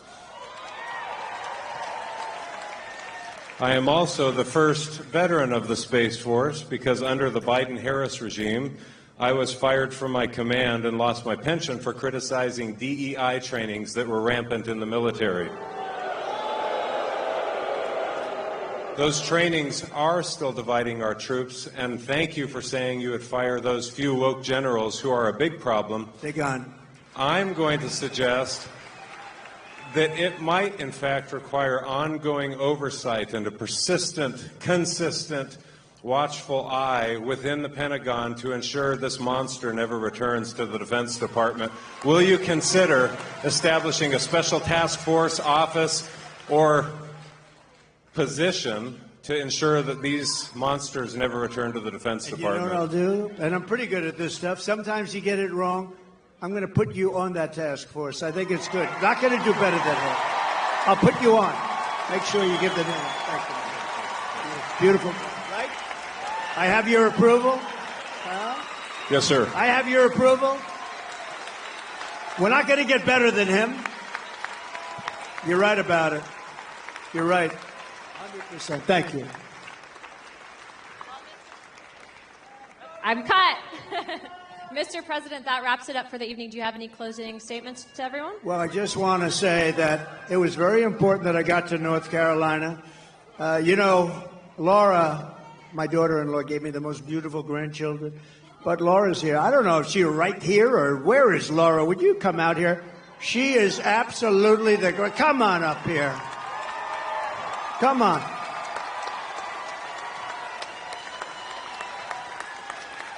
She comes from right around here, and she loves this state. And you better be careful because I'm going to blame her if anything happens in this state. That's true. I said, I'm going to but blame we're her. going to win North Carolina, are we not?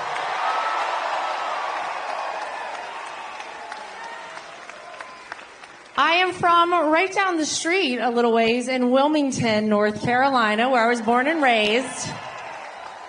And I know I don't even have to ask this audience this question, but are we ready to send Donald J. Trump back to 1600 Pennsylvania Avenue? All right. Here's what I need from everybody.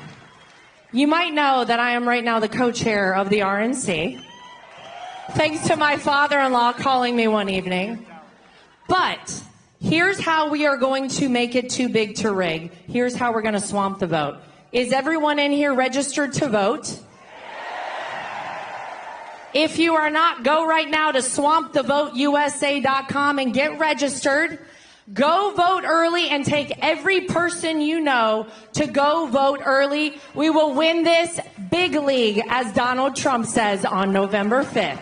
All right, ladies and gentlemen, thank you guys. I love you, North Carolina. Thank you. I have to thank you because you gave me really a great daughter-in-law. She's really special. And she's along with Michael, who's here, Michael Whatley, they're essentially the co-chairman of the Republican Party. This is a very upwardly mobile person. She's doing good. But you know the truth? She's so good. I'm very conscious of, like, nepotism. But when I did with her, I recommended, all I did was recommend, and everybody couldn't believe she was even doing it. She is really a person that's incredible. She's respected by everybody. They love her. She comes from here, and there is no place she likes better than North Carolina. So get out there and vote in honor of this wonderful person, Where's Michael? Will you get up here, Michael, please? Don't worry about the time. The networks will stay with us, right? Michael, would you say a few words? So Michael Whatley, I mean, I guess I like North Carolina because he was the head of the Republican Party. We won the state twice. And last time, when all of a sudden around 3:02 in the morning, we started to fall off on a lot of things, it was ridiculous. But with this state, there was no fall off. He had 602 lawyers working for him. And I said, who the hell is the guy that did such a good job in North Carolina? Because we were leading in Pennsylvania. We were leading all the way along. And these people will do it. They have no shame. And he did the job. And I said, I want to get him. And he's chairman of essentially the Republican Party. And I just want to say you're doing a great job. But I don't want to say it too early. Let's wait till November 6th. I want to wait till the morning after, right? Then I feel confident that we'll say it. But So Michael is from North Carolina. He was the head of your party, and he did a great job, and he went to the top. And please say a few words, Michael. So to win North Carolina, we are going to get out the vote. We are going to protect the ballot. We are going to expand our majority in the House. We are going to flip the Senate, and we are going to send Donald J. Trump back to the White House as the 47th president of the United States. Thank you, Michael. Thank you, sir. Thank you, everybody. Thank you. Thank you, everybody from Fort Bragg. Thank you.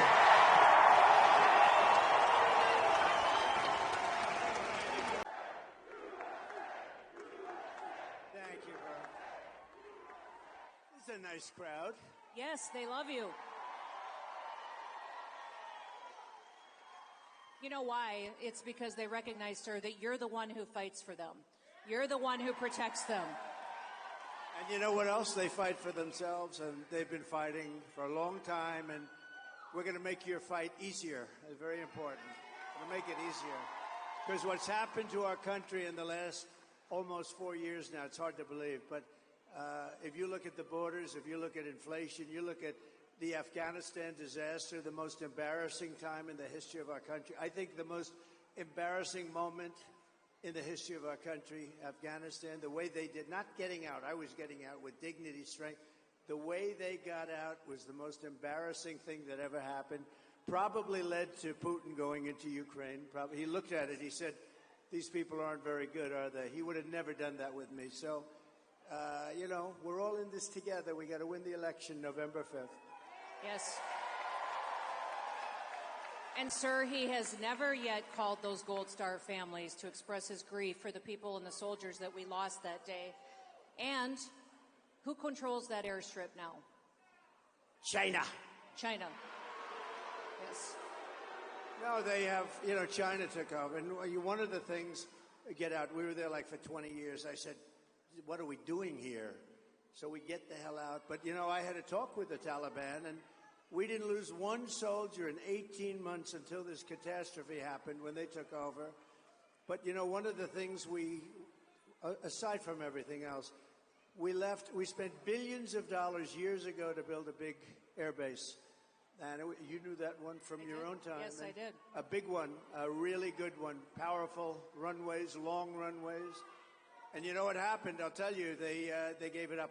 And it was 1 hour away from where China built, forget about Afghanistan, 1 hour away from where China builds its nuclear weapons. Would have been very nice to have. And China now occupies that air base. So it's terrible. It's terrible.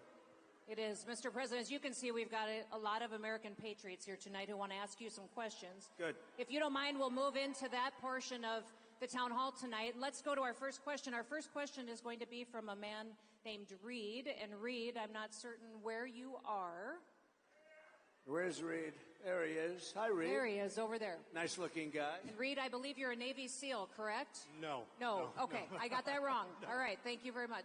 Good evening, Mr. President. My name is Reed. Hi, Reed. I'm a single father and Iraq War veteran. I dream of owning a home for me and my son, but mortgage rates under the Biden-Harris administration have made that impossible. What can you do to help make home ownership affordable again? All right, good. It's a great question, and a lot of people have this question. First of all, it's too expensive to build the homes, and they're building them, and they cost a fortune, and 30% of the cost in some locations is the cost of, like, planning and certificates and a lot of nonsense they do. They make you go through hell. It takes years to get them, zoning approvals, all of the approvals you need. We're going to get rid of a lot of that, but most importantly, we're going to get interest rates brought way down. You know, we had interest rates at 2%, and now they're 10%, and you can't get the money. We had 2%, and there was plenty of money for everybody. And, you know, I call the home part of the American dream. We're going to create the American dream for young people and for older people, too, by the way. We're not going to forget. I mean, I happen to be a very young man, but we're not going to forget the older people. We're not going to forget the older people. By the way, no tax on Social Security benefits for the older people. For those. I guess, you know, somebody said, oh, he's got a conflict of interest because he benefits by that. I'll give mine up if you want. I save tax. But no, we're going to do that for the older people. That's a big deal because you've been eaten alive with inflation, and all I'm doing is getting you back to even. I think when we do that, we're probably just getting you. You know, you have fixed income, and you went up numbers like 30, 40, 50, depending on what they include. You know, they like to say it was a 20% increase. It wasn't. It was 30, 40, and 50, depending on what they want to include. So we're going to do that. But, Reed, getting back to you, we're going to drill, baby drill. We're going to have so much energy. And we're going to bring prices down because, you know, your prices are up. Don't forget, the damage is done. We have the worst president and the worst vice president in the history of our country by far. And let me tell you, she is worse than him. And he's actually, I didn't think I'd ever say this about anybody. She's actually, you take a look at it, she's more dangerous than him, but he's actually smarter than her. I never thought I'd say that. I never thought I'd say that. But look, we're going to get it down. We're going to drill. We're going to get the energy down. When the energy comes down, prices are going to come down. All of that prices, because, you know, when they say, oh, although they had very bad inflation numbers last month, you saw that. Very, very bad inflation numbers, despite the big, you know, they did this big drop, probably too big a drop. I'm not going to get into that. But we're going to get the prices down because the damage has been done. If we had no inflation now, such damage has been done. The highest, in my opinion, the biggest inflation in the history of our country. They didn't include a lot of the bad numbers. I'll give you an example. On housing and on different things, like crime statistics are fake. They were fake statistics. They didn't include some cities that were really bad. So the crime looked like it was just bad as opposed to being horrific. Jobs, 818,000 fake jobs they added. And they padded the job numbers a couple of months ago so that they'd look better on jobs. 818, they were fake. They were fraudulent jobs, and they thought they'd announce the real numbers after the election. But we had a whistleblower or somebody that let it out, so they cheated us on 18. Think of that, 818,000 jobs they cheated. You know, usually when you have those numbers, it's 9,000 jobs off it. This is almost 1 million jobs off. It's not even possible. So we're going to bring things, and Reed, you're going to buy that house, and you're going to pay 2.5%, 3% interest, and you're going to say, I love this guy. Because interest rates, Reed, will follow as the energy goes down. And I made another commitment. I made it over the last month. I've been making it. We have more liquid gold under our feet than Saudi Arabia, than Russia, than any other country. I'm going to bring down your energy costs 50% in the first year. 50%. And I better do it because I'm all over the place saying I'm going to have problems if I don't get it done. But we have all the capacity to do it. Nobody else can make that statement. We have so much energy, we don't even use it. We get energy from Venezuela. They don't have good oil. You know, they have tar. They have tar that you have to liquefy. And you know where they do it? In Houston, Texas. Because that's where we have the plant. It's the only plant in the world that can do it. We do it in Houston. So for the environmentalists out there, this is not a pretty picture, what flows into the air, right? But we're going to use our beautiful liquid gold. And when we get everything else down, houses, everything's going to come. It's going to be beautiful. You're going to have a house. Just wait a little while. Give me a little while. Let me get in. 1 year from January 20th, we will have your energy prices cut in half all over the country. Thank you. And Mr. President, in reference to Reed and his family, he's not in a unique situation. 65% of Americans today cannot buy a home. That has dramatically changed under the Biden-Harris administration, and Kamala Harris has embraced the policies that made home ownership disappear and take away that opportunity from Reed and his family and 65% of Americans today. Listen, the American dream is still to own your own home. And now that is not possible because of what they've embraced. And you talk about liquid gold. If any state understands liquid gold and American energy, it's Pennsylvania. Yeah. The Commonwealth. Yes, the Commonwealth. Make sure, you know. The Commonwealth of Pennsylvania. By the way, this is a really great governor, very successful governor. She read some of the numbers. And I thought she would, because why not? Nobody else will do it, but I will. I did it fast. I do it for my friends. So you did it beautifully, too. She has done a fantastic job as governor. And I will say this. I went to school here. You never. I just want to forewarn her because I've seen it happen and it's career threatening. Don't ever call it a state. It's a commonwealth. And I was saying, Lesson learned. Has somebody, because a lot of innocent lambs have come up and they start talking to the people of Pennsylvania. I love you people. I know you so well. I'm here all the time. But yeah, I went to school here. I went to the Wharton School, the great Wharton School of Finance. And they were great. It's a great place. But I went to college here. So, never, ever even think. I watched one man crash and burn. He kept calling it the state. I kept saying, it's a commonwealth. And by the time the evening, I think his political career ended there. So go Sir, ahead. tonight we have some special guests in the audience. We have a Gold Star family that is with us tonight. Mary and Charles Strange are here. Where are they? Where are they? Oh, here they are, sir. They're behind us over here to the left. Come on up here. Come on. They lost their son, Michael. Come on up. Come on up here.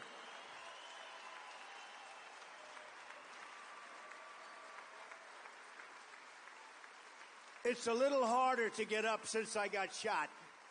They've made it more difficult. Perhaps that's the way it's supposed to be. Sir, they lost their son, Michael.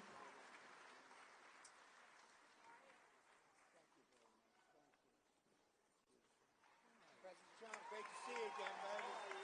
Still Team 6 is the gold star. That's beautiful. Under Obama, all 30 guys died. Did you want to say anything? Under Obama is right. Under Obama. Please, on behalf of your son.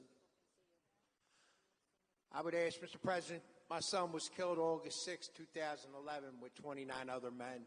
It was the biggest loss of life in the Iraq and Afghan war. It was the biggest loss of life in a single day in the history of America. 22 of them men were Navy Special Warfare. Till to this day, we still haven't gotten any answers. I was wondering, I'm begging you, we would like a congressional hearing. So here's what we're going to do.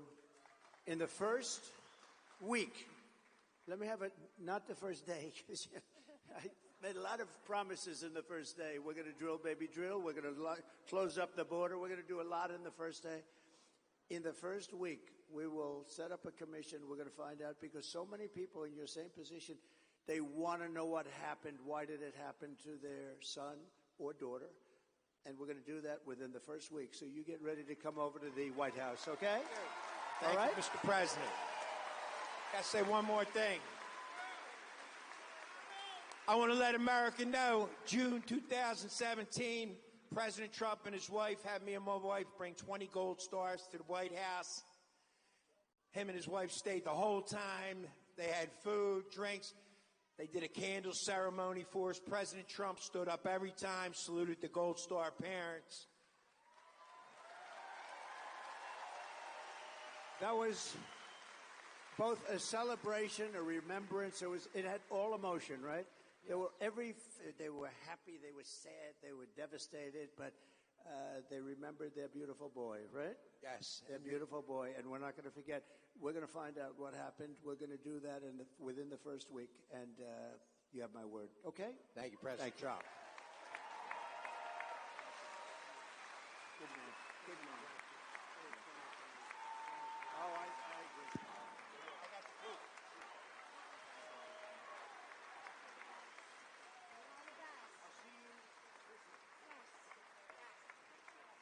Thank you.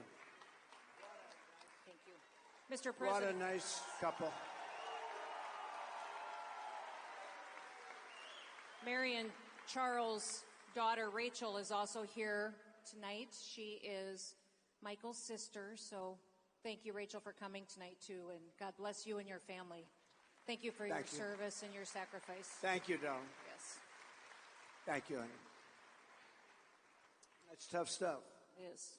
Thank you for your commitment to... And like what we were discussing in Afghanistan with the 13 family members, they feel that bad things happened, stupid things happened, and you hate for that to be, and it's your son or your daughter. They There's deserve no reason. answers. It should have never happened in Afghanistan, I can tell you that, the 13 that died. And, you know, they don't mention there were many people wounded, too, and I mean seriously wounded with the legs and the arms and the face. And we're going to give them everything they want. I've gotten to know those families. Thanks. Thank you, sir. Sir, our next question tonight is from Angelina, who I believe is right here. If you want to come forward, Angelina. Hi, Angelina. Hi. Good evening, Mr. President. Let me stand up for you. Go ahead. My name's Angelina, and I was raised in a Philadelphia Democrat household, a union household. As a mother of a blended family, my top issues are the same issues that face all Americans. Illegal immigration hurts Black Americans. Inflation hurts Black Americans. And dangerous cities hurt Black Americans.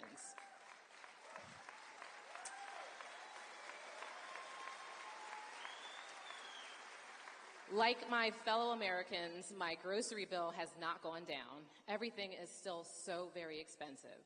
What steps will your administration take to help American families suffering from this inflation? So, it's such a great question in the sense that people don't think of grocery. It sounds like not such an important word when you talk about homes and everything else, right? But more people tell me about grocery bills, where the price of bacon, the price of lettuce, the price of tomatoes, they tell me. And we're going to do a lot of things. Our farmers aren't being treated properly. And we had a deal with China, and it was a great deal. I never mentioned it because once COVID came in, I said that was a bridge too far, because I had a great relationship with President Xi. And he's a fierce man, and he's a man that likes China, and I understand that. But we had a deal, and he was perfect on that deal. $50 billion he was going to buy. We were doing numbers like you wouldn't believe for the farmer. But the farmers are very badly hurt. The farmers in this country, we're going to get them straightened out. We're going to get your prices down. But you asked another question about safety and also about Black population jobs and Hispanic population, in particular those two. So when millions of people pour into our country, they're having a devastating effect on Black families and Hispanic families more than any others. I think it's going to spread to a lot of other places. I think it's going to spread to unions. I think unions are going to have a big problem because, employers are just not going to pay the price. They're going to, and it's a very bad thing that's happening. So they're coming in, many are coming in from jails and prisons and mental institutions, insane asylums. That's like, a step above, right? Insane asylum. And whenever I go, Hannibal Lecter, you know what I'm talking about. They always go to the fake news. That's a lot of fake news back there, too. But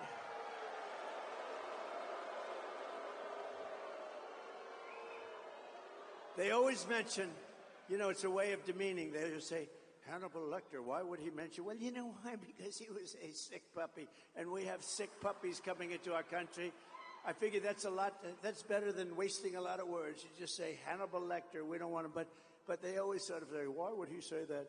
I do it for a lot of reasons, but I do it because we are allowing some very bad people into our country, and they're coming as terrorists. You saw the other day, last month, they had the record number of terrorists. I had a month, and I love Border Patrol. Did you see they gave me a full endorsement 2 days ago? Border Patrol. The Border Patrol, and they're great. And they want to do their job. They don't want to let these people come in. They look at them. They can tell. They can look at somebody, say good, bad. They say what's coming into our country now, it's having a huge negative impact on Black families and on Hispanic families and ultimately on everybody. And we're going to close that border so tight, it's going to be closed. And I said the two things I'm going to do. First, we're going to close that border, and people are going to come in. You want people to come in. We need people to come in. People are going to come into our country legally. It's so unfair. You have people that are waiting on a system, on a line, and they've been waiting on this line, you know how long? For years, 10 years, 12 years, and they study and they take tests, and then people come. I actually say, why don't you just just come on across. I tell people that it's terrible, right? I said, go out. You're incredible. They say, what can I do to speed up the process? I say, you know what? Go to the southern border. I'll see you on the other side. It's so unfair. But we're going to have them come in legally. You have to see what they have to do. They take tests on, who was the first one here? What date was this? What does 1776 mean? All the stuff. And these other people are coming in, and they're affecting the school systems, and they're affecting the hospital system. I mean, if you take a look at what's going on in Springfield, Ohio, a town of 50,000 people, they've just added 32,000 people illegal immigrants, and we're not going to put up with it, and we're going to take care of your costs are going to come down, and you're not going to have a problem with, because the biggest problem, and I'm hearing it from black people, and to a lesser extent right now, but it'll be the same, Hispanic people. And I'll tell you what, our poll numbers have gone through the roof. With black and Hispanic have gone through the roof. And I like that. I like that. I like that. So we're going to take care of it. You will be, I'll tell you, if everything works out, if everybody gets out and votes on January 5th or before, you know, it used to be you'd have a date. Today you can vote 2 months before, probably 3 months after. They don't know what the hell they're doing. But we're going to straighten it all out. We're going to straighten that out, too. We're going to straighten our election process out, too. That's going to be important also. So thank you very much, darling. We're going to get it straight. Thank you. Thank you, Angelina. Mr. President, we had in the last year over 800,000 Americans lose their jobs in this country, but 1.2 non-citizens took those jobs. They're filling the jobs that Americans could have to provide for their families. And Kamala Harris has been in charge of this border. She is the one who has been the border czar, who has facilitated this invasion. I've always called it an invasion and a war zone down there because we see the criminals and the terrorists coming across. It is an invasion like we've never seen before. And, you know, if it was an invasion of people that deserve to come in or that will love the country, will be great. You know, she used to go around saying, they don't commit crime. Have you seen the gang from Venezuela, what they've done in Aurora, Colorado? But it's only a few. According to Martha Raddatz. According to Martha, it's just a few apartment buildings. And by the way, it's hundreds all over the country, and they're like me. They're in the real estate business, but they take it over with rifles. They take it over with a level of sophistication, because you know a lot about guns from where you come and you like it. And I'm a big protector of the Second Amendment. We've gotten totally endorsed. And if you think that's easy, it's not easy. But the NRA gave me total endorsement. I assume you got total endorsement. We have no choice. We have to have it. I mean, especially when you have, you know, it's amazing. These radical left lunatics, they want everybody to come into our country. Many of those people are criminals. And then they want to also take your guns away simultaneously. So they don't want your guns, but they want them to come in. So you need it for protection. You know, if somebody knows that you have a gun in your house, they say, let's go after somebody else. People put signs under this gun, or we have, some of them actually spell the kind of a gun they have. We have an AK-47 inside. And people say, you know what, let's just, and I knew about an AK-47 from a few weeks ago. And the AR-15, I know about that one too. I know a lot. But you know what? You have a lot of bad people out there, and you can't, you know, it just can't be a one-way street. You know one thing, because she wants to take your guns away, if you take them away, the bad guys are not giving them up. That's the only thing. I don't think the good people are giving them up either. You want to know the truth? But the bad guys are not giving up their guns. That's the only thing I know for certain, right? It's true. You're true. Your J.D. Vance did a fantastic job on Sunday morning, Is he calling doing out a the good fake job? news. Yes. For how they're trying to diminish the devastation that's going on in some of these communities. And Kamala Harris has facilitated losing 300,000 children as well since she's been in charge of the border. I always say that they're not missing children, that they are trafficked and kidnapped and murdered children because they've come across that border and we have no idea where those children are. And we know how devastating it is, what's happening to their lives right now with what she's facilitating. I think that, you know, all bad numbers, we have a lot of bad numbers. There's so much bad happened in this administration. It's disgraceful. You know, as an example, there'd be no war with Russia and Ukraine. There's no way. I get along very well with Putin. I fully understand what's happening. It was the apple of his eye. He used to talk about it. But I said, you're not going in. And he wasn't going in. It's only because of Biden. He looked at this guy. He can't even believe it. But the same with Ukraine. I got along very well with Zelensky, very well. In fact, he came to New York 2 weeks ago. He came to see me, and I got along very well with him. I'm going to negotiate that thing out. That is now a death trap. You have cities that are all down, those gorgeous golden domes, those magnificent domes are laying on their side all busted up after, I don't know, they're 1,000 years old or something, the heritage, what's happened there. But many more people are killed than they're reporting. They knocked down, that was my business, they have apartment houses that are really, they're like 3 blocks, city blocks long. not that tall, but pretty tall, and they are big, and they knock it down with a missile, and they say 2 people were slightly injured. You know, a lot of people. The number of people dying in the Ukraine-Russia war is a far greater number than anybody knows. And Biden has done nothing about it. He hasn't even spoken to Putin in over a year. Know nothing about it. And this is a war that has to end, and we're going to get that war ended. I'm going to try, and I think I can, get it ended as president-elect. In other words, before I even take over the White House. Got to stop the people from dying. They said to me, well, whose side are you on? I was interviewed by fake news, CNN, you know, fake news. Uh-oh, their camera just went off. Their camera just went off. No. Their camera just went off. Okay. It always happens. Whenever I point to them, immediately they turn off because they know it. But I was Caitlin Collins, a nice person, but Caitlin Collins is interviewing me, and she said, well, whose side are you on? I said, it's not a question of sides. I want people to stop dying, that's all.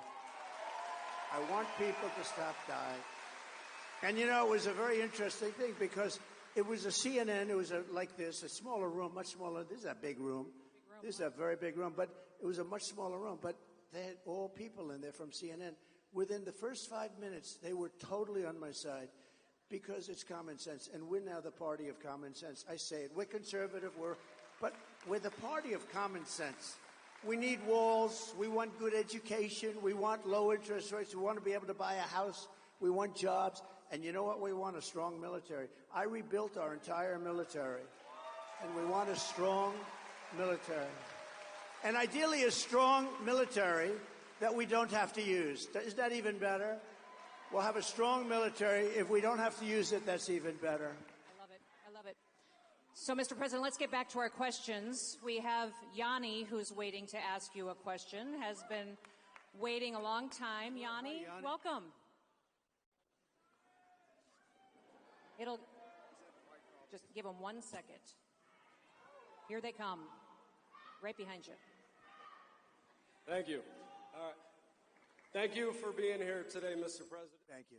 To answer questions from all the voters of Pennsylvania and just to work hard and show support. I appreciate that. Thank you. I'm a small business owner in Lansdale. I have a small breakfast lunch restaurant, Coffee Corner. And thank you. And to be honest, Mr. President, I really, am praying for you to get in there and change the policies. Ever since the gas prices started spiking, I noticed literally everything started spiking, from deliveries to services, goods, even maintenance, overall maintenance. Everything just spiked up, and it's really hurting small businesses, small business owners, and those who work within them. So my question is, what's your plan to help bring common sense back and help small businesses that got destroyed by Democrats after COVID and the Biden administration? So, great. Because small businesses are actually bigger than big businesses when you add them all up, and it's very important. And sounds like yours. I would love your food. I can tell by looking at that guy. I think I'd like to go over there. If I'm over there, I'm going to stop it. The fact is that, they want to get away from gas. And I have friends, they're into the cooking world. I'm not. I just like to eat. But they're into the cooking. And I don't know how you feel. It sounds like they feel that gas is much better than the electric for cooking, right? And they have this thing about, they want to put gas out of business, right? No gas. The amazing thing? We don't have electric in this country, but we have all the gas you can use. We have oil and gas. That's what we have. And even the cars, if you look, they want to go with all electric cars. California is having blackouts every week, brownouts, blackouts, and then they come up with rules and regulation to go to all electric, but they can't even supply what they have. It's so nuts. We're going to get, number one, your utility costs. You heard me say it before. Your costs will be down, and we're getting rid of all the and if you want electric, great. And if you want gas, great. The only thing you can't have is a hydrogen car, right? You heard me say that, right? Because you know what happens? They have a new car, they say it's great, but it's got one problem. You know what the problem is? Every once in a while, one will blow up. And if it does blow up and you happen to be inside of it, you're in bad luck because you're not recognizable. Do you know that? It's the new thing, hydrogen. I said, no, thank you. I don't want it. I don't want. They called the wife. That's not my husband. Oh, yes, it is. It's no good. So if we get your energy costs will be down by 50%. Your interest is going to come down, and people are going to start to make, not only you, people will have more money to go to your restaurant. You're going to have a great business. And, you know, during COVID, I was the one that worked out the loans. I don't know if you got one, but everybody, so many people got millions of small businesses. And Linda McMahon was the head of Small Business Administration, which was a big business. But she was the head, and she was phenomenal. Linda McMahon was phenomenal. So many people tell me about her that she was one of the best secretaries. But Linda McMahon was in charge, and they loaned billions of dollars out to people with small businesses, and it was the greatest investment we made. It stopped us from going into a 1929 depression, which is exactly what we would have had. And she did a fantastic. She did a fantastic job. We're going to get your costs way down. Yes. Thank you. Thank you. And, Mr. President, my state, I always tell people it's hot in the summer, it's cold in the winter, and it's a long ways to drive anywhere, which I think a lot of Americans are experiencing, that no matter what, you're energy dependent. And since Joe Biden has been in the White House and Kamala Harris has supported every single one of his policies, did you hear her on The View? Did you hear her say she wouldn't change a thing from what Joe Biden has done? It's cost the average American family $4,500 just in energy costs. Just in energy costs. Okay. Hold it, we have please. some. A doctor, please. Doctor. Thank you very much.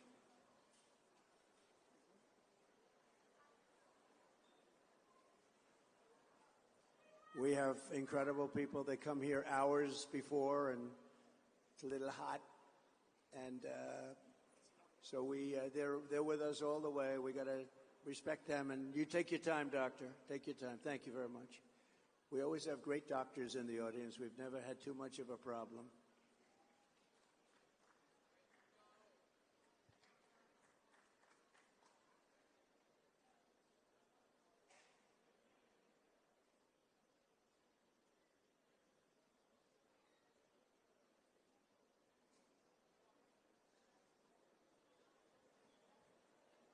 Look at the quality of care we have. It's incredible when you think, right? These people, first responders. Our first responders are amazing, the way they can do things so beautifully and quickly.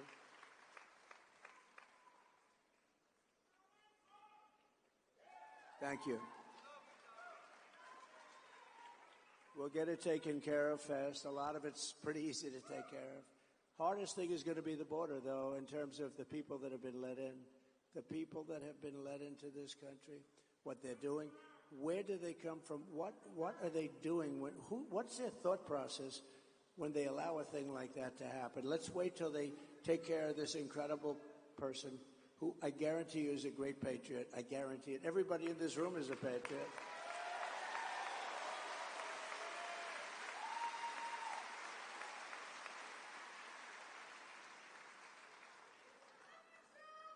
Thank you, darling. Thank you.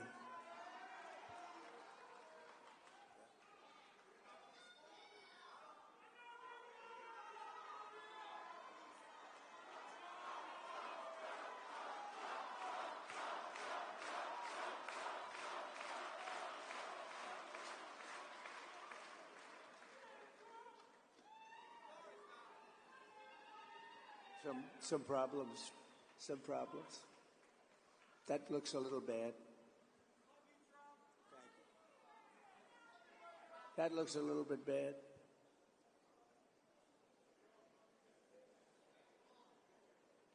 You may have a seat to make sure everybody can see. Thank you so much. Am I the only one that hears that song? And I see you crying in the front row, right? There's something about that song and something about where we are today as a country. I'm sorry, I didn't mean to call you out. She's beautiful. She's in tears. Thank you, darling.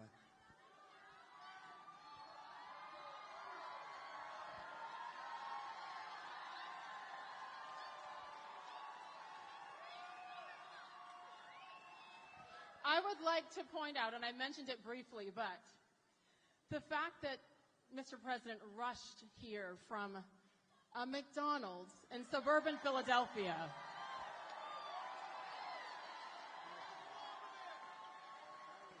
Okay.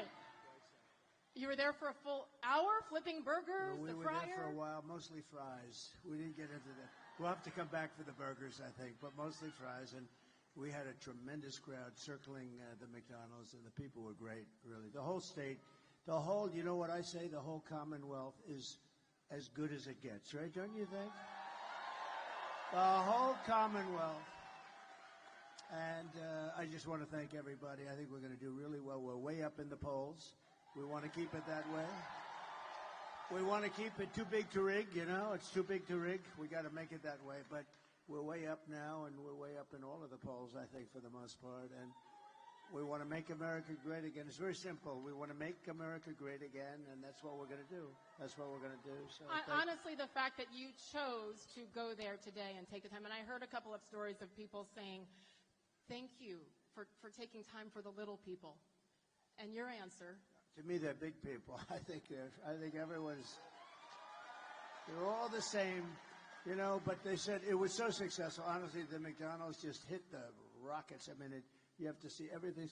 They said, sir, you don't have to do this stuff. I said, are you crazy? I'm not going to do this. They said, you can avoid this. Can you imagine that? I said, who's going to tell these people? I'm not telling. Hey, maybe we can make this more exciting than the McDonald's stuff. How about that? But there's no way I wasn't coming. I know this area very well, maybe better, and some of the greatest people. So it's great to have such a crowd. They have an overflow crowd. They have people outside trying to get in. And I was going to suggest, if anybody would like to give up your seat, anybody? One hand.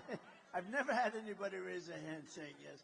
Anyway, thank you very much. Not happening today, but I thank you so much for making that trek from outside of Philly and now here in Lancaster. And then you have a busy night because we got some football to watch in Pittsburgh. Stop, all you Eagles fans. We can cheer for the Steelers tonight as well. I want to just give you a quick rundown. I mean, this is going to be, you know, Mr. President, he is as organic as it gets, right? So we are going to go everywhere tonight on all different kinds of topics. You may notice there's no teleprompter. Not necessary. We don't need that here. I'm just saying. So we have questions from the audience. We also have questions from a few of the lovely people behind me as well. We're going to go back and forth and take turns. So are you ready for this town hall? Let's go. The first question is someone I believe who is behind me. So you're going to have to tell me. I didn't get to meet you all. Bob, where are you? Hi, Bob. Here we go. Hi, Bob. Ooh. Come on up. I like that outfit. Oh, that's beautiful. Where did you buy that? I want to get one of them. Okay. That's pretty cool, actually. Can you help him out with an outfit? Absolutely. Absolutely. I got just your size. Mr. President, I start the afternoon off. My name is Bob. I'm a retired union worker from Hazleton on a fixed income. Many Americans in my position struggle to make ends meet. Will you commit to helping protect Social Security and Medicare benefits? A great question. The answer is yes. And, you know, when you say fixed income, because of Biden and Kamala, nobody knows her as Harris. You know, I can't use the word Harris. And, by the way, it's her 60th birthday, so I want to wish her a happy 60th birthday. Right? No? No, happy birthday. And many more, and I mean it. So, you know, I do mean it, actually. I'm just looking at this gentleman. You don't look like you're retired to me. You look like you're in the prime. You could be if you wanted to be, right? You're doing I'm great. trying. Look at the size of the arms of this guy. I don't know. He looks pretty healthy. So people on fixed income have been decimated by the Biden and Harris regime. This has been horrible what's happened to them because we have, I think in history, I think of the greatest in history. They say, no, it's 48 years. But I think we had the greatest inflation just about in the history of our country. They don't include everything. They don't include interest rates going from 2% to 10, but you can't get the money at 10, so therefore it's much higher. But the people that are hurt the most are people on fixed income, like Bob. And we're going to do a lot of things. For one thing, no tax on Social Security benefits for seniors. Are you getting Social Security? You don't look. What is your age? 57. You look a lot younger than that. Doesn't he look handsome? He's a much better looking guy than I am, and look at him. You look good, and you have a good family, great family. I've got a great family. That's great. So you were hurt, though, because of the inflation. I mean, people were hurt because of the inflation, and especially the people that are in fixed income. And here's what we're doing. Number one, no tax on Social Security for our seniors. That's a big deal. No tax on tips also, as you know, and no tax for all different groups we're covering, right? And no tax on overtime. So if you work overtime, that's been the big sleeper. And you know another good one, I think something that's going to be really good is you can fully deduct your interest payments when you buy a car. We never did that. And a Wall Street genius called me up. He said, whose idea was that? It sounds pretty simple, right? But we've never done that. So you buy a car, you're going to be able to fully deduct your interest payment. That's a big deal. So you go out and buy a car. So we're going to do that for you. Also, that's a big thing.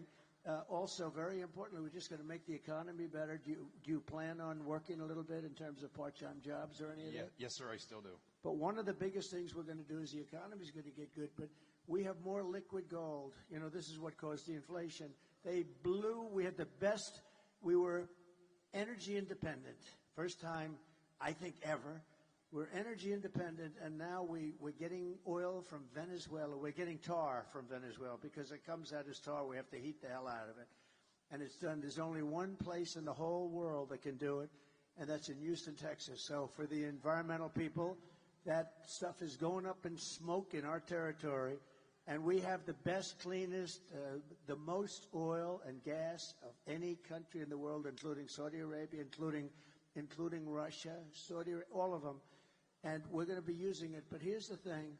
We will get your energy bill, everybody in the audience, including businesses, down by 50% from 1 year from when we take office. And when that happens, everything else is going to follow. You know, so Sage, it was energy that caused, Bob, it was energy that caused the problem.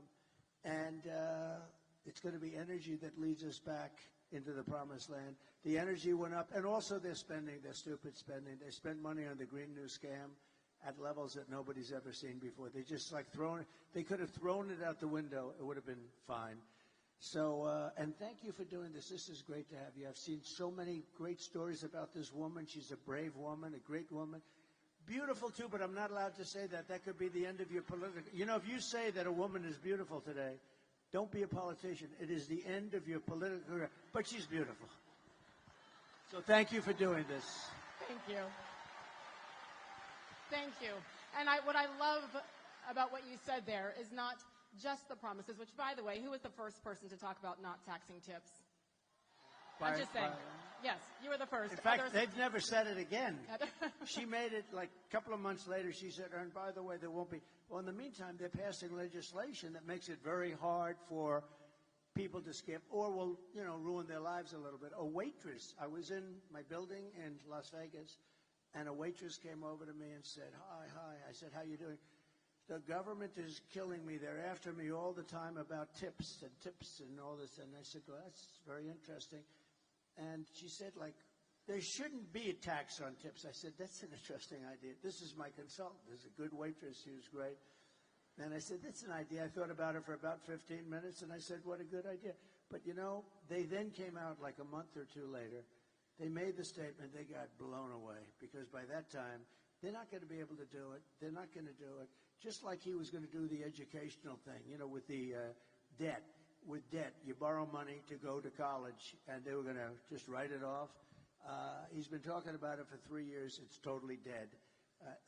They won't get anything passed. We're going to get it all passed. We're going to get it done very, very quickly. So those things. But from your standpoint, Bob, the Social Security is a big deal. So we'll take care of you. And I love the fact that Mr. Trump said within the amount of time. You said, give us a year. Go fast. So it's not just a promise. It's, okay, give us a year to get this done. So thank you. That is huge for all Americans. I have to say that that's right, you said 15 days. That's right. It's hard to believe. 15 days until we get to be great again, right? But We have, look, what they did is terrible because this guy won the nomination. He got 14 million votes.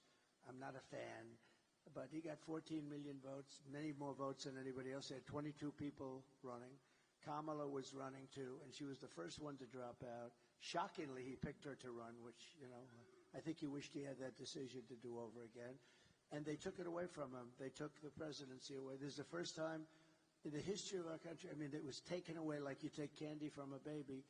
And I don't use the word, you know, there are a lot of words to describe it. It's a coup and so what. They took the presidency of the United States away from him.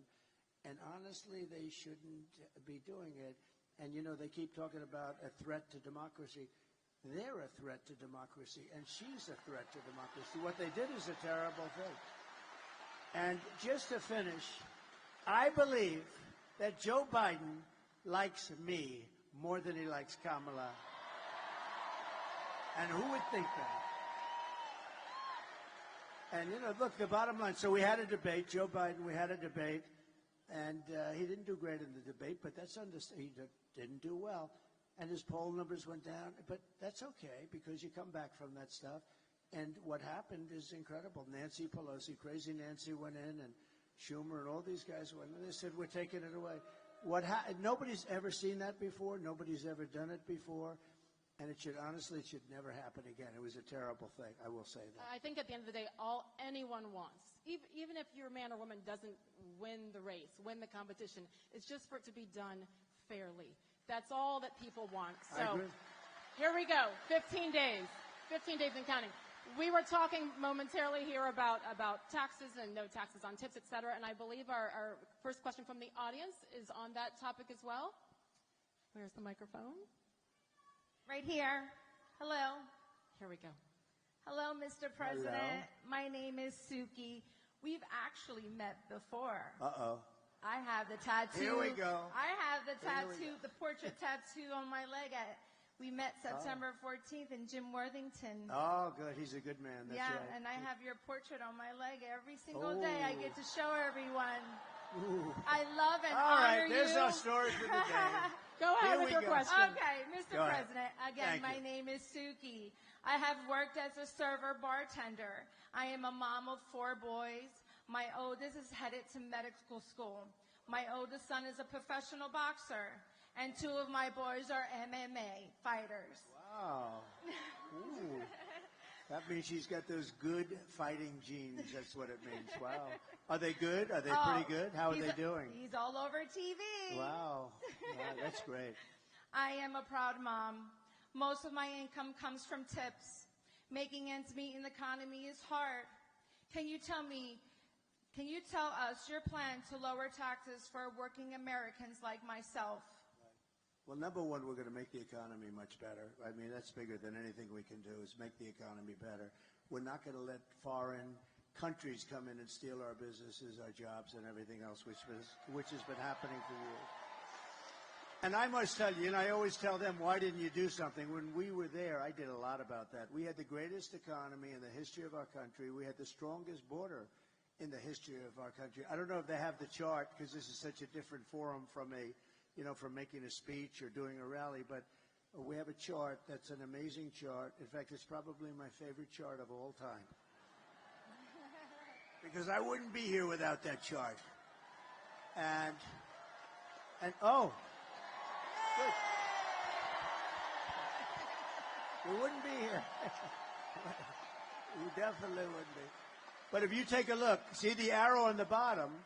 That arrow is my final day in office, and we had the lowest illegal immigration that we've had, I guess, probably in history, certainly in recorded history. And it was going lower. And we were going to let people in. We want to have people come in, but they have to come in legally. We have to know they love our country. They can. We don't want people coming in that were up for murder. And not only up for murder, convicted. We have 13,099 convicted murderers that were released into our country from the prison systems, penitentiaries in other countries. And the last count was 180 countries when you think of it. And we just can't let that happen. We also, drug dealers, gang members, everybody. And if you look at Venezuela, if you look at a lot of these countries where they came from, they opened up their prisons and they allowed the people to come out. And honestly, I would have done the same thing about it. It's called open borders. They heard we were open. They took them out. Thank you. Oh, it's so cute. Look at her. She's very politically wise at that young age, right, both? These are young kids, and everybody's liking politics nowadays. Well, we better win or they're not going to like it too much, I can tell you, right? They're not going to like it. So we can't let that happen. We're going to make our economy great, and you're going to really come along with it. And all of those other things that I talked about, including no taxes on tips, all of that's going to be just something very special for you. That'll be a great thing. Thank you. And tell your boys to do great. I'll be watching, okay? Ethan Mercado, look out for him. Okay, we'll be watching. We'll be watching. President Trump. Thank you. I love Congratulations. you. Thank you, hon. Thank you, Suki. And I think that is something that has not been talked about enough. We will get there a little bit later in this town hall as well, but the effects on the economy because of the open border. Yes, safety, but also the financial drain in every aspect. So we'll get into that a little bit more as well. I have to tell you that, if you look at the polls, they'll tell you that the biggest thing is the economy. Second thing is the border, but, I think this is bigger than the economy. I think when you talk about the economy, I think you have to include inflation in the economy because the inflation's the worst we've ever had. I think it's just absolutely, in the old days, they used to call inflation a country buster. You go back hundreds of years, Germany had big inflation. It was destroyed. Other countries were destroyed by inflation. With all of that, I think what's happening at our border, where they're allowing millions of people to come into our country every year, totally unchecked and unvetted, coming from prisons and mental institutions and coming in as terrorists. We have the highest level of terrorism, highest level of terrorists that we've ever had. We've never had this many terrorists come in. We had 1 year where and I don't even believe this myself, the Border Patrol made these charts, and in 1 year, in 2019, I guess it was, they had 0 were allowed. Now, I think it's probably wrong. It must have been some, but 0. They put it down as 0. And this was not from me. This was from them. And the following year it was 11. And now we have thousands of terrorists coming into our country. And nothing good can happen with that. Nothing good is going to come out of that. So I really think it's a big part of the economy, too. But I think the number one threat that we have, and I actually think the thing that people are going to be voting on most is what's happening on our southern and our southern border. And I think it's the number one thing that people want to talk about. Yes, I totally agree. And we love that chart, too. I love that chart, too. I sleep with it. I kiss it when I go to bed. That's a great visual, Mr. President. Let's keep it going on the topic of safety. Our next question is also from the audience here. His name is Chris. Chris, yell out. Where are you? Here we go. Same spot as Suki. Hi. Hi, Chris. Hi, Mr. President. Thank you for coming to Lancaster. As the Lancaster County Sheriff, I'm committed to upholding public safety and reducing crime in our community by working closely with local law enforcement and other partners. How does your plan for law and order in your next term support local sheriffs, like myself, to ensure we have the resources needed to protect our communities? Great question. Are you the current sheriff? I am. Yes, yes, sir. Wow, that's pretty good. You look like it. That's pretty good. Can I, real quickly, this is a statistic that I know you know, Chris. In the Commonwealth, 49 of 67 county sheriffs have endorsed Donald J. Trump. I was one of them. And the rest are coming because nobody's endorsing. We have the endorsement of almost every law enforcement agency group in the country, so it's good. They have none. I don't think they have any. So thank you very much. I'll give you an answer to that. So we have to protect our law enforcement. We have to indemnify them against the bad things. You know, if you do your job well, oftentimes they go after you. They want your house. They want your pension. They want to fire you. They want to.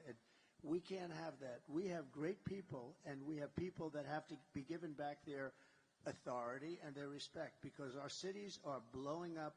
We had the worst crime that we've ever had in the last year. Remember the other day, pretty recently, we were at the debate where I was debating with David Muir of ABC Fake News, And I said, we have crime at a level that we've never had it, and a lot of it's migrant crime now. The migrants are coming, and they're causing crime, and they're tough as hell, and they're causing tremendous, they're taking over like Aurora and in Colorado, and I mean, they're taking over buildings. They're in the real estate business all of a sudden, but they're vicious people, and they're taking over. And he said, no, the crime is down. Crime is down. I said, crime's not down. No, it's down.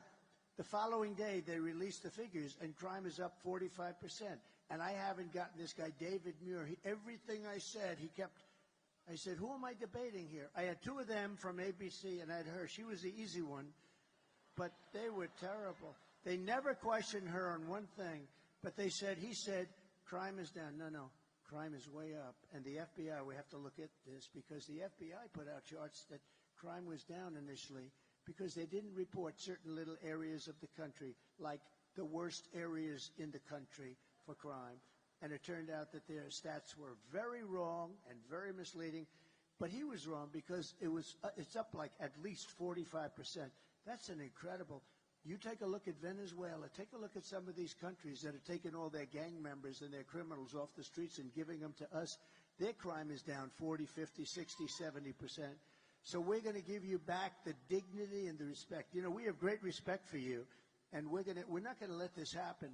You can stop crime. You just have to be given the go-ahead. You go to Chicago, you go to a lot of cities, and they rob a department store, and guys are walking out with refrigerators. They have it on their back with two friends, and air conditioning and everything. And they literally are stripping, and the police are standing outside, and they're shaking out of anger because they really want to do something, but they're told to stand down, and they're watching these criminals walk out. We're not going to have that happen. We're not going to let that happen. So thank you very much, Sheriff. I appreciate it. Thank you. You know, I think, unfortunately, since you left office, and certainly 2020 and COVID and George Floyd, I mean, it has been tough, and that's why I think we're all so grateful for the men and women in blue, because you do put your lives on the line every single day. So thank you, Chris, honestly, and for being a leader there. But I'm sure that is something that these sheriffs have to worry about, to encourage men and women to come back to the police force, that they will be supported on a federal level. It's become more and more dangerous. I mean, I visited a great family in Long Island where a policeman who was killed said, please open the door. They opened the door and they start firing. The windows were darkened. They opened the door and they start firing. There's not a thing you could do, even if you were allowed, and they're not allowed, to open the door with a gun in your hand. You're still not going to make it, because you can't beat that kind of speed. I mean, he's got a gun. And they started firing. He died. I went to the funeral. He died, and I paid my respects to the most beautiful family, and they can't even believe it. But the wife was telling me that she was so afraid it was going to happen. And things are happening today. It's a very dangerous profession. Of course, being president is a very dangerous profession also. You know, we were going over that the other day. 1/10 of 1% of race car drivers, that's pretty dangerous, right? 1/10 of 1% race car drivers die. 1/10 of 1%, these guys that ride the bulls, I mean, say what you want, they are very brave. But 1/10 of 1%, similar to like the race car stuff. With presidents, it's a lot of them. If you think about it, you know, you had Lincoln and Kennedy and McKinley and this and that, or get shot at, many shot at, Reagan and Ford. And this is a very dangerous profession, but I wouldn't change it for anything, because we're going to turn our country around. We're going to turn our country around, and we're going to do it.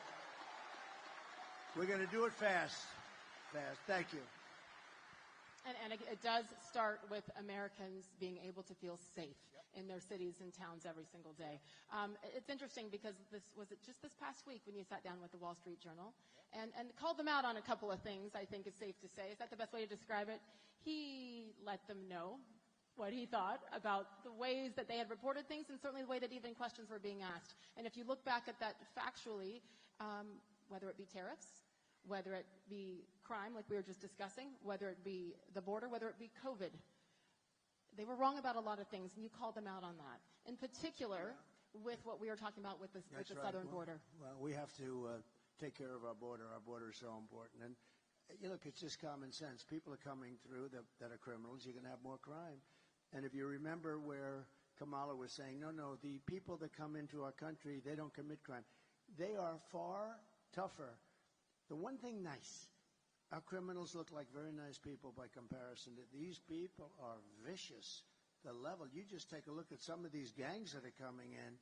So our criminals look much nicer than they used to. That's the only thing we can say, but that's not much. The Wall Street Journal was interested. I had like a 2.5-hour meeting with them, and it was a great meeting. I respect the Wall Street Journal a lot. And we had with the editorial board, and they actually wrote a beautiful story about it, but the one thing they said that was great, we've watched this guy for 20 years. The one thing we know is that he's got no cognitive problem. I have no cognitive. She may have a cognitive problem, but there's no cognitive problem. It was nice that they actually said that. They said, if anyone has any questions, we were grilling this guy for 2 hours or 2.5 hours. Got no cognitive. In fact, if anything, he's maybe better. I don't even know if I like this. Maybe he's better than he was 20 years ago. So anyway, no, and I actually call for a cognitive test for all people wanting to run for president. I think not based on age. Some of the greatest leaders in the world, and I'm not 80, and I'm not that close to 80, but in the Biden case, he's 81 or 82. And that's okay, because I know people that are unbelievably successful. By the way, a man who's very successful is Rupert Murdoch, and he's 93 or 94. He was at a meeting that I had the following day, and he's sharp as you can be. I mean, he's the same guy that I've known for 25, 30 years. He's sharp, and he's in his 90s. We've had some of the greatest leaders in world history that are in their 80s, but it was very interesting because in reading the article, it was a great article, but I appreciated that they said that. It's very nice that they say it. I've done cognitive tests. I've done them twice, and I aced both of them. And the doctor, in one case, said, I've never seen anybody ace them. They've never seen anybody ace them. But I'd like to see cognitive tests for anybody running for president or vice president. I think it's important in a way. And it should have nothing to do with the number, the age, in my opinion. No, it's I all think about the test and turn them in and make that part everybody. of the requirement. I did ask about it, though. Why can't they? They say it's unconstitutional, which I think is too bad or ridiculous. But I'd like to see that. I think it would be great if we could have, good, strong tests for people that are running for president, vice president. They do say, however, it's unconstitutional. Who likes the idea of that? I do. Yeah. Well, there's an age minimum, so add that to it, 35 years, and a right. cognitive test. Yeah. Because you could be 41 and have cognitive issues, right? I mean, I've said it for a long time, and I think it would be a great thing if we could do it. Let me ask you one more time to wrap up the topic of the border, because the second you left office and Biden-Harris took over, they immediately implemented changes and changed drastically so many of these 99 things. changes, can you believe? Immediately. Like remain in Mexico. Like you got to remain in Mexico. You can't. That's a little change, right? And you think that was easy to get from Mexico? I said, we want to, and because of tariffs, I said, look, if you don't agree, I'm going to charge you 25% tariffs. They said, we would love them to remain in Mexico. I'll never forget. They were so against it. So how quickly can these be implemented again and changes made? Almost immediately. Remember one thing. I watched her the other night about a bill. The bill was a disaster, by the way. It was a horrible bill. Would have let people have immunity. It would have given people, millions of people would have allowed it to come in aimlessly. It was a hopeless, horrible bill. But she always uses that. And we would institute, she's trying to get tough now on the border. After 4 years of destroying our country, now all of a sudden, a couple of months ago, they went to a little bit tougher. The only thing she didn't stop are airplanes flying over the border, loaded up. You know how many people? Hundreds of thousands of people come in by airplane. They didn't stop that. They forgot. I think they said they forgot. They want to show a little toughness. But look, we need strong borders. We need great elections. If we don't have great elections and strong borders, then we don't have a country. Those two things, and other things, but those two things are at the top of the list. We have to have strong borders. And we want people to come in. Yes. But we want people to come in that can really do it, that can do a job. And we're going to get that. We're going to get that. But we have to get rid of the people. We have to get rid of the people that are now there. She is so bad. Remember what she said? I'm sorry, when you say get rid of the people who are there, some of the illegals that are here? No. I'm talking about the politicians. The politicians, that are allowing okay, this I'm to making happen. sure. No. We have to get rid of the politicians. And remember what she said? She was interviewed on numerous shows and she couldn't come up. What would you do different? I can't think of anything. I don't know. She can't think. Do you know that 325,000, now think of a stadium, a big stadium being filled up many times. 325,000 children are dead or missing under there. They came across the border or they didn't. They're all dead, missing, or into sex slavery or slavery. 325, many of them are dead. I'm sure many of them are dead. Probably their parents will never see their parents. Like any parent, they want to see them. They get kidnapped, they get taken. 300, and they come through an open border. They're missing or dead, or they're in slavery. 325,000. Think of that. Think of what that means. The numbers, like unheard of. And remember, what would you do different? Nothing. I wouldn't do anything different. So immediately she's disqualified because he's the worst president in our history. She's the worst vice president in our history. And to think that, she's running for president is pretty ridiculous. I feel like you all will agree with me that this is no one here or in this country that I speak to, and you speak to a lot more people than I do, is anti-immigration. It's about doing it the right way. And now we sit here, and I know you hear this everywhere you go, Mr. President, where you hear people saying, send them back, send them back. That process is not easy. No, but we obviously cannot even take care of the taxpaying Americans in this country. Yeah. So when you hear send them back, and some should be sent back based on a quote-unquote resume, what is that process like? So let me just tell you, again, it gets down to the sheriff and local police. They know everybody in town. They know their names, their middle names. They have serial numbers. They've got everything. They know everything. They know all about these horrible criminals coming in from Venezuela, coming in from Colombia. They know everyone. Local police. The local police will work with others. And look, from a practical standpoint, it's very tough because there'll be one woman with two beautiful children who gets brought back, and there'll be tears, and the Times and all these crazy newspapers will do stories about one person when so it's a very difficult thing. But we start with the murderers. We know who they are. We don't know everything about them because they've been let in without being vetted. But we start with the murderers. Nobody wants to have murders. These are people that some were getting the death penalty. They were going to be executed in their own. Some killed more than 5 people. Some killed more than 2 people. One killed like 9 or 10 people. We want them out. We start with them. We start with the drug dealers. We start with the people that are causing. Oh, by the way, you start also with the terrorists. You got to get them out. And then we start figuring out what the hell we're going to do, because what they've done to our country, what they have done, and I'll tell you who is affected most, the black population, the Hispanic population, because their jobs are being lost. People that had jobs for years are losing their job now to people that came into our country illegally. So that's a really, and they're starting to see it. The black population over the last short period of time, their unemployment numbers have just skyrocketed. The reason is people coming into the country illegally are taking their jobs. So, and I'll tell you what's going to be affected very much are going to be unions. But you're going to see things happening that are it's just too much. In one town in Ohio, a town of 52,000 people, they put 32,000 illegal migrants in this town, right? 32,000 illegal migrants into a 52,000 people town. In Aurora, they have people that are running out and walking down the streets carrying weapons. And the landlords of the building is saying, I don't know what I'm going to do here. They're collecting the rent in the building for themselves. And this is happening all over. This is happening all over the country. We mentioned a few different places. And a lot of mayors don't want to talk about it because it's bad for the reputation of the state and the town or the city that they're in.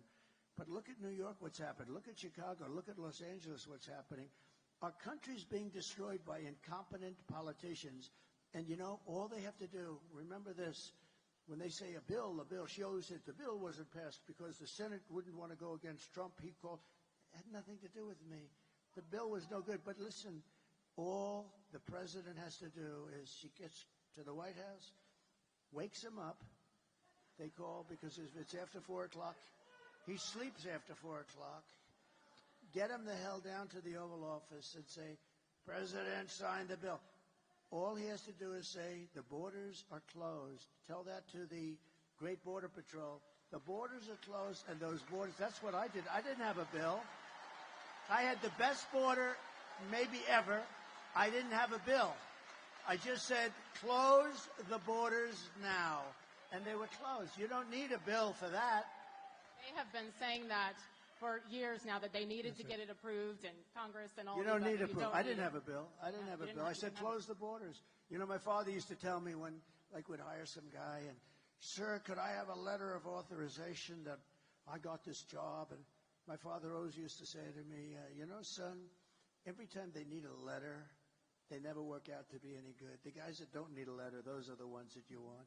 Because when they ask for a letter, that means they don't have it. This guy, so what happens is you call up the head of the Border Patrol, you call up the group, and you say, effective immediately, the borders are closed, and they close up. And that's what I had. I didn't have a bill. I closed up the borders. And the billions of dollars that are being spent across the country to pay for the education, the health care, the rent, the insurance for illegal aliens can go to Americans, can go to minorities, can be spent on veterans who are on the streets homeless. So I have hope, and we're going to hold you to this. But, you know, it's not financially feasible or sustainable for us to be paying for not for hundreds, for millions and millions of people. It's estimated now that the real number is over 21 million people in 3.5. 21 million people came into this country. Many of them are seriously bad people. And that's why the graphic is the best I was graphic wondering who ever. that was. It's the fake news. No, these guys are great. These are the photographers. When they take good pictures, I like them. When they take bad pictures of me, I don't like them. They usually turn out to be not so nice, but that's okay. Here's a man. Pulitzer Prize, Doug. Pulitzer Prize. It's the only thing good about the New York Times is Doug. Pulitzer Prize, everybody. Pretty good. He's good. He's a good guy. They're all good guys. Very talented guys. Good. Yes, we pay extra close attention to any movement up near the I was stage wondering these who's days, coming don't in. we? I was looking. I was getting ready. Put up your dukes. Here we go. Here we go again, yes. Back to the audience. Where is Paul for a question? Good I evening, got to get to Mr. work. President. He's behind me. Hello, Paul. All right, Paul, let's go. Hi. You ready? Hey, to kind of talk a little more about the border. My name is Paul, and I served in the United States Army and the Pennsylvania Army National Guard. Thank you.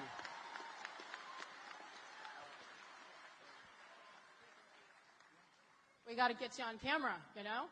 Let me get up. These are the most uncomfortable chairs, but I think we'll get up. There is no chair like that chair. I'm so glad you said it. How are you? Nice to see you, man. That's Nice great. to meet you, Go President. ahead, please. Sir, right now members of the National Guard are mobilized because of the crisis at the border. How soon will the wall get finished if you're elected? So the wall, we built hundreds of miles of wall, more than I said I was going to be doing. And again, I had a hard time with Congress on the wall. I took it out of the military because we rebuilt the military. We had a lot of money in the military. We took out billions because I considered it an invasion of our country. It was very easy. And we then got sued by Nancy, crazy Nancy, and all the Democrats, and we got sued 11 different times. We won all the suits. It was brutal, but we were sued a lot. And we got hundreds of miles of wall built. And then I said, let's add some more. And one of the reasons we did have the great success is because I got the wall built. I was building wall at levels that nobody had ever seen. And we were going through tremendous obstacles. It was hard, but we got it done. And then I said, let's add 200 miles because there were certain areas. You know, it's interesting. When you add wall here, you got to add a little more wall here. And it's just it's like water. It's like water. And we were ready to do that. We ordered 200 miles.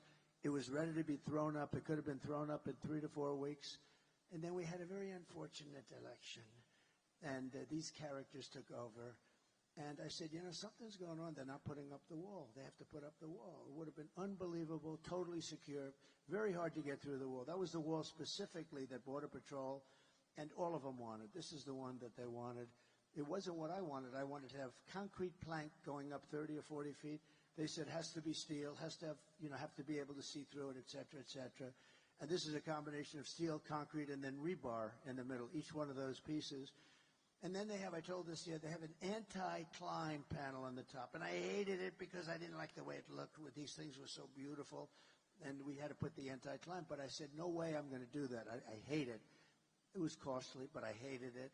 And then we had people climbing. And it's true, the anti-climb panel is exactly what it is. It was much harder. So I said, all right, we'll do it. But this is exactly what they wanted. And they didn't want to put it up. And that's the first time that I realized that they actually want an open border. Who would want an open border? It's like, who would want an open border? Who would want men playing in women's sports? Who would want all these transgender operations on your children? So we built a tremendous amount of wall, and we were going to do another 200. But I got Mexico to come in, and they gave us thousands and thousands of troops while we were building the wall. That was hard to do. Remember, I always said Mexico will pay. They paid much more than what I was talking about. They gave us troops. They did a really good job. They didn't want to do it. They said, no way. And I said, way. And they said, no, we're not doing it. And I said, if you're not doing it, I'm going to charge you a 25% tariff. And they said, these tariffs are, I'm telling you, it's my favorite word in the dictionary, outside of love and religion. But so I said, we're going to charge you. And we got the troops from Mexico free of charge. And they were, it really did the trick. We had great success. But the net result is all of this wall that we built, they ended up selling for 5 cents on the dollar. Very expensive stuff, too. Not all of it, but a lot of it. And Texas wanted to use it, Arizona wanted to use it, and the federal government wouldn't sell it to them. And they sold a lot of it for 5 cents on the dollar. These are people that hate our country. I'm convinced of it. There's something. You got to vote them out. We got to get back to common sense, right? Thank you. How immediate is that process? We talked about sending certain individuals back. How immediate is the wall process? Can they begin building right away? Yeah, the wall. Yeah. I've become very good at building walls, actually. Remember, there's only 2 things that work. Everything's obsolete other than that. See their cameras? Look at these beautiful cameras they have. In 2 weeks, they'll be obsolete, right? Everything. The computers are going to be up. 2 things. What are the 2 things? Wheels and walls. They're not obsolete. They always work. And you can always have a wheel and a wall, right? Look at her. She was the one that was crying. If she was crying, that means she likes, you like Trump. Look, she's crying again. She's crying again. Here we go. Stand up. Show everybody. Oh. Very nice. Thank you, sweetheart. Are your friends as passionate as you? Yes. Well, oh boy, I'm glad they have those good seats. Thank you, darling. Appreciate it. Thank you. We call these, don't we call these happy tears? These are happy Those tears, are of course. tears Yes. that are happy tears. Okay, let's keep it going. Olivia, I'm not sure, is Olivia in the audience or is Olivia on stage? Hello, Olivia. Come join us. You get to stand in the middle here. Go right ahead. Good evening, Mr. President. My name is Olivia, and I'm a first-time voter from Stevens and a college student. Based on the inflation and weak job market, it seems like a big stretch that I'll ever be able to own a home. What is your plan to help bring down inflation and make life more affordable for Americans like me who are just starting off? And a home is a big deal, right? Yeah. You can't have the American dream because I'm giving the American dream. I gave up so much during that 4-year period. We had the greatest economy. We had the greatest everything, and people were back to a thing called the American dream. I'm so glad you used the term. We're going to get interest rates way down. There are some places, 35% the cost of a home are regulations and nonsense that shouldn't be, between long-term zoning where it takes years and years to get it developed. We're going to take a lot of that out. I did, and they put a lot of it back in. The environmental approvals are terrible, just terrible, so ridiculously bad. And we're going to get it taken care of. We'll bring down the cost. The biggest thing with 2 things: make the economy good so you get a lot of money, right? Make the economy good. And the other thing is interest rates. We're going to get interest rates. Right now, you can't get money. even if you had a good job, you're paying 10%, you're paying 11, 12%, and you can't get it. When I was president, it was 2.2% interest, and now, and the money was all over the place, and now you can't get the money. So we're going to make sure that you can get the money. And who's going to occupy that house with you? Right now it's just me. But a beautiful family eventually, right? Huh? I'll bet. Thank you, darling. Thank you. Thank you, Olivia. How about that first-time voter, Olivia? Great. Gets to ask the president a question. You go, girl. Good job. Let's keep it up. Right. Where's Ty? Ty, hello. Come on up here, too. Right in the middle. I like that. You like that, everybody? Should I do it? Should I do it? What do you think? Should I grow one of the goatee? She said yes. Why not? Come here. Thank you very much. Let's go. Good evening, Mr. President. We'd like to first thank you for being here and taking questions from us. The people of Carbon County would like to thank you for your service and commitment for making America great again. My name is Ty. I'm a small business owner. I've seen the detrimental effects of Kamala on the war on coal and rising energy costs. When you were president, the average price for gas around here was about $2.50. Today at the Wawa in the corner, it was $3.34. That difference over 4 years adds up. What is your plan to help businesses like myself, especially with the cost of energy? So we actually had, and a big thing is going to be the cost of energy. Energy is so big, it's so like amorphous. It's all over the place. If you make donuts, it's the stove and the truck to bring them to wherever they're being delivered. The biggest thing is energy with this, with what you're talking about. We're going to get that way down. And our price per gallon was actually, we had it down to $1.87 a gallon. And we had actually the $3.50 was up to, that you had mentioned, that was up to $4, $5, and $6, and it was heading up again, and then they went back quickly. You know, they ended my energy policy, and they were getting killed, and they went back to it. What they don't say is that they went back to it. You know, they said, we're getting killed here the day after the election. If they won this election, they're going to go to a no fossil fuel deal. You're going to have all electric, and you're going to say, oh, I can't go far.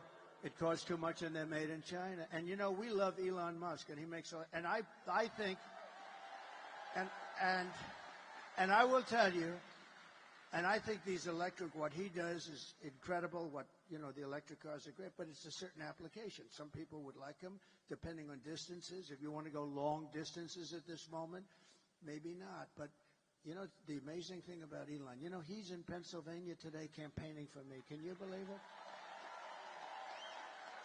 And the Tesla is a great car, but I will tell you, but he will be the first to tell you, and he never called me once because I hit them hard because they have this electric mandate that in a very short period of time, everyone's forced to have an electric car. Well, what about hybrids? What about regular gasoline-propelled cars? We have more gasoline than anybody, but China has the product to make the batteries, so it's not a good thing for us.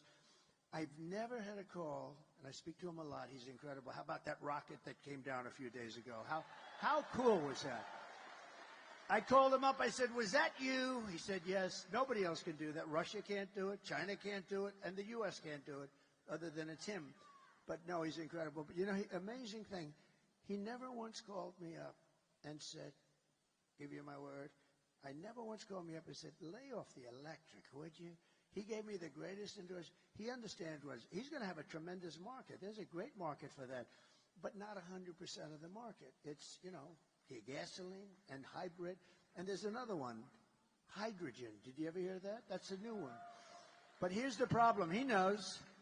Mr. Wall, please stand up. He's heard this before. This gentleman has come to 300 rallies. He likes me. You know, he's a very successful guy, too. He just likes these rallies. He'd rather be watching this than some crummy football game, right? But, you know, what is happening is there is a lot of great technology, but hydrogen is not acceptable because it's better than anything except when there's a problem. It has a tendency to blow up. And when it blows up, you are unrecognizable. They call the wife down, would you please examine, not really the body because there's no body, it's just a pile of stuff. And I don't want the hydrogen, if you don't mind. You know, it's one of those things, it's really wonderful, but when it doesn't work, you're dead. We don't want that. So we'll come to another, but there'll be other, over a period of time, there'll be other things. We're going to get those interest rates down. We're going to, and I'm telling you, I said it at the beginning, I'll say it again. We have more liquid, think of it, we have more gasoline and gas, and we have oil converted easily into gasoline. Also oil for your house, for your air conditioning, for your heating. We will have your electric bills and all of your energy bills down by, we're going to cut it in half. Anything you're paying right now, and that's going to make your business strong by itself. That's good. And it'll be done within 1 year. Because what are we going to do? Drill, baby, drill. Frack, baby, frack. We're going to frack. We're going to frack and drill, okay? Thank you, man. Thank you. Oh, good. I will. And Ty, what is your business? I own a bar and restaurant in Lehighton, Pennsylvania, in the Carbon County. What's the name of it? Boatyard Bar and Grill, just outside of Jim Thorpe. Sounds great. Huh? Thank you. And I love this. I love this topic because we know how many small businesses were decimated, especially after COVID and what has happened since then. So, Ty, we're here for you. Go hang out at Ty's bar. Why not? The one thing, sounds good. I'll bet it's a good place. It's got a lot of action, right? Oh, Stan Musial? Oh, I see Dan Muser. Is Dan here? Oh, where's Dan? Is it that good, Dan? I thought he said Stan Musial, Stan the man, remember? Hi, Dan, how are you? Who do we have here? Look, come on up here for a second, Dan. Am I allowed to do, because this is our host, so I don't know if I'm allowed to do this, but what do you think? One of our this great, is the boss. one of our great Congress here. people. You know, under this forum, we don't really Secret Service announce our Congress people, our senators. And you're going to tell me who else is here with you, Dan. Come on up. This guy is fantastic. Congressman Dan Muser. How are we doing? Most importantly, Dan, he's very much involved with the election. How are we doing? We're doing great, Mr. President. And you know why? Because the enthusiasm for you has never been higher. And hey, how about it, everyone? We have so much to thank you for. What you did as president, our country was never stronger. What you're doing now, you and your family, what you've gone through for surviving, we thank you very much for that. And folks, how about we're going to be thanking him so much when he truly makes America great again. It's all going to happen pretty fast. Thank you, Dan. Lloyd, come on up here, Lloyd. Come on up here. Lloyd Schmucker, Congressman, warrior. Lloyd Schmucker, come on up here, Lloyd. Thank you very much. That's great. That's great. Hi, Lloyd. These are two warriors. He had no idea he was being called on stage, did you? No, not at all. But I can tell you, this is the district that I represent, and these are a room full of people who love you, Mr. President. They love him, too. And I'll also tell you the enthusiasm is higher than 4 years ago and even 8 years ago right now. We're seeing volunteers like we haven't seen before. We're going to win this area big. Thank you very much. Thank you both. Thank you, Dan. Thank you, guys. Thank you, man. Thank you. Thanks, Lloyd. Thank you. Good. Oh, I'm lucky. Oh, you have no idea the hell that I'd have to, if we would have said goodbye and these two warriors weren't introduced, I would have had a problem. I would have felt very badly good. Is there anybody else? You're going to go for McCormick. I know that, David. Do you know what I enjoyed watching was the expressions on the faces of the Secret Service as he's inviting people on stage, right? They're not happy. They don't get too happy. That's right. They're saying, excuse me, sir, they won't be allowed on the stage. Anyway, this has been really great. I think you ended the question with Ty about frack, baby, frack. And Going to frack, baby, frack. She is not going to frack, by the way. She's been against fracking. She wants to confiscate your guns, and she will do it. You know, with a politician, take a look at their initial record. That's what they go back to. She's only doing this because of the election. She just changed all these. She changed 15 different policies. She wanted the transgender operations, I mean, almost at will. And a lot of them, though, the taxing. She wants to do a capital gains tax on, think of this, on unrecorded values. Think of this. If it goes up, you don't have any cash, it goes up, she'll put everybody out of business. She wants a capital gains tax that's going to destroy the country. She wants to raise your taxes to 70 or 80%, kill all your jobs, chase everybody out to other countries. You know, businesses today, they will leave our country. They're international businesses, the big ones. And you want to get cute, everyone's going to pay. They say one day, I'm going to Asia, I'm going to Europe, I'm going to Germany, let's say, I'm going someplace. We can't do this. She wants capital gains taxes that have never been even tried before. They will destroy the country. This woman is so incompetent, she's so bad, you cannot, and I would normally not like to speak like that. If they get chosen, our country's finished. You know, Elon Musk is a very smart guy. You got to see his endorsement. He said, if this election isn't won by Donald Trump, our country is essentially finished. That's a hell of a statement for him to make. And he's a totally brilliant guy. This guy's got so much. And I have to say, and I've said it before, I said it yesterday at a rally, he makes something that Starlink, that I didn't never heard of it, but it's great. It's communication. North Carolina, Georgia had some areas that were not, basically it's communication. It's a communication system. But especially North Carolina is the job that it was just totally demolished. They had no communications. People were dying. The federal government failed. Worse than Katrina. They did nothing. The White House, her and Biden did nothing. And they needed to get Starlink. They said, do you know Elon Musk? I said, I do. What? Because I was there. They said, is there a way we could get Starlink? So I called him up, and he had that to them so fast. It was unbelievable. And you can't get it. The congressmen know this. And so I just want to thank Elon Musk. But when you look at his endorsement, where he endorsed me, I mean, he's not going around all over Pennsylvania day and night. It's like he's running. He just feels that our nation, if it doesn't win this election, the nation is not going to survive. It's not going to survive. It has been so I incredible want to thank watch. Elon. Yes, it has been a blessing to watch him. Without the First Amendment, we have nothing. And Elon Musk has come. Buying Twitter was an incredible thing to do. And I think all of us are so grateful for him appreciating what America was founded upon. I will say about the fracking, to wrap that part up, fortunately, we do have something called videotape. And in 2019 and several times since Kamala Harris has said she would ban fracking, and now we come back and a lot of flip-flopping on that.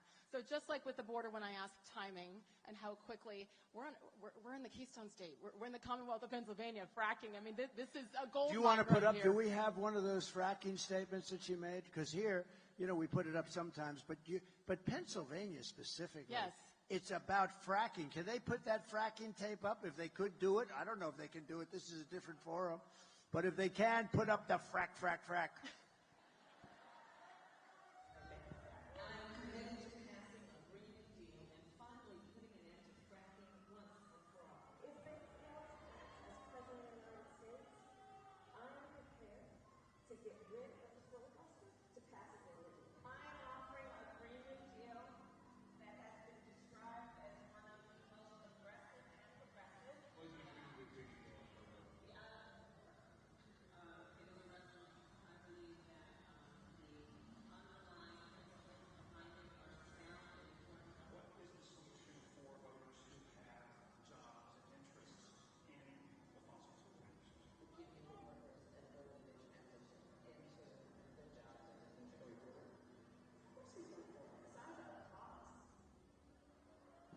So there you heard it. Good job backstage. Give him I said, give me that fracking statement. No, she doesn't want fracking. She's never wanted fracking. And by the way, she destroyed one of the greatest cities in the world, San Francisco, destroyed it. It's not even livable. She destroyed it, and she destroyed, along with Gavin Newsom. Have you heard of him? Terrible, one of the worst governors. He'll go down as one of the worst governors in history. Gavin Newsom. But the two of them destroyed California. How do you destroy California? The ocean, the temperature, everything is, it's like a perfect place. They're destroying it. They had more people leave it, think of it, than come in. First time, I think, ever. It's an incredible place, and they have virtually destroyed it. and she will not destroy, we're not going to let her destroy America. That's all there is to Fracking. it. How soon? How quickly? How much in Pennsylvania? Well, we have to go. You know, what you're doing is fracking, but you can do much more. You can do double and triple what you're doing right now. You're restricted by so many different things that they put on. So we're going to let them frack, like a duck. Frack. You can do 3 times what you're doing now and even 4 times, and you can do it. And it won't have any impact on you. It's not going to have any impact. So we can, and tremendous money. You can lower your taxes for the state. Great for the country. But you're in a state that has tremendous, capability that you wouldn't even think. You don't think of Pennsylvania. When you think of Pennsylvania as a commonwealth and having to do with fracking, 20 years ago, you wouldn't have thought. But now it's your biggest, most important thing. It's 5. The Commonwealth of Pennsylvania produces 500,000 energy jobs. They'd be wiped out. So they can actually do a lot more if they wanted to, if they were allowed. I will allow them to do a lot more. We're going to get your energy bills down at a level that you haven't seen before. It's going to make a big difference. And here we go. We have time for one final question. Sarah, come on up, girlfriend. Hi, Sarah. Hi. Nice to have you here. Good evening, Mr. President. My name is Sarah. I'm a veteran, U.S. Marine veteran, and great. And I'm a Purple Heart recipient. Wait. They didn't hear this part. This is very important. Please say it again, Sarah. I'm a U.S. Marine veteran and a Purple Heart recipient of Lehigh County, Pennsylvania.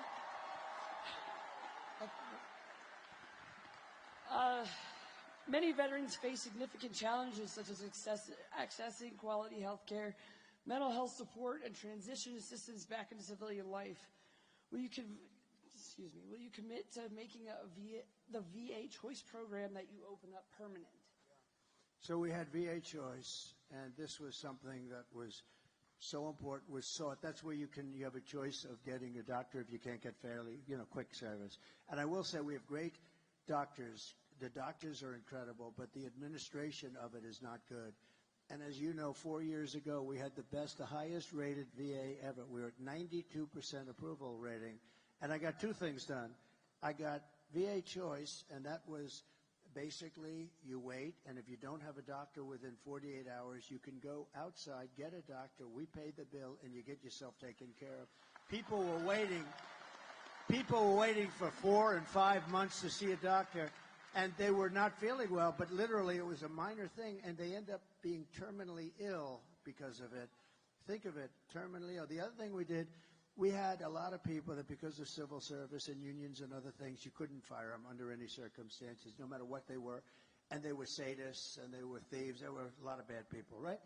You couldn't fire anybody, so they were living with people that were horrible. And these were both authorized by Congress. One was 52 years, they couldn't get it. The other was 58 years.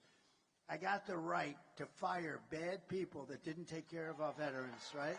You know that. And we fired 9,000 people and replaced them with great people, with loving people. And those 2 things, and we had a 92% approval rating, and it's never been even close to that. Now, here's the bad news. They're very rapidly breaking the system up. They've hired a lot of the people back that were terrible and that we fired. One of the problems, it's just unbelievable. And they don't, you know why? Because they don't know what the hell they're doing. And the other thing is they're slowly getting rid of choice, so that they're making it so tough that you almost can't use it. We were actually saving money on choice because you save, a doctor would fix them up and get them back and beautiful. Instead, they were getting sicker, and many of them became terminal. I did one other thing. I have to say, right to try. That's where you have a right to try medicines that won't be approved for another 4 or 5 years. They've been trying for 50 years, more than that, to get it approved. And, the insurance companies didn't want it. The country didn't want it. Nobody wanted it. The doctors didn't want it because they didn't want to be sued. And I said, here's what we're going to do. I sat down in a room with all of them, the labs. I said, we're going to make a deal. They're going to sign a document saying they're not going to hold anybody liable, and we're going to get the right to try. And nobody really wanted to do it, but we did it. I forced it on them. We have saved thousands and thousands of lives, and even the labs now and the doctors like it, because we're finding out that, some of these things are incredible. They're taking people that were terminally ill and they're getting better. Some of them are getting totally better. And we've saved thousands and thousands of lives. It sounds so simple. I love the name, Right to Try. People used to go to Asia, they'd go to Europe, they'd go all over the world looking for a cure, or they had no money and they couldn't do that. They'd go home and they'd just die. Now they sign a simple document, and we're using space-age things that won't be approved for another few years by the FDA, and we moved that time up. But they won't be approved for a little while. You have to go through a very extensive testing. But if people are willing to sign that, we have saved so many thousands of lives. So I think you understand. But we're going to go back to choice very rapidly. Immediately, we're going back to choice. And we're also going to get rid of the bad people that don't love you. Okay?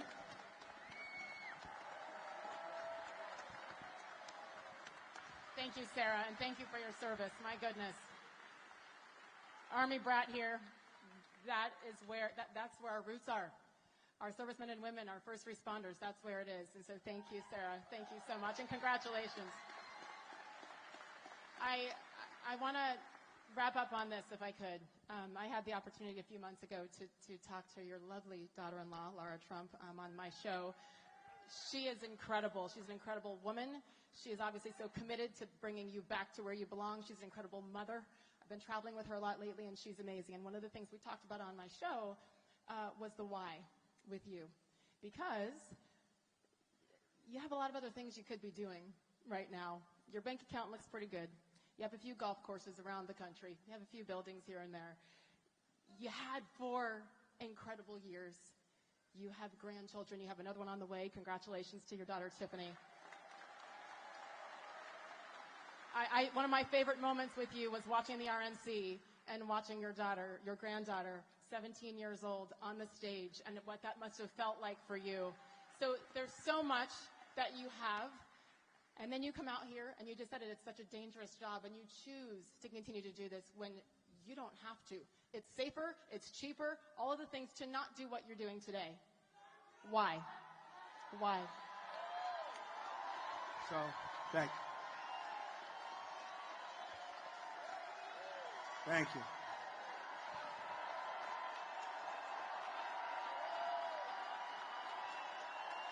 Thank you.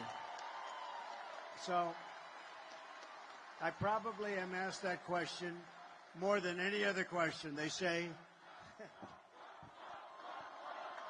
thank you. Thank you very much. Thank you, everyone. I think I'm asked that question maybe like, why do you do this? Or if you had it to do again, sort of a similar question, would you do it over? And the answer to that is so easy and so emphatic, yes. But the reason is, I was saying to, in a sort of kidding fashion the other night at a rally with these great rallies, and I was saying, I didn't have to be here. I was in the middle of a little bit of a rough area, and I loved every minute of it. We had, I think, 28,000 people. We had 101,000 people in Butler, you know that. We had 107,000 people in California the other day. And I said, here's the story. I could be anywhere I want. I could be on the finest beaches having that sun go over that very white skin that hasn't seen sun in years. I could be hit in the face with beautiful waves of salt and beautiful salt water. I could be wherever I want, and I have great properties all over. Or I could be here with you people, and you know what? I would rather be here with you than any other thing that I can do, because you have a lot of people that are rich or wealthy, and they can do what they want to do. But we're doing something that's unique. This is the greatest movement of all time. We're going to turn our country around. Our country is really, it's a failing nation. I don't care what you say. I mean, we're laughed at all over the world by other leaders. 4 years ago, we were respected by everybody. China, Russia. Russia would have never gone into Ukraine. Israel would have never been attacked on October 7th. We would have never had the most embarrassing moment in the history of our country, which is, you saw what happened in Afghanistan, the Taliban. We would have never had, think of it, we would have never had Afghanistan. We were getting out, but we were going to get out with dignity and strength, and we're going to keep the big air base Bagram because it's 1 hour away. Spent billions and billions of dollars, just about the biggest, most powerful, longest runways in the world. We gave it to China. They gave it to China. China's now operating. We were 1 hour away from where China makes its nuclear weapons. We gave it up. Would have never happened. All of these things, we wouldn't have had inflation because our energy was so good. Energy caused the inflation, what they did with energy. But I said to myself, sometimes I get hit with all these lunatics that we have, where the radical left lunatics, where they make up stories about Russia, Russia, Russia. In the end, I wouldn't change what we've done for anything. We're going to make America great again, greater than ever before. And we can't do that sitting on a beach, right? We can't do that sitting on a beach. So I wouldn't change it for a thing. And I just want to thank you. You've really done a great job tonight. And you have a tremendous understanding.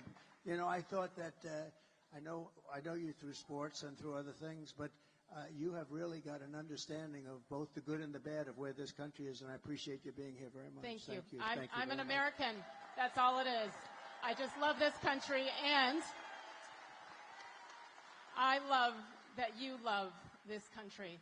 This is what we need, and he does choose to do this for all of us. So help me give him a grand exit off the stage here because he has football to go watch.